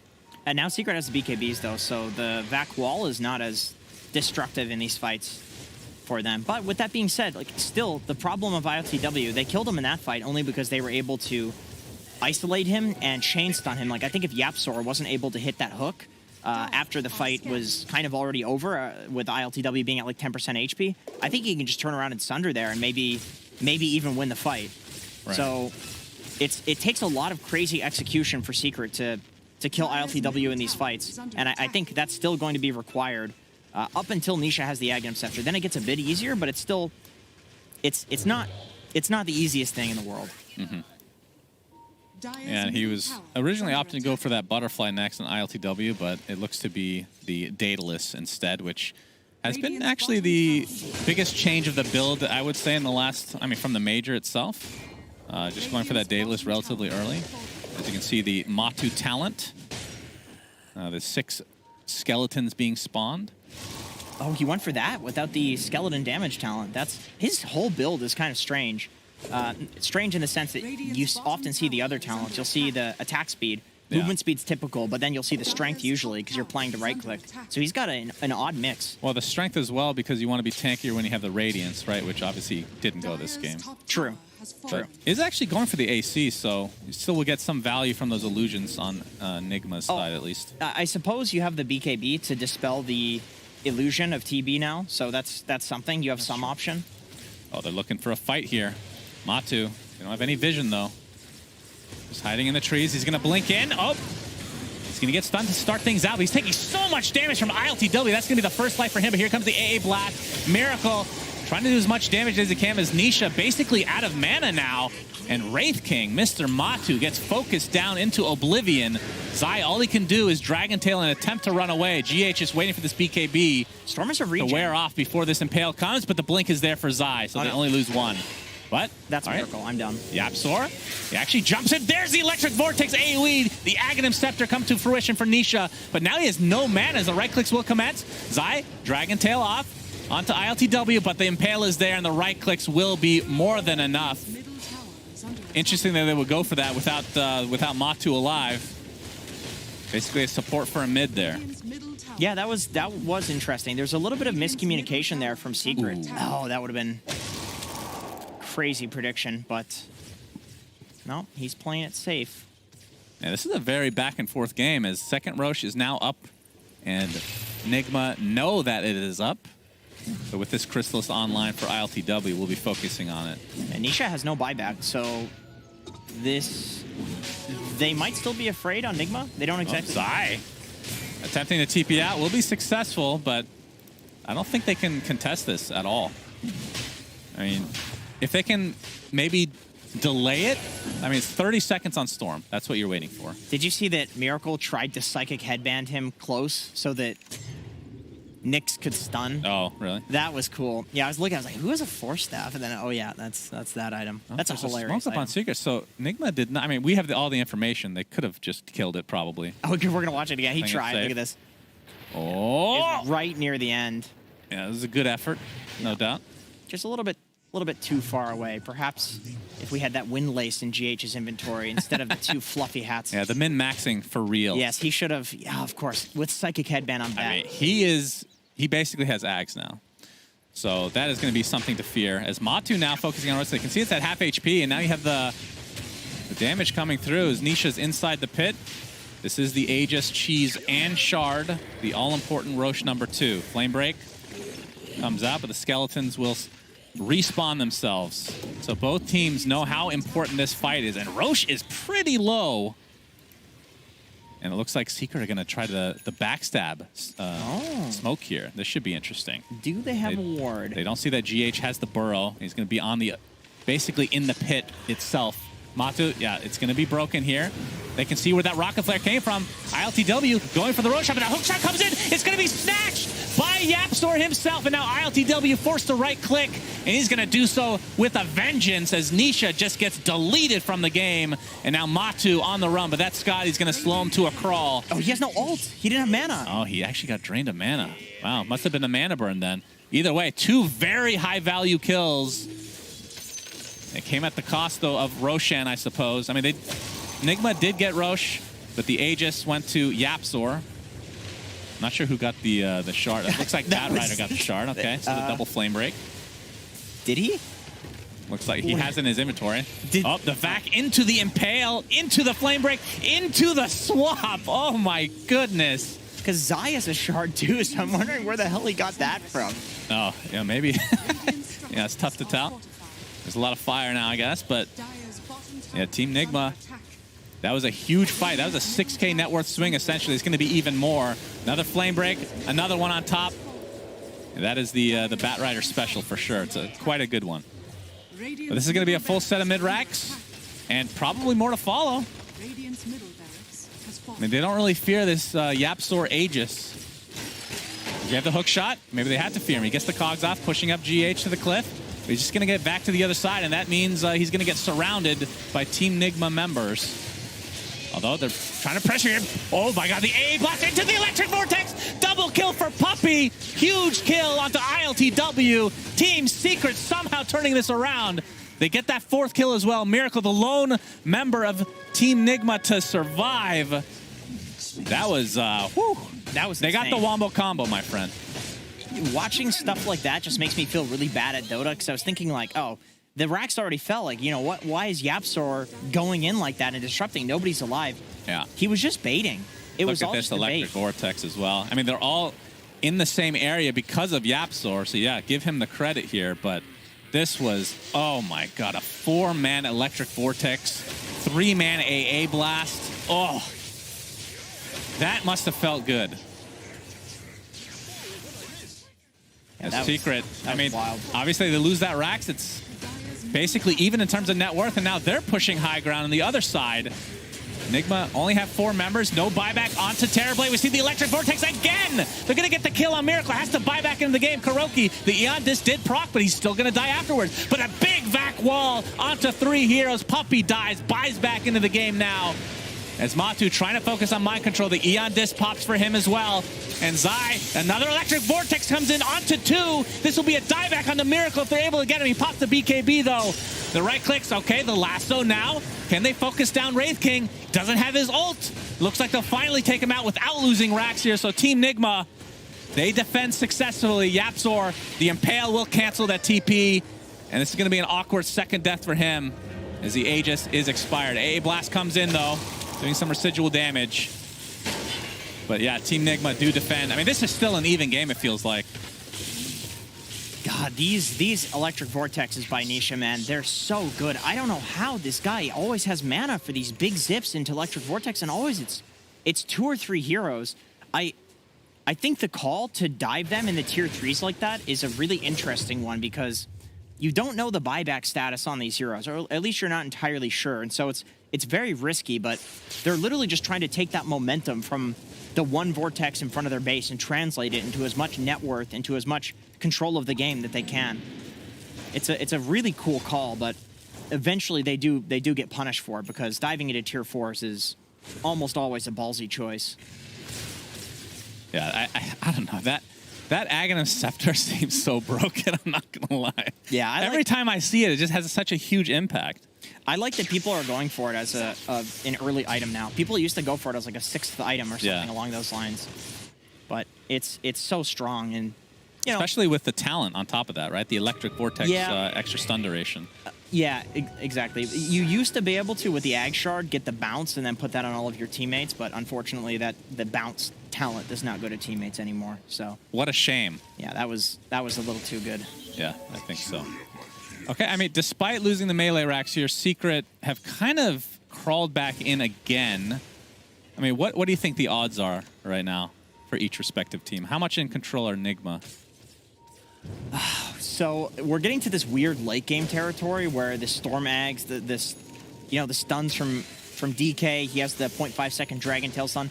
They do have better ways of killing ILTW. They don't have to do any the amount of lockdown they need to kill him is less absurd, and he has all of the net worth of Nigma. He has almost 10k gold on Nisha, who is second in command in terms of net worth. So the entire gold lead is gone if you take away the difference between these two. Obviously, it's gone by a huge margin. Yes, thank you. Yes. Thank you for that analysis. I have really a appreciate it. it. Just so you know, it was a waste of money. Big numbers. Waste of money. All right, 5-man smoke from Team Nigma. They're going to jump the Wraith King. Matu. Oh, Yapsor hookshot. Not going to be there, though. Now they put him in a precarious spot. Will they try to go in after the Spike Carapace stuns him? And yeah, this is going to be a freebie. And he's down for 80 seconds. No buyback, Jenkins. And Nisha, all he can do is try to take out these creeps to prevent this push or at least delay it. That was a really big death. Yeah, another really cool call from Nigma, just knowing that they can kill him after the second life. Oh, they're actually going to jump in a huge electric vortex. It hit literally everybody. What in God's name is that range? Nisha pops the BKB, but they can't find an actual kill. Instead, it will be YapzOr to fall inside the wall. Will buy back into the game, and now Miracle finding yet another support on the sideline. I don't understand the range of this electric vortex. That's 3 heroes now. As this is just going to be a focus down to the racks for Team Nigma. So they're going to get minimum a second one.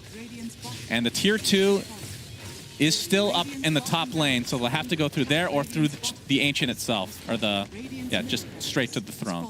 Cool from, really, really cool from Nigma still. Like, they know with Matumba dead that these electric vortexes are nowhere near the threat that they were previously, because they just lack the damage on Team Secret to kill anybody. So, and jumping him first is such an interesting decision to me, because you would typically think that jumping a Wraith King is just about the worst possible decision that you could make. But they know with the Terrorblade Scotty and with the chain stuns that they have, especially from GH, that they can easily kill him a second time. He didn't even pop the BKB on Matumba. I don't know if that was on, maybe it wasn't on purpose. Maybe he did try to pop and he just got chain stunned. But I imagine he was just like, I'm dead anyway to the Scotty. So, you know, I'm just going to die and keep my BKB. Yeah, they have a little bit of delay here, obviously, with the Storm Spirit just being that hero that he is, as well as the Fireball, I believe it's called, from Zai. Yeah, very unique spell name.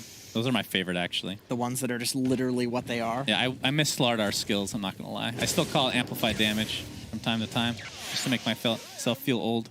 You know, it's interesting, because Fireball in Dungeons & Dragons is literally this.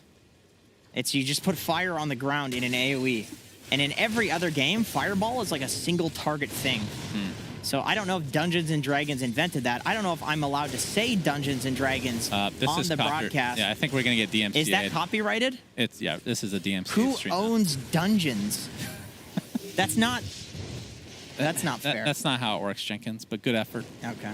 You're giving it your all. Speaking of That's all you copyright, can ask for. that was stolen by 4 Zoomers. Arkosh had the bundle first that said good effort. Yep, good effort on that as well. Appreciate it.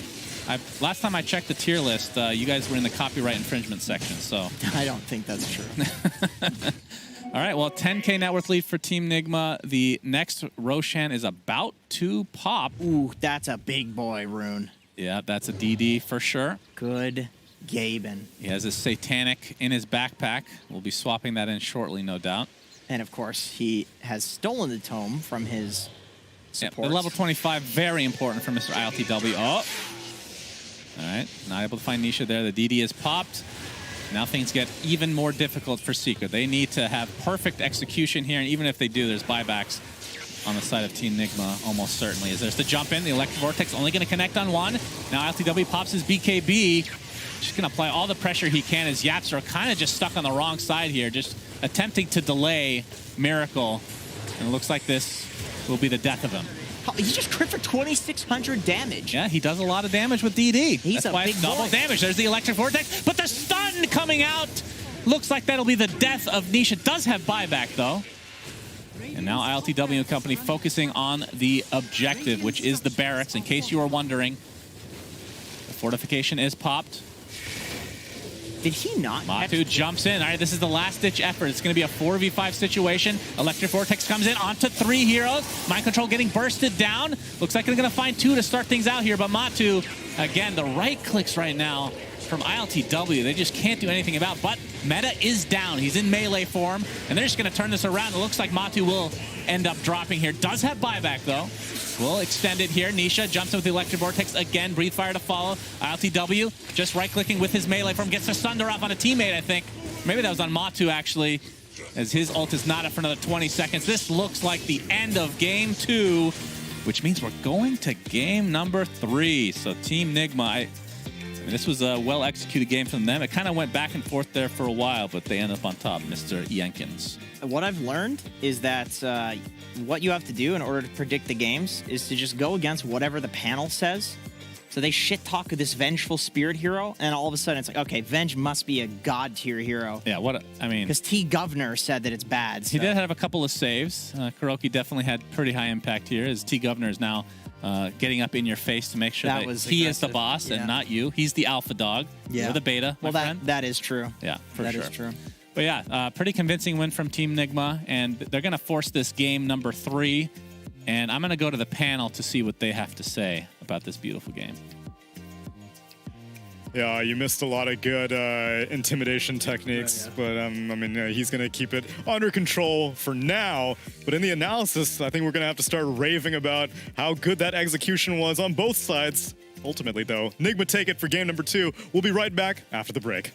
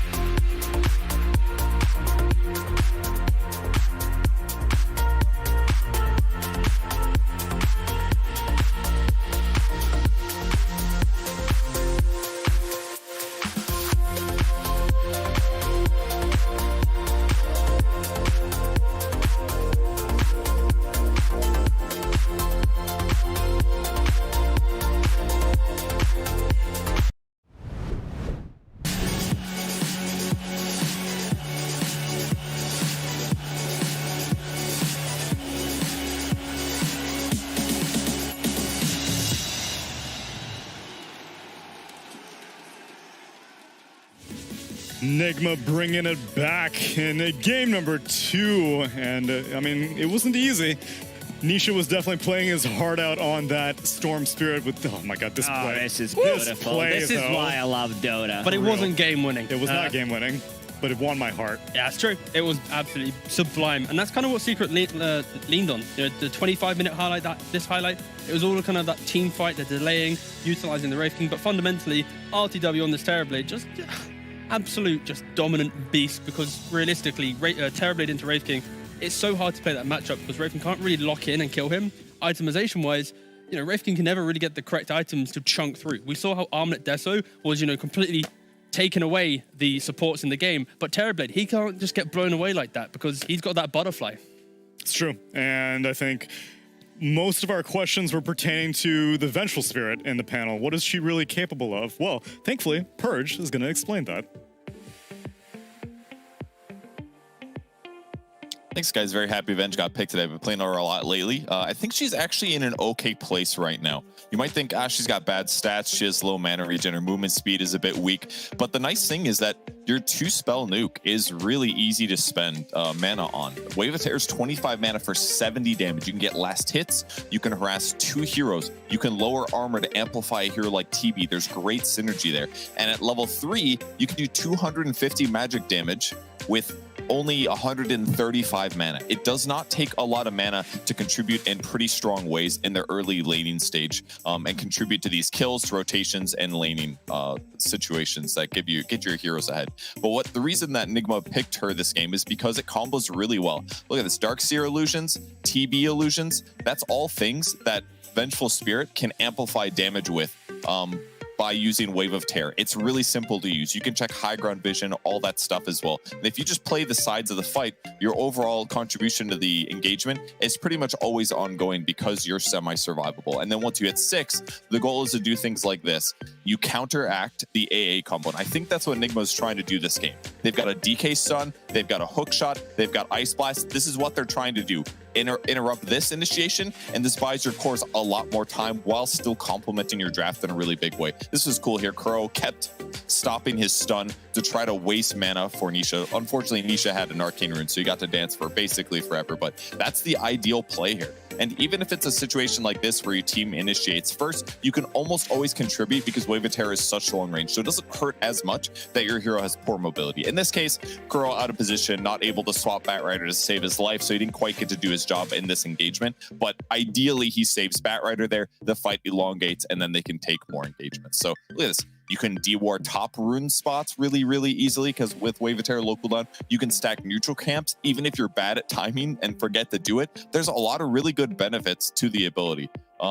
And then we will just jump to the last big team fight that I was able to grab before the game ended here. Get to see a little bit more demonstration. At this point of the game, he's amplifying ILTW's damage by 80 damage. He's giving him 80 damage just by standing near him. And if he uses meta, he gets another 60 damage, which is amplified by another 30% damage. It's a huge way to help out. Yeah, once again, he misses the swap on Batrider, which gets him killed a little bit. And as a result, the 2 support buybacks makes things harder. But I genuinely think that Vengeful Spirit is in a decent place right now. Pick up a Sage's Mask in the laning stage.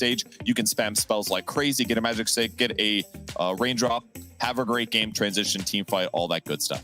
Try Venge, guys. It's a compelling sales pitch, but I don't really know if we have the energy to step out of the box as much as Nigma does. I haven't been to that many TIs. Lacoste, you've been to a couple of TIs. Could you handle Vengeful Spirit right now in this meta? I could, but I might need some energy, you know. That's crisp. Open one. Bubbly. I like it.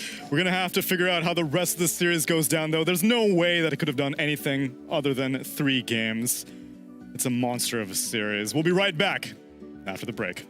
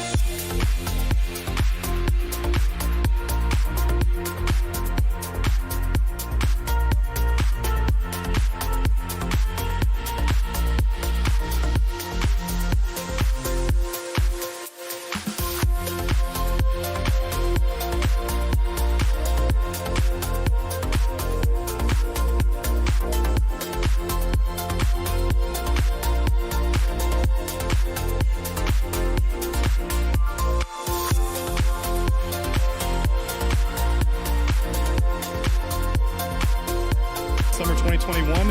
Or are we just trying to, I don't know, maybe gather our bearings? We had an Animator performance, and let's figure out what's good for us right now. Looking like Vengeful Spirit might be on the come up. I don't really know if that was just a one game kind of you can get away with it kind of thing, or if Kuro's really defining the meta, because same thing happened at the Animator. There would be many times where I'm like, Luna? Kuro, what are you thinking with this Luna hero? Lacoste, we hated Luna. We did, because the execution was not the greatest, and we always said carry-to-carry matchup is not the greatest for Luna. It never was, you know, playing into TB, playing into Ursa, they just demolished the Luna. One thing I particularly liked about game number 2 is Memes. Dragon Knight with the fireball, that shard was really effective. Seeing it in the action makes me happy. I don't think it's very viable. I can understand why he's trying to go for it in that particular situation. A lot of illusions from the Dark Seer, from the TB. They're going to keep them in place. Cogs, also Electric Vortex. Big combo. Didn't really feel the impact, but never mind. Here we go. Once again, Nigma with the orange hero opener. Yeah, I think the interesting thing is the fact that these captains, you know, Kuroki, Puppy, they go into third game, and you know, both game 1, game 2, AA was so prominent, but now look at the opening bans. There is no AA ban, and look at the openings. There's no AA. It's the fact that over the series, they respect the strength of a hero, but I feel like when you lose to a hero, you kind of figure out how you want to beat it, right? So that's why coming into game 3, the critical game, if you lose this, you're eliminated from ESL One Summer. They have just kind of skipped it over. And they go for an Axe as their second pick. And Mars also showing up for Team Secret. These are heroes that, on opposite sides of the spectrum, Mars was the most popular hero initially in the first half of the Animator, then eventually it was replaced by Lion as the tournament concluded, but latter half wasn't really seen too much as an offlaner. Maybe here they wanted to split the combo, Phoenix plus Mars, so they decided to take it away from Nigma. Nigma with the Axe as a response could be played as a safe lane, could be on the mid lane, but still strong opener, a lot of overtime damage. Maybe some kind of a Dispel would be nice. RTW has also been playing a couple Axe games in his pub, so potentially as well, we might get to see a bit of flexibility here. Normally, it's been very much an off-lane pick, but yeah, maybe it could be an adjustment for this very game, this critical game 3. What Axe brings you to draft is low cooldown ability, control. I think in a similar sense to Dragon Knight, that gives you... Axe doesn't give you tower damage, gives you pure damage, gives you that initiation that you need, wave clear. You could go for a different kind of item build, whether it's like a BKB, Blink Dagger type of a build, or if you want to be more greedy, get that Manta style plus a shard scale for the late game. How important do you think it is for Secret to ban out IO in the second phase? We saw it saved for second phase in the previous game. This time, I don't know. You think it's a good Axe pairing? I think it could be okay. I think a lot of the teams throughout the major decided to go with the 2 range supports, where, like, as I said before, Dragon Knight plus Axe gives you that control that you need. Usually it was a position 4 brawler type of a hero that you wanted to have, like, some kind of initiation, some kind of reliable stun. So you can go with that. T-Gov? Yeah, I think the idea of a second phase IO gyro is still pretty prominent if you're playing into Nigma. Because, of course, Axe Phoenix is grounded in such a strong lane in that off-lane pairing. I think Mars is kind of the same. Like, all these beefier boys in the off-lane, they don't like these kind of mixed damage cores that can just run you down in laning phase and then, you know, pivot to farming jungle soon after. So. And they're protecting the egg. Medusa ban, Ursa ban, I would not be surprised if that's also Lina ban. Lina, for me, fits perfectly here. Egg hitter, nuke damage that you need, also a Yule Scepter builder, so once Axe initiates pre-BKB, you can always send him back to the air. But potentially also, these could be bans towards an Axe carry as well. Because like an Ursa, he doesn't really care too much about Axe in the kind of the grand scheme of the game, and Medusa as well, you're not really killing her within that single kind of call. Potentially that could be an indicator as well. The cost? Back to me. They decide to ban Morphling. I thought you were going to throw it back to our host. I'll take it. Okay, hold on, host. Tsunami. Fine. Well, how about Mirana? I'm surprised that, well, for one thing, it's good against the Enchantress, being able to snipe out the creep, and on the other side, good at killing the egg. Tsunami. What's up? My dad just texted me. He did say, tell Tsunami if he wants to play volleyball in the studio, watch out for the lighting because you're going to bring down the lights and break the studio. Interesting. I appreciate it, Mr. Your last name's... What's your last name? Governor? No, I'm joking. No. Mr. Governor. Mr. Governor. First name Teased, last name Governor. Yeah. Like a sprained ankle, ain't nothing to play with. Just a bit of a warning from my Mr. father. Merrick. Yes, Mr. Merrick. I appreciate it. I appreciate it indeed. I will try to be as respectful as possible for the surroundings, and my apologies. No, sincerely. yeah. He also did say that he wants to see Secret ban out the IO. As well. So, okay. Thanks, Paps. Let's see if Secret does do that. He's got the in Dota and out of Dota. I respect that. I see where you get it all from, T. Yep, runs in the family. All right, Secret, they've been banning out carries. They ban out the Spectre. They ban out the Terrorblade. Phantom Lancer is still in the pool. Another good answer to the Ag, perhaps? Yeah, perhaps, yeah, pretty much. Back to you, Tsunami. Or they could potentially get Luna. I wouldn't mind seeing Luna for Team Secret. We see Luna as a response to like these tanky offlaners. Dragon Knight, Timbersaw could potentially be a good counter to the Axe, and you still deal damage around with the glaives always. So similar concept to what they've been doing. Like you have Gyro, you have Medusa against the Egg, so could potentially work. All these chat wheel sounds always are baiting terrified me. seeing Puppy on camera. My heartbeat goes up by at least 15 to 20. At least this time, during DPC, his webcam was centered simply on his forehead alone. I remember seeing that. Yeah, and then as the game got harder, somehow his head disappeared. At a certain point, you unlock the other direction. You discovered goatee at a certain point. That's and it was very like, oh true. boy, new content. They go with a Witch Doctor. Yeah, I like that. It's grounding out their draft with just kind of laning presence. They get to see one more hero, and then they get to pick up an aggressive style of carry to play into that. Still could be the Luna that you mentioned already. But we've seen that Witch Doctor get some popularity during the major. EG, that was the main team. North American Dota 2, that really brought Witch Doctor to the major. It had its strengths, it had its weaknesses, but overall looked pretty good. Can utilize the Holy Locket for the hill. Laning phase has the Maledict. Great pickup. They have 2 birds. Ice and fire. Moltres and Articuno. There we go. Very so they have no damage whatsoever that goes through. You can curse the people who hit the eggs. You can also use Cold Embrace on the Axe to help farm the Ancients. We saw T1 do that earlier today with the Spectre, with the Blade Mail. But of course, Axe just needs to spin. So yeah, pretty nice little kind of adjustments with the Wyvern there. Right now, their damage is pretty limited. This Winter Wyvern pick ruins both Enchantress and Witch Doctor. So we see Leshrac. Leshrac, great counter to heal. I would maybe love to see, I don't know if you can get away with like Spirit Vessel on a Witch Doctor. If you can get the farm, that'd be great. Yapsor, knowing that he is extremely greedy, I would love to see it in this game. Reduce the healing coming out from the Phoenix. Axe, super tanky, and of course the healing coming out from the Winter Wyvern. And a TA. Oof. Okay, so I like the TA, but I feel with a support duo of a Wyvern Phoenix, how are you keeping people in place? Axe, this is when he comes into place. Just one call? There is a big disparity right now in the lineups in regards to Secret. Their laning phase has a lot of kill threat, be it like Ench plus Mars, Witch Doctor plus Lesh, Witch Doctor plus potential carry. But how they come to mid lane, like TA thrives when she can farm her lane independently, and there is no kind of support pressure coming into the lane. When you have Phoenix Wyvern, they're locked into their side lanes. They can't really help TA. And that's where Ench Witch Doctor, they very much can. Templar Assassin plus Axe, both of them love to farm the triangle. So if lanes don't go too well, this is where they're going to be recovering rationing in the jungle. Farm. Yep. Yeah, and Leshrac is one of the best, if not the best hero to steal, not the Ancients with, but the big camp. If he's, if you have like 3 or 4 stacks, Leshrac will definitely try to invade. You have vision coming out from the Enchantress, could like scout things out. Nigma end up banning the Phantom Lancer themselves as one of the potential targets to take care of the Egg, and a lot of damage instances against Templar Assassin. Still don't really know where this Axe might be going. Secret is expecting it to be offlaner. They're banning out the Life Stealer.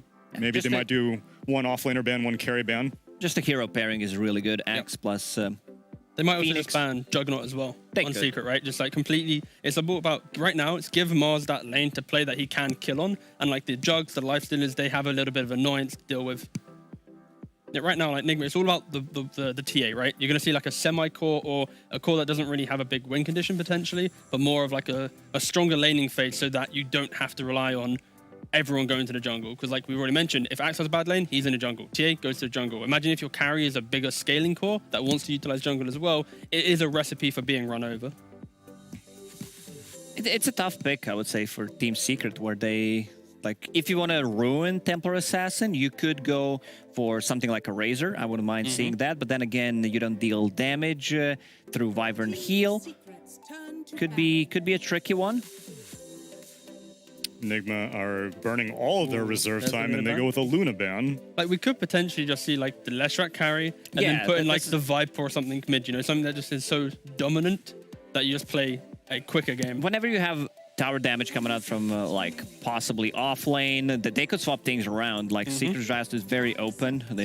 You can have Mars on the mid, which is probably not going to be a thing, but you are keeping things open for you.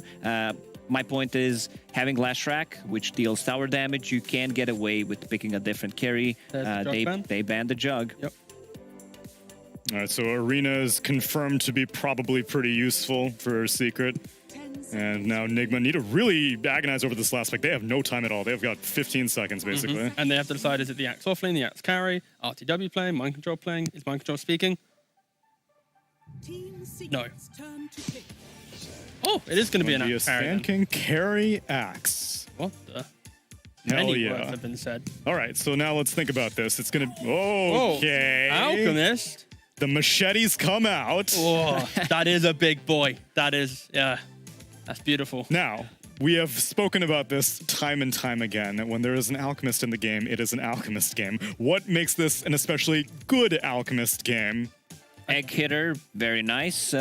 Isn't easy burstable in this game. Buys AC against Winter Wyvern, against Templar Assassin. T-Gab seems like you have a good point. I do have a very good point. I think it's the supports. They don't really rotate around the map too much, and most of these cores farm backwards. You know, they farm their lane to then farm the camp next to them. They don't aggressively invade the jungle to steal the jungle camp. So I think Alchemist, in essence, this is the type of game where it's not very meta, but with this amount of like support impact not being forward pressuring, the cores not being kind of forward pressuring, I can see why Alch might be a good hero here, and I think it's going to have free farm. Wait, so you're expecting a mid lane alchemist or a side lane alchemist? In the side lane, but it's like the idea that the supports aren't going to be moving around the map too much. The cores are going to be hitting the jungle, and then Alch gets to just farm his entire side of the map for free, pretty much. Yeah, I guess the invasion capabilities aren't too strong. What I'm gonna say, this is all I'm gonna say, is when it's an alchemist game, it's an alchemist game. So I'm gonna go with Team Secret. I have to say it as well. When it's an alchemist game, it's an alchemist game. Back to you, Tsunami. That's the trifecta. That's the trifecta. We'll have to, in Cinder and Spirit, please, Shannon, I know you know the man better than any of us. Tell me, is this an alchemist game? An alchemist game is indeed an alchemist game. Only a psychopath would disagree with that, Jenkins. I agree. Okay, so we've ruled you out. That's good to know. If only BSJ was here so we could also add him to the list, but something tells me he would fail miserably. But yeah, we get... Oh, that's my voice. Oh, no. Mind control, yes. Please. That's what I like to hear. That's a big boy. Come on. That's a bad boy. Indeed. Come on. All right, talk to me about this alchemist, because I know a lot of people hate this hero. I personally love it, even though he won't be gifting people's ags, but that's okay. What are your thoughts, my friend? We didn't see this hero once at the Animajor. Both drafts are cool. I like that. I didn't ask you about the draft. I asked you about Alchemist. Okay, Alchemist. Okay? Yeah.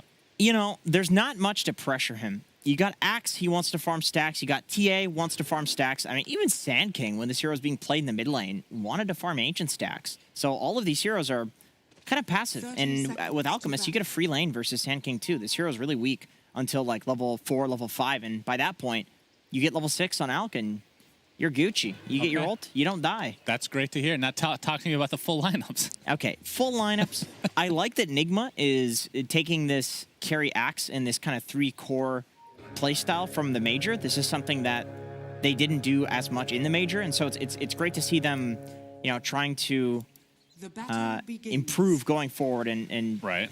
Because there's kind of two metas. There's the 3-core thing with like some TA mid, 2 side laning offlaners, and then there's the 4 protect 1, and Nigma often does the 4 protect 1 style of this, with ILTW being the big boy. Yes, the big juicy boy in this case. Yeah, I agree with everything you just said. I was definitely listening to the whole thing as well. Yes. It's just riveting to listen to Jenkins all day. Yep. It will be the TA versus Lesh mid. And, I mean, what are your thoughts on this matchup as just hero versus hero? We've seen a lot of these two heroes in this this patch. I think Lesh can kill TA. once you have levels in the Edict. It's hard to be here as the TA, but early game, you do have a good amount of damage from the refraction on the TA, as well as the other abilities, making it easy for her to last hit. So eventually it goes the way of Lesh, but TA can take an early advantage. All right, Matu's actually going to be put up in the top lane and kind of oh, it is a dual lane. Oh, no, it is a aggro tri-lane right now. Okay, I see. So they're doing this. You stack the triangle for the Alchemist and go aggro, and what this does is this prevents the Nigma supports from getting levels. And that means that the Alchemist, once he does get levels, the Nigma supports are going to be too weak to go contest in the jungle. So this is a tri-lane that was run, originally I saw this was Beast Coast that was running this, and I didn't understand why. I think it was Aoi that eventually broke it down for me, and it's about the supports. It's not about the Alchemist having some like sick tri-lane. It's about the fact that in the mid game, the supports can't do anything to you, which is super cool. And ever since we've seen this change, as we can see, the Alchemist win rate is dead even. Not that many games, but Matu has half of those, apparently, with only 2 losses. So definitely an Alchemist player, as Cinderin would put it as well. 50-50 is, I mean, that's good in this meta for Alc, I think. That's no, I would agree. That would be a solid win rate for that hero, because he's not looking too good. Yeah, that's true. It's Acid Spray level 1, so you can actually pressure pretty early on. But Team Nigma now have 3 heroes as well to try to counteract this try-v-try. LTW chasing Yapzor.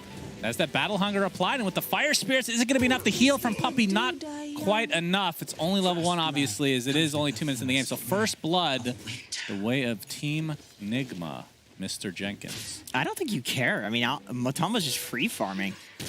All 3 lanes are going really well for Secret. I mean, it's close in the mid and the safe lane, so not a big deal. But I think you're really happy with Alc farming, even if the first blood goes the way of the enemy team. Yeah, I wonder what the build's going to end up being. I'm guessing it's going to be one of these like aggressive. I mean, it could go Blink and stuff like that with like a Blink BKB, some sort of Abyssal. Although Abyssal was nerfed since the last time I've seen a lot of Alchemists, so SNY maybe. Do you think Battle Fury, is that too weird? Is that too slow-paced these days? Battle Fury was the previous build that people would go for. What would be really cool would be a Vanguard disassemble into Battle Fury and then eventual Heart. That would be kind of sick. Oh. That is a new meta strat that people are doing on some of these carries, but we'll see if he does sure it's that. not an Echo Save for Jenkins? I feel like we've seen that on every position 1 at this stage. Everything's getting disassembled these days. Yeah. And if an item can't be disassembled, it's not good. Or if it's not built with a vitality booster. Yeah, that's true. No, that's actually a pretty valid point. So might be expecting some tweaks to some of these items in the future, the very near future. But Yapzor pushing GH out of lane for now. And this is it's just an Alchemist watch right now as Matu farming away, only has 1 level so far into Grievel's Greed, just holding on to that 3rd point in case the concoction would end up netting them a kill. So just kind of chillaxing a bit. Has a soul ring, going for the ring of health like you talked about. So you might be right, actually. We'll see. We'll see. Yeah, it could just be a early ring of health for the Battle Fury. Yeah, we have the cask. Maledict looked like it missed there. Now Puppey might pay the ultimate price for his insolence. ILTW continue to chase right now. Puppey at half HP. There's the Berserker's Call. They don't do a ton of damage, especially with this heal coming out from Puppey. He's going to dive under the tier 1 tower for cover. Will be successful in living. So on the flip side, if you are Nigma and you know that this tri-lane is to prevent your supports from getting levels, because this is kind of a figured out thing at this point, maybe the reason that they're being so aggressive on the 2 supports is so that they can kill them and get some levels, and that way to counter. So Alc is still free farming, but they're counteracting this issue of their supports being low level. If that is the case, that is incredibly cool, just conceptually, but I mean, obviously it's quite hard to say what they're thinking. Maybe you could... I'm sorry, were you saying something, Jacob? Yeah, I was, yeah. Do you have any mind-reading capabilities? Not anymore. Not in this lifetime. Okay, that's too bad. Maybe in the past. This Miracle is going to take a cask, but Refraction is there. Nothing to bounce off of. I mean, how much kill potential do they have right now in this mid lane with both of them there? I mean, the Refraction pretty tough to get through, but... A lot. He's about to die. Okay. Just kidding. Yeah, level 6 on Nisha now, so that is a Refraction killer for sure. And you can see in terms of the last hits, he is doing quite well, just a little bit ahead of Miracle, but the level advantage is kind of the biggest deal right now. Yeah, he's a big, beautiful boy in this game, and he Can you stop saying that, please? He is That's going to, unacceptable. ignoring what you're saying, he is going to be pushing out this mid lane. He has a catapult ready So if the supports rotate in, we do have Yepsor and Puppey trying to push with this catapult. It's hard to stop this with these heroes that Nigma have. Yeah, for sure. Has the treads queued up and ready to go here. Yeah, it feels like it's going to be... Like, the thing about TA, you want to go back into the jungle, you want to come back to the lane to farm up, but Lesh pushes so much faster at this stage. You can't leave. But then you just can't leave then. Then if you go there, the Lesh has kill threat on you, so you always need some hero to be sitting behind you. Oh, all right. Mind Control gets the better of Zai in that engagement. Wow. Got speared in the end as well, but it didn't matter apparently. Yeah, that's a solo kill, so... He's a big boy now. Yeah, he's definitely a big boy. 1,500 gold, by the way. He's relatively close to Blink. I love that he's just straight rushing the Blink, because you have Axe and TA, two heroes that just want to be farming the jungle. Axe can be pretty active, I think, if he gets the Vanguard. So with the Blink Dagger, this is going to let you run around and pressure the Alchemist in his jungle. The worst thing you can do versus an Alch is try to outfarm him. It's not going to work. You have to go pressure him, and so he just goes for the earliest Blink possible to pressure the Alch before he gets any items. And it will be the Battle Fury build for Matu, so we'll see how that fares for him. Of course, I mean, Battle Fury is kind of out of favor for the most part, but if it's on an Alchemist who can get it so much earlier than a lot of these other heroes, it probably doesn't matter that much, right? And this is like the one hero that you can feel pretty safe that you're going to get it at really good timing. I think there are a few heroes that you kind of need to go for a AM, Battle for example? Yeah. Well, actually, Meteor Hammer works on that hero. Yeah, so I've heard, but not seen, so I'll take your word for it. As the Diabolic Edict doing a ton of damage to this Tier 1 tower, not deniable yet. And Nigma are here in numbers, but it'll be tough to defend if they just continue on here. Mind Control just TPing back to bottom. And again, very close to this Blink Dagger, so excited to see what he does, how aggressive he gets with that bad boy. I'm a little surprised Mind Control TP'd bot. Okay, LTW, calling Matumba Man on the top lane. No, just faking it. Yeah, great call. Thank you. Jenkins, I think I'm going to have you do a team fight in this game. All right, just let me know. I'm really excited about it, actually. So Tread's now online for Mr. Miracle. And we'll be going for the Dragonlance next. And on the side of Secret, Nisha, just going for the Yule Scepter. So nothing too crazy, nothing out of the ordinary. And we have barely even talked about this position 1 axe as ILTW doing massive damage to Matu, but yeah. The Chemical Rage keeps him nice and healthy. Pretty difficult to kill Alchemist once he gets that bad boy off, of course. Man, you really have me saying bad boy a lot now. I really hate you for this. You started that. Big, juicy boy. You know you started that. You Yeah, say it not and on then cast. you say it and then wink, and it's the strangest thing. You're not supposed to share these secrets. Okay, I'm sorry. Jenkins, These are trade secrets. this is a professional cast. Yeah, of course. Okay, please get your garbage together. All right, Zai in the trees here. Has his... Yeah, he's being spotted out, so they actually do know that he's there. He's just going to walk away. Yeah. Have yet to see a Mars Arena yet. Yep. It's hard for him. I mean, once the Sand King gets some levels and an advantage like this, it's hard to be Mars in this lane. It's He's just been too bullied much. out right Yeah. now. Yep, absolutely. Mind Control does have a blink, though, so anybody that comes down here, he is going to look to solo kill. I'm not sure if... Has he shown it? Yeah, I guess so. Oh, it's not actually in his inventory yet, so just having it being... Oh, he actually put it down in the trees. Okay. Ah, All right, that's a nice one. That's a nice one. That's a big boy for sure. Yeah, So Mind Control stop saying that. can go for the Epicenter combo here if he wants. He's going to TP top. This will be a huge kill onto Matu. And the blink reveal is there. Burrow Strike to follow. Epicenter being... I was going to say channel, but it's not really channel. Into the call for ILTW and a chop down. That is satisfying. Yeah. I agree. And Alchemist and the Ogre die. They are 2-1, but we still count them as one hero. You like Alchemist. Why do you want to see him die? I just enjoy... Okay, I do love Alchemist, but the sound and feeling of Culling Blade overtakes that every time. How does a Culling Blade work on two guys? Is he cutting through the little guy on the top? And then that's horrible. I'm pretty sure that the Alchemist himself, the small guy, has a very hard head. And once you get through that, the actual Ogre is just like... Yeah, it's just melting, basically. I see. Yeah, it's like... Yeah, for sure. But yeah, 1K net worth lead for Secret. But again, this is with an Alchemist. And... Probably, I guess you put them behind just based on that fact alone. But of course, no Battle Fury yet for Matu. So once that happens, he'll probably start to snowball out of control. As we can see, a little review here, as the slow motion is always gets me. Of course, this will be replayed a few times, I would imagine. Yep. Yeah, there it is.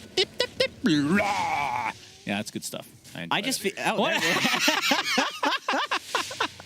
Just a little picture of Jenkins in the dark.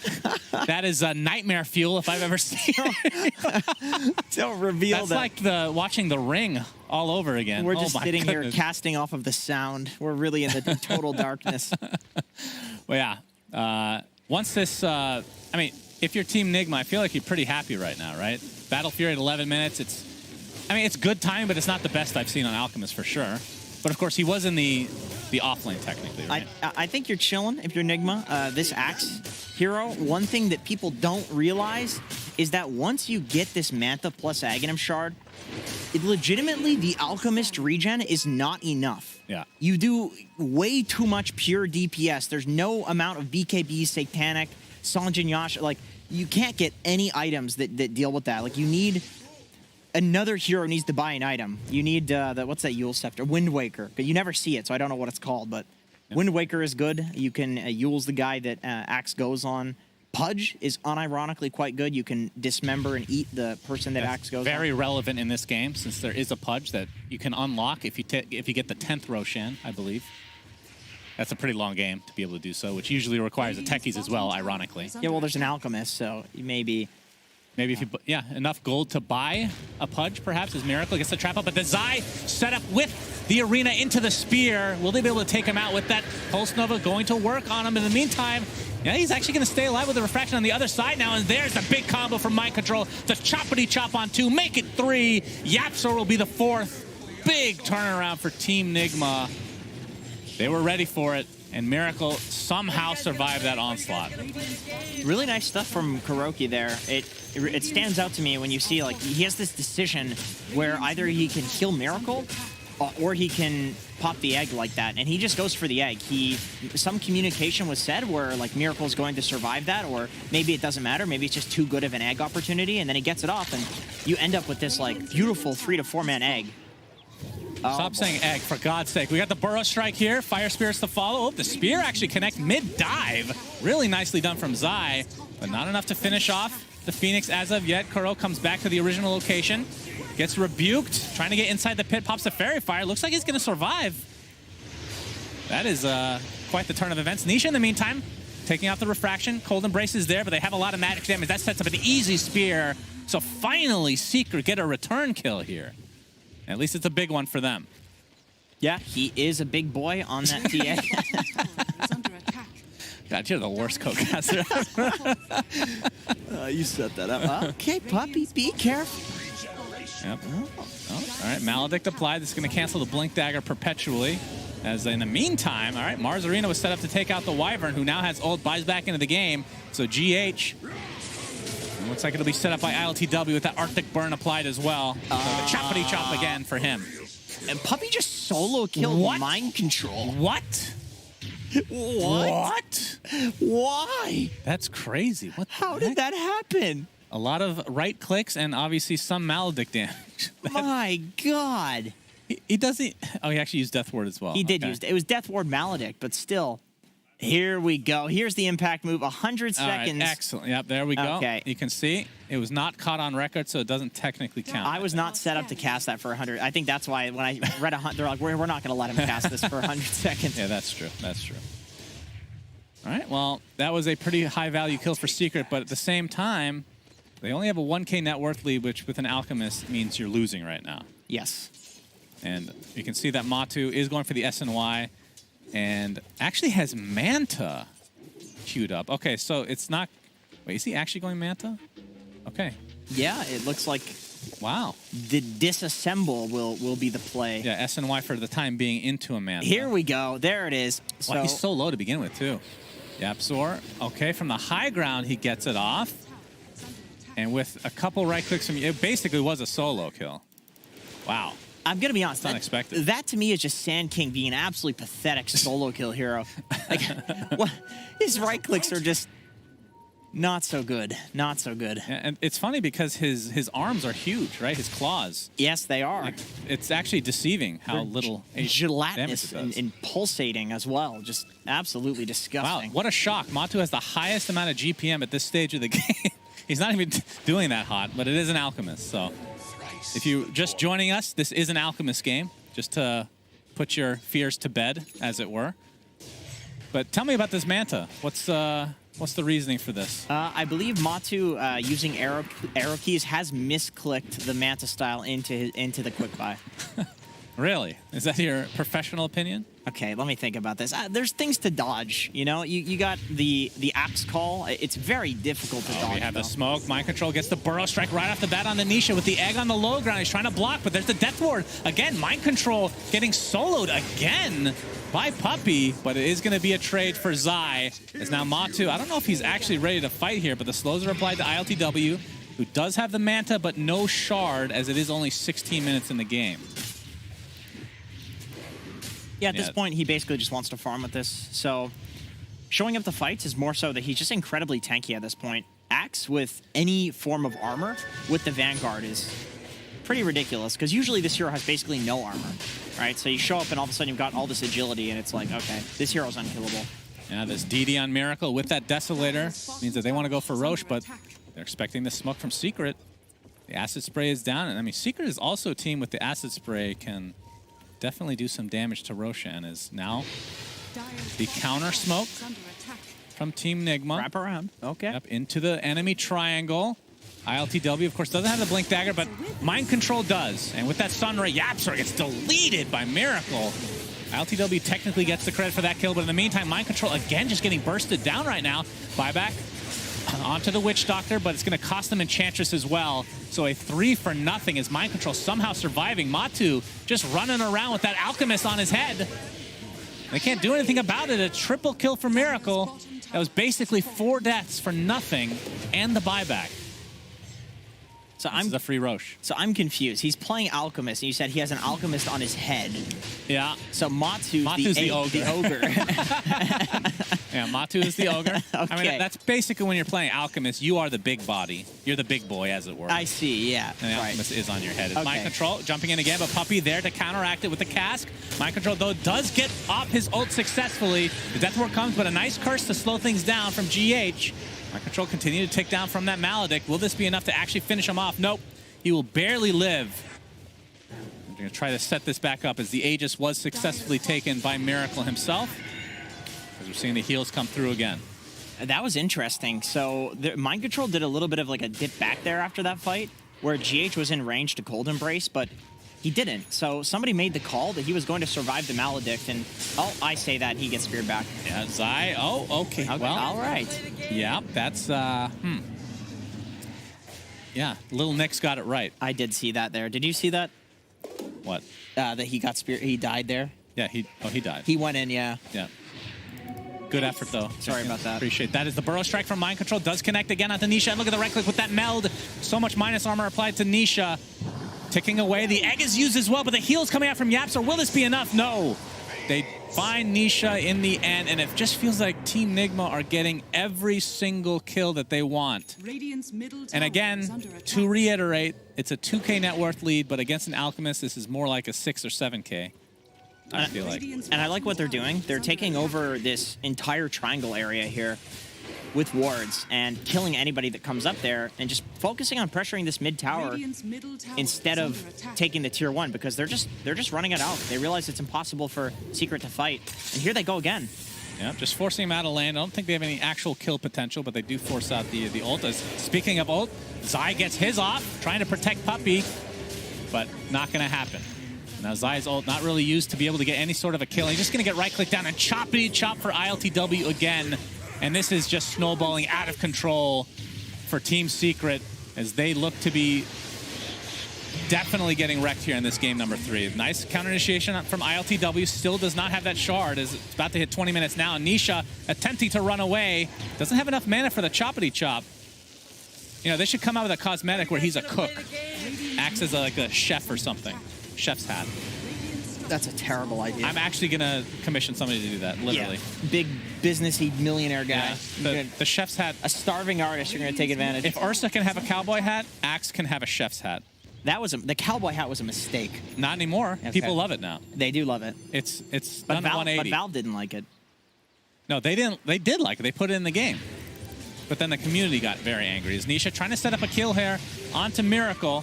Still has the Aegis for another 2.5 minutes, so this feels so hard for Secret. ILTW actually misses the call. Could potentially get this kill. Spear into the tier 2, but there's the heals coming out, along with the Death Ward on the other side, but the Cold Embrace completely counteracts that Death Ward. He is taking no damage, even without the Cold Embrace. Just the amount of armor that he has in the Vanguard.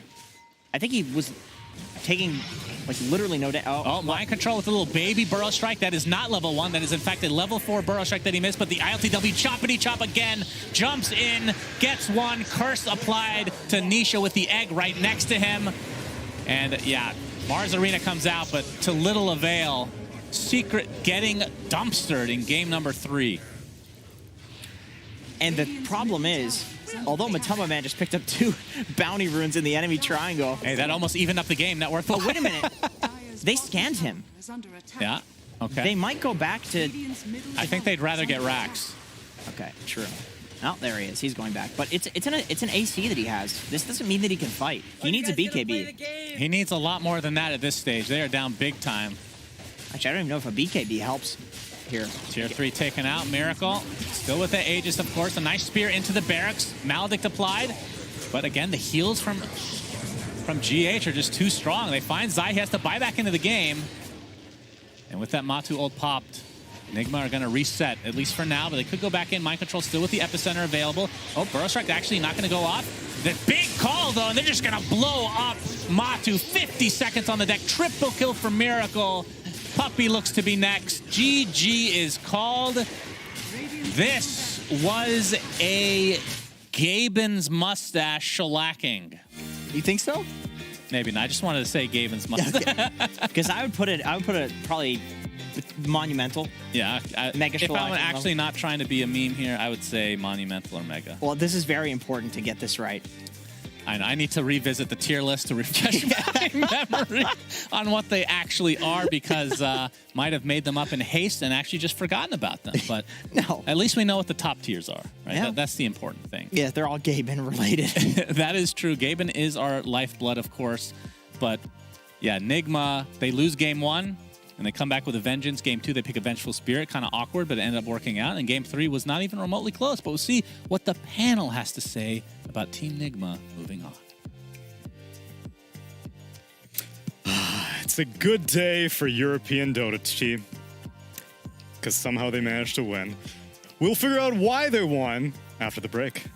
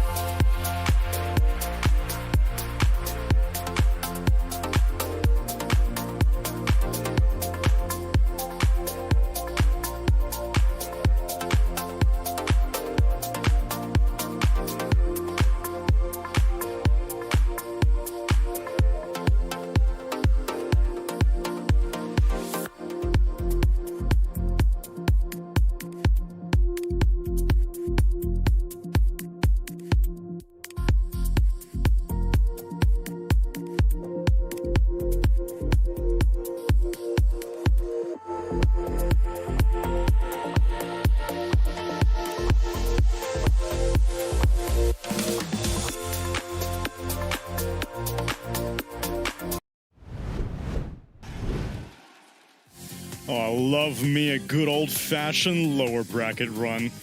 Especially when it's bringing out new exotic heroes left and right. We finally get the debut of ILTW Axe, T-Gov. Oh, just sorry, this highlight here, it's absolute. Donk. Yeah, it's just filth. You know, Secret, they hadn't had any kills yet. They had a 3k lead. Warren is on the Alchemist. They try and make a play mid, and then Nigma brings everybody to that engagement. And then we're going to see every single highlight after that is just Nigma playing inside the middle portion of the map. It doesn't matter if you can't rotate. It doesn't matter if you have kind of like jungling heroes. If you just play on the enemy side of the map together, you can just completely crush a lineup. And yeah, this was an impressive showing from Nigma.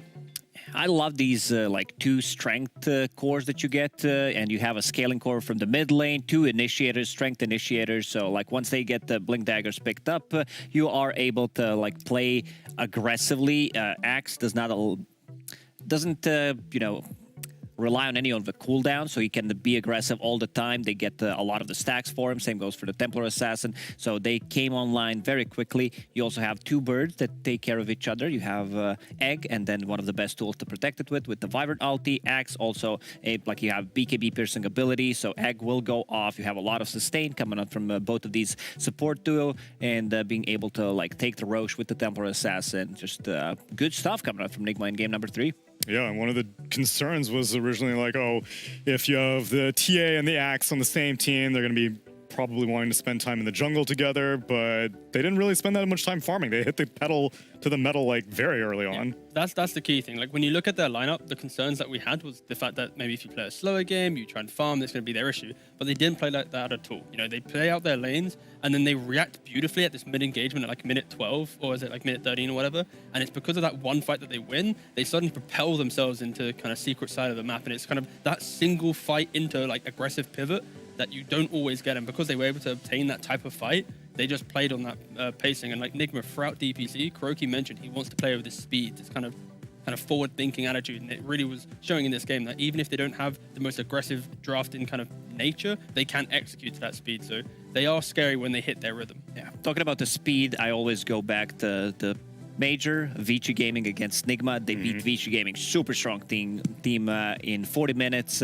Like I believe they won 1 game in 16. This is the speed that I like to see, being able to like get the kills on multiple sides of the map, being able to pressure the towers. Just an Enigma that I was expecting to do well, and they knock out Team Secret here. They knock out Team Secret, and we'll be able to speak to one of the players responsible for that with Mind Control joining us for a winner's interview. Congratulations on the victory versus Secret, Mind Control. I gotta say, after seeing your performance against Viking yesterday, were you guys feeling a little tired after the flight? Because we saw you at the airport. Was maybe a little bit of jet lag? Yeah, I was feeling tired. I don't know about my teammates, probably too. We definitely did not play good yesterday, at least me. And today I'm happy that we bring our game. I still don't play good today though, just to mention. And my team carried me, and I feel really good about it. And yeah, it feels good. Yeah. How do you guys reset? You lose the first game. What happens? How do you manage to bounce back and win the whole series? We just understood that there were some mistakes in the draft and in the gameplay, and we didn't take it too emotional that we lost this game.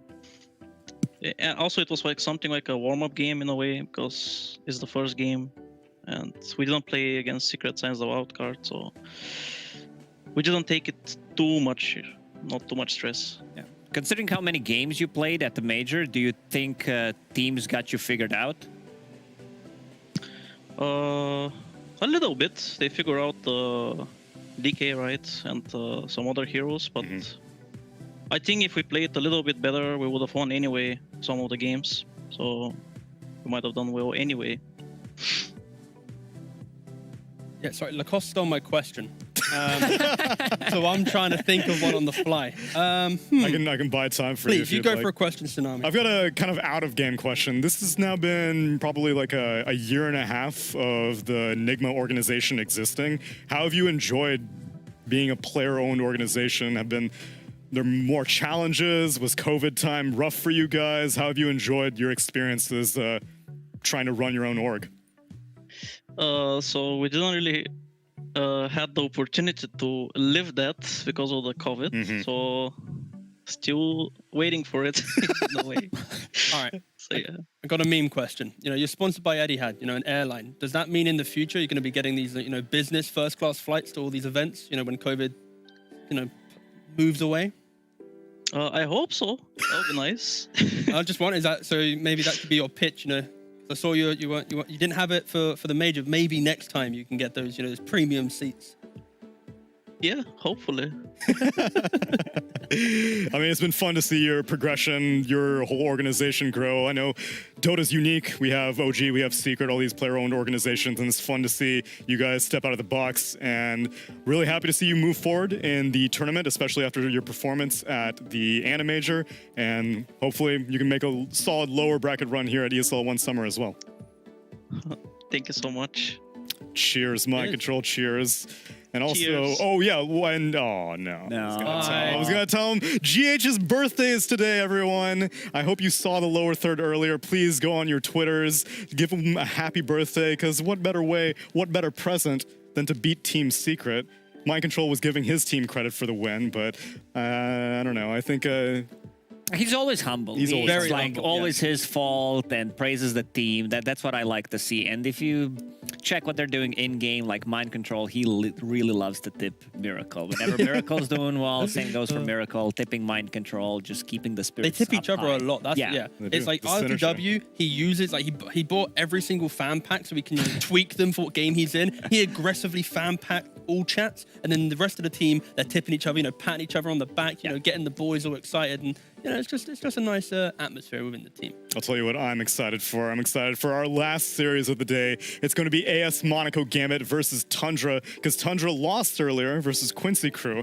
Well, it turns out that having 5 North American players is a little bit stronger than having the 1 of snaking. So that will be our next series. We're going to go to a break, but first, enjoy this content piece from our sponsor, DHL.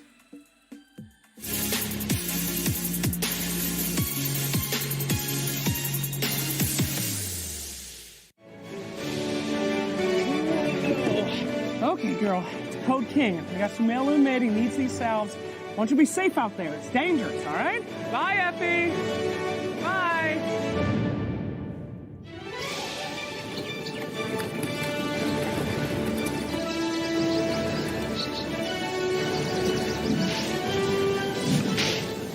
Where do you think you're going?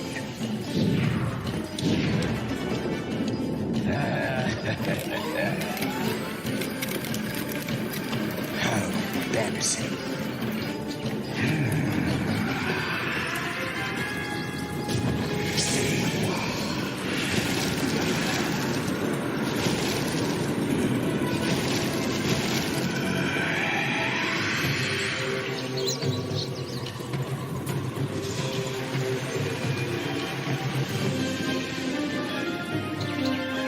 You can run, but you can't hide. Got you!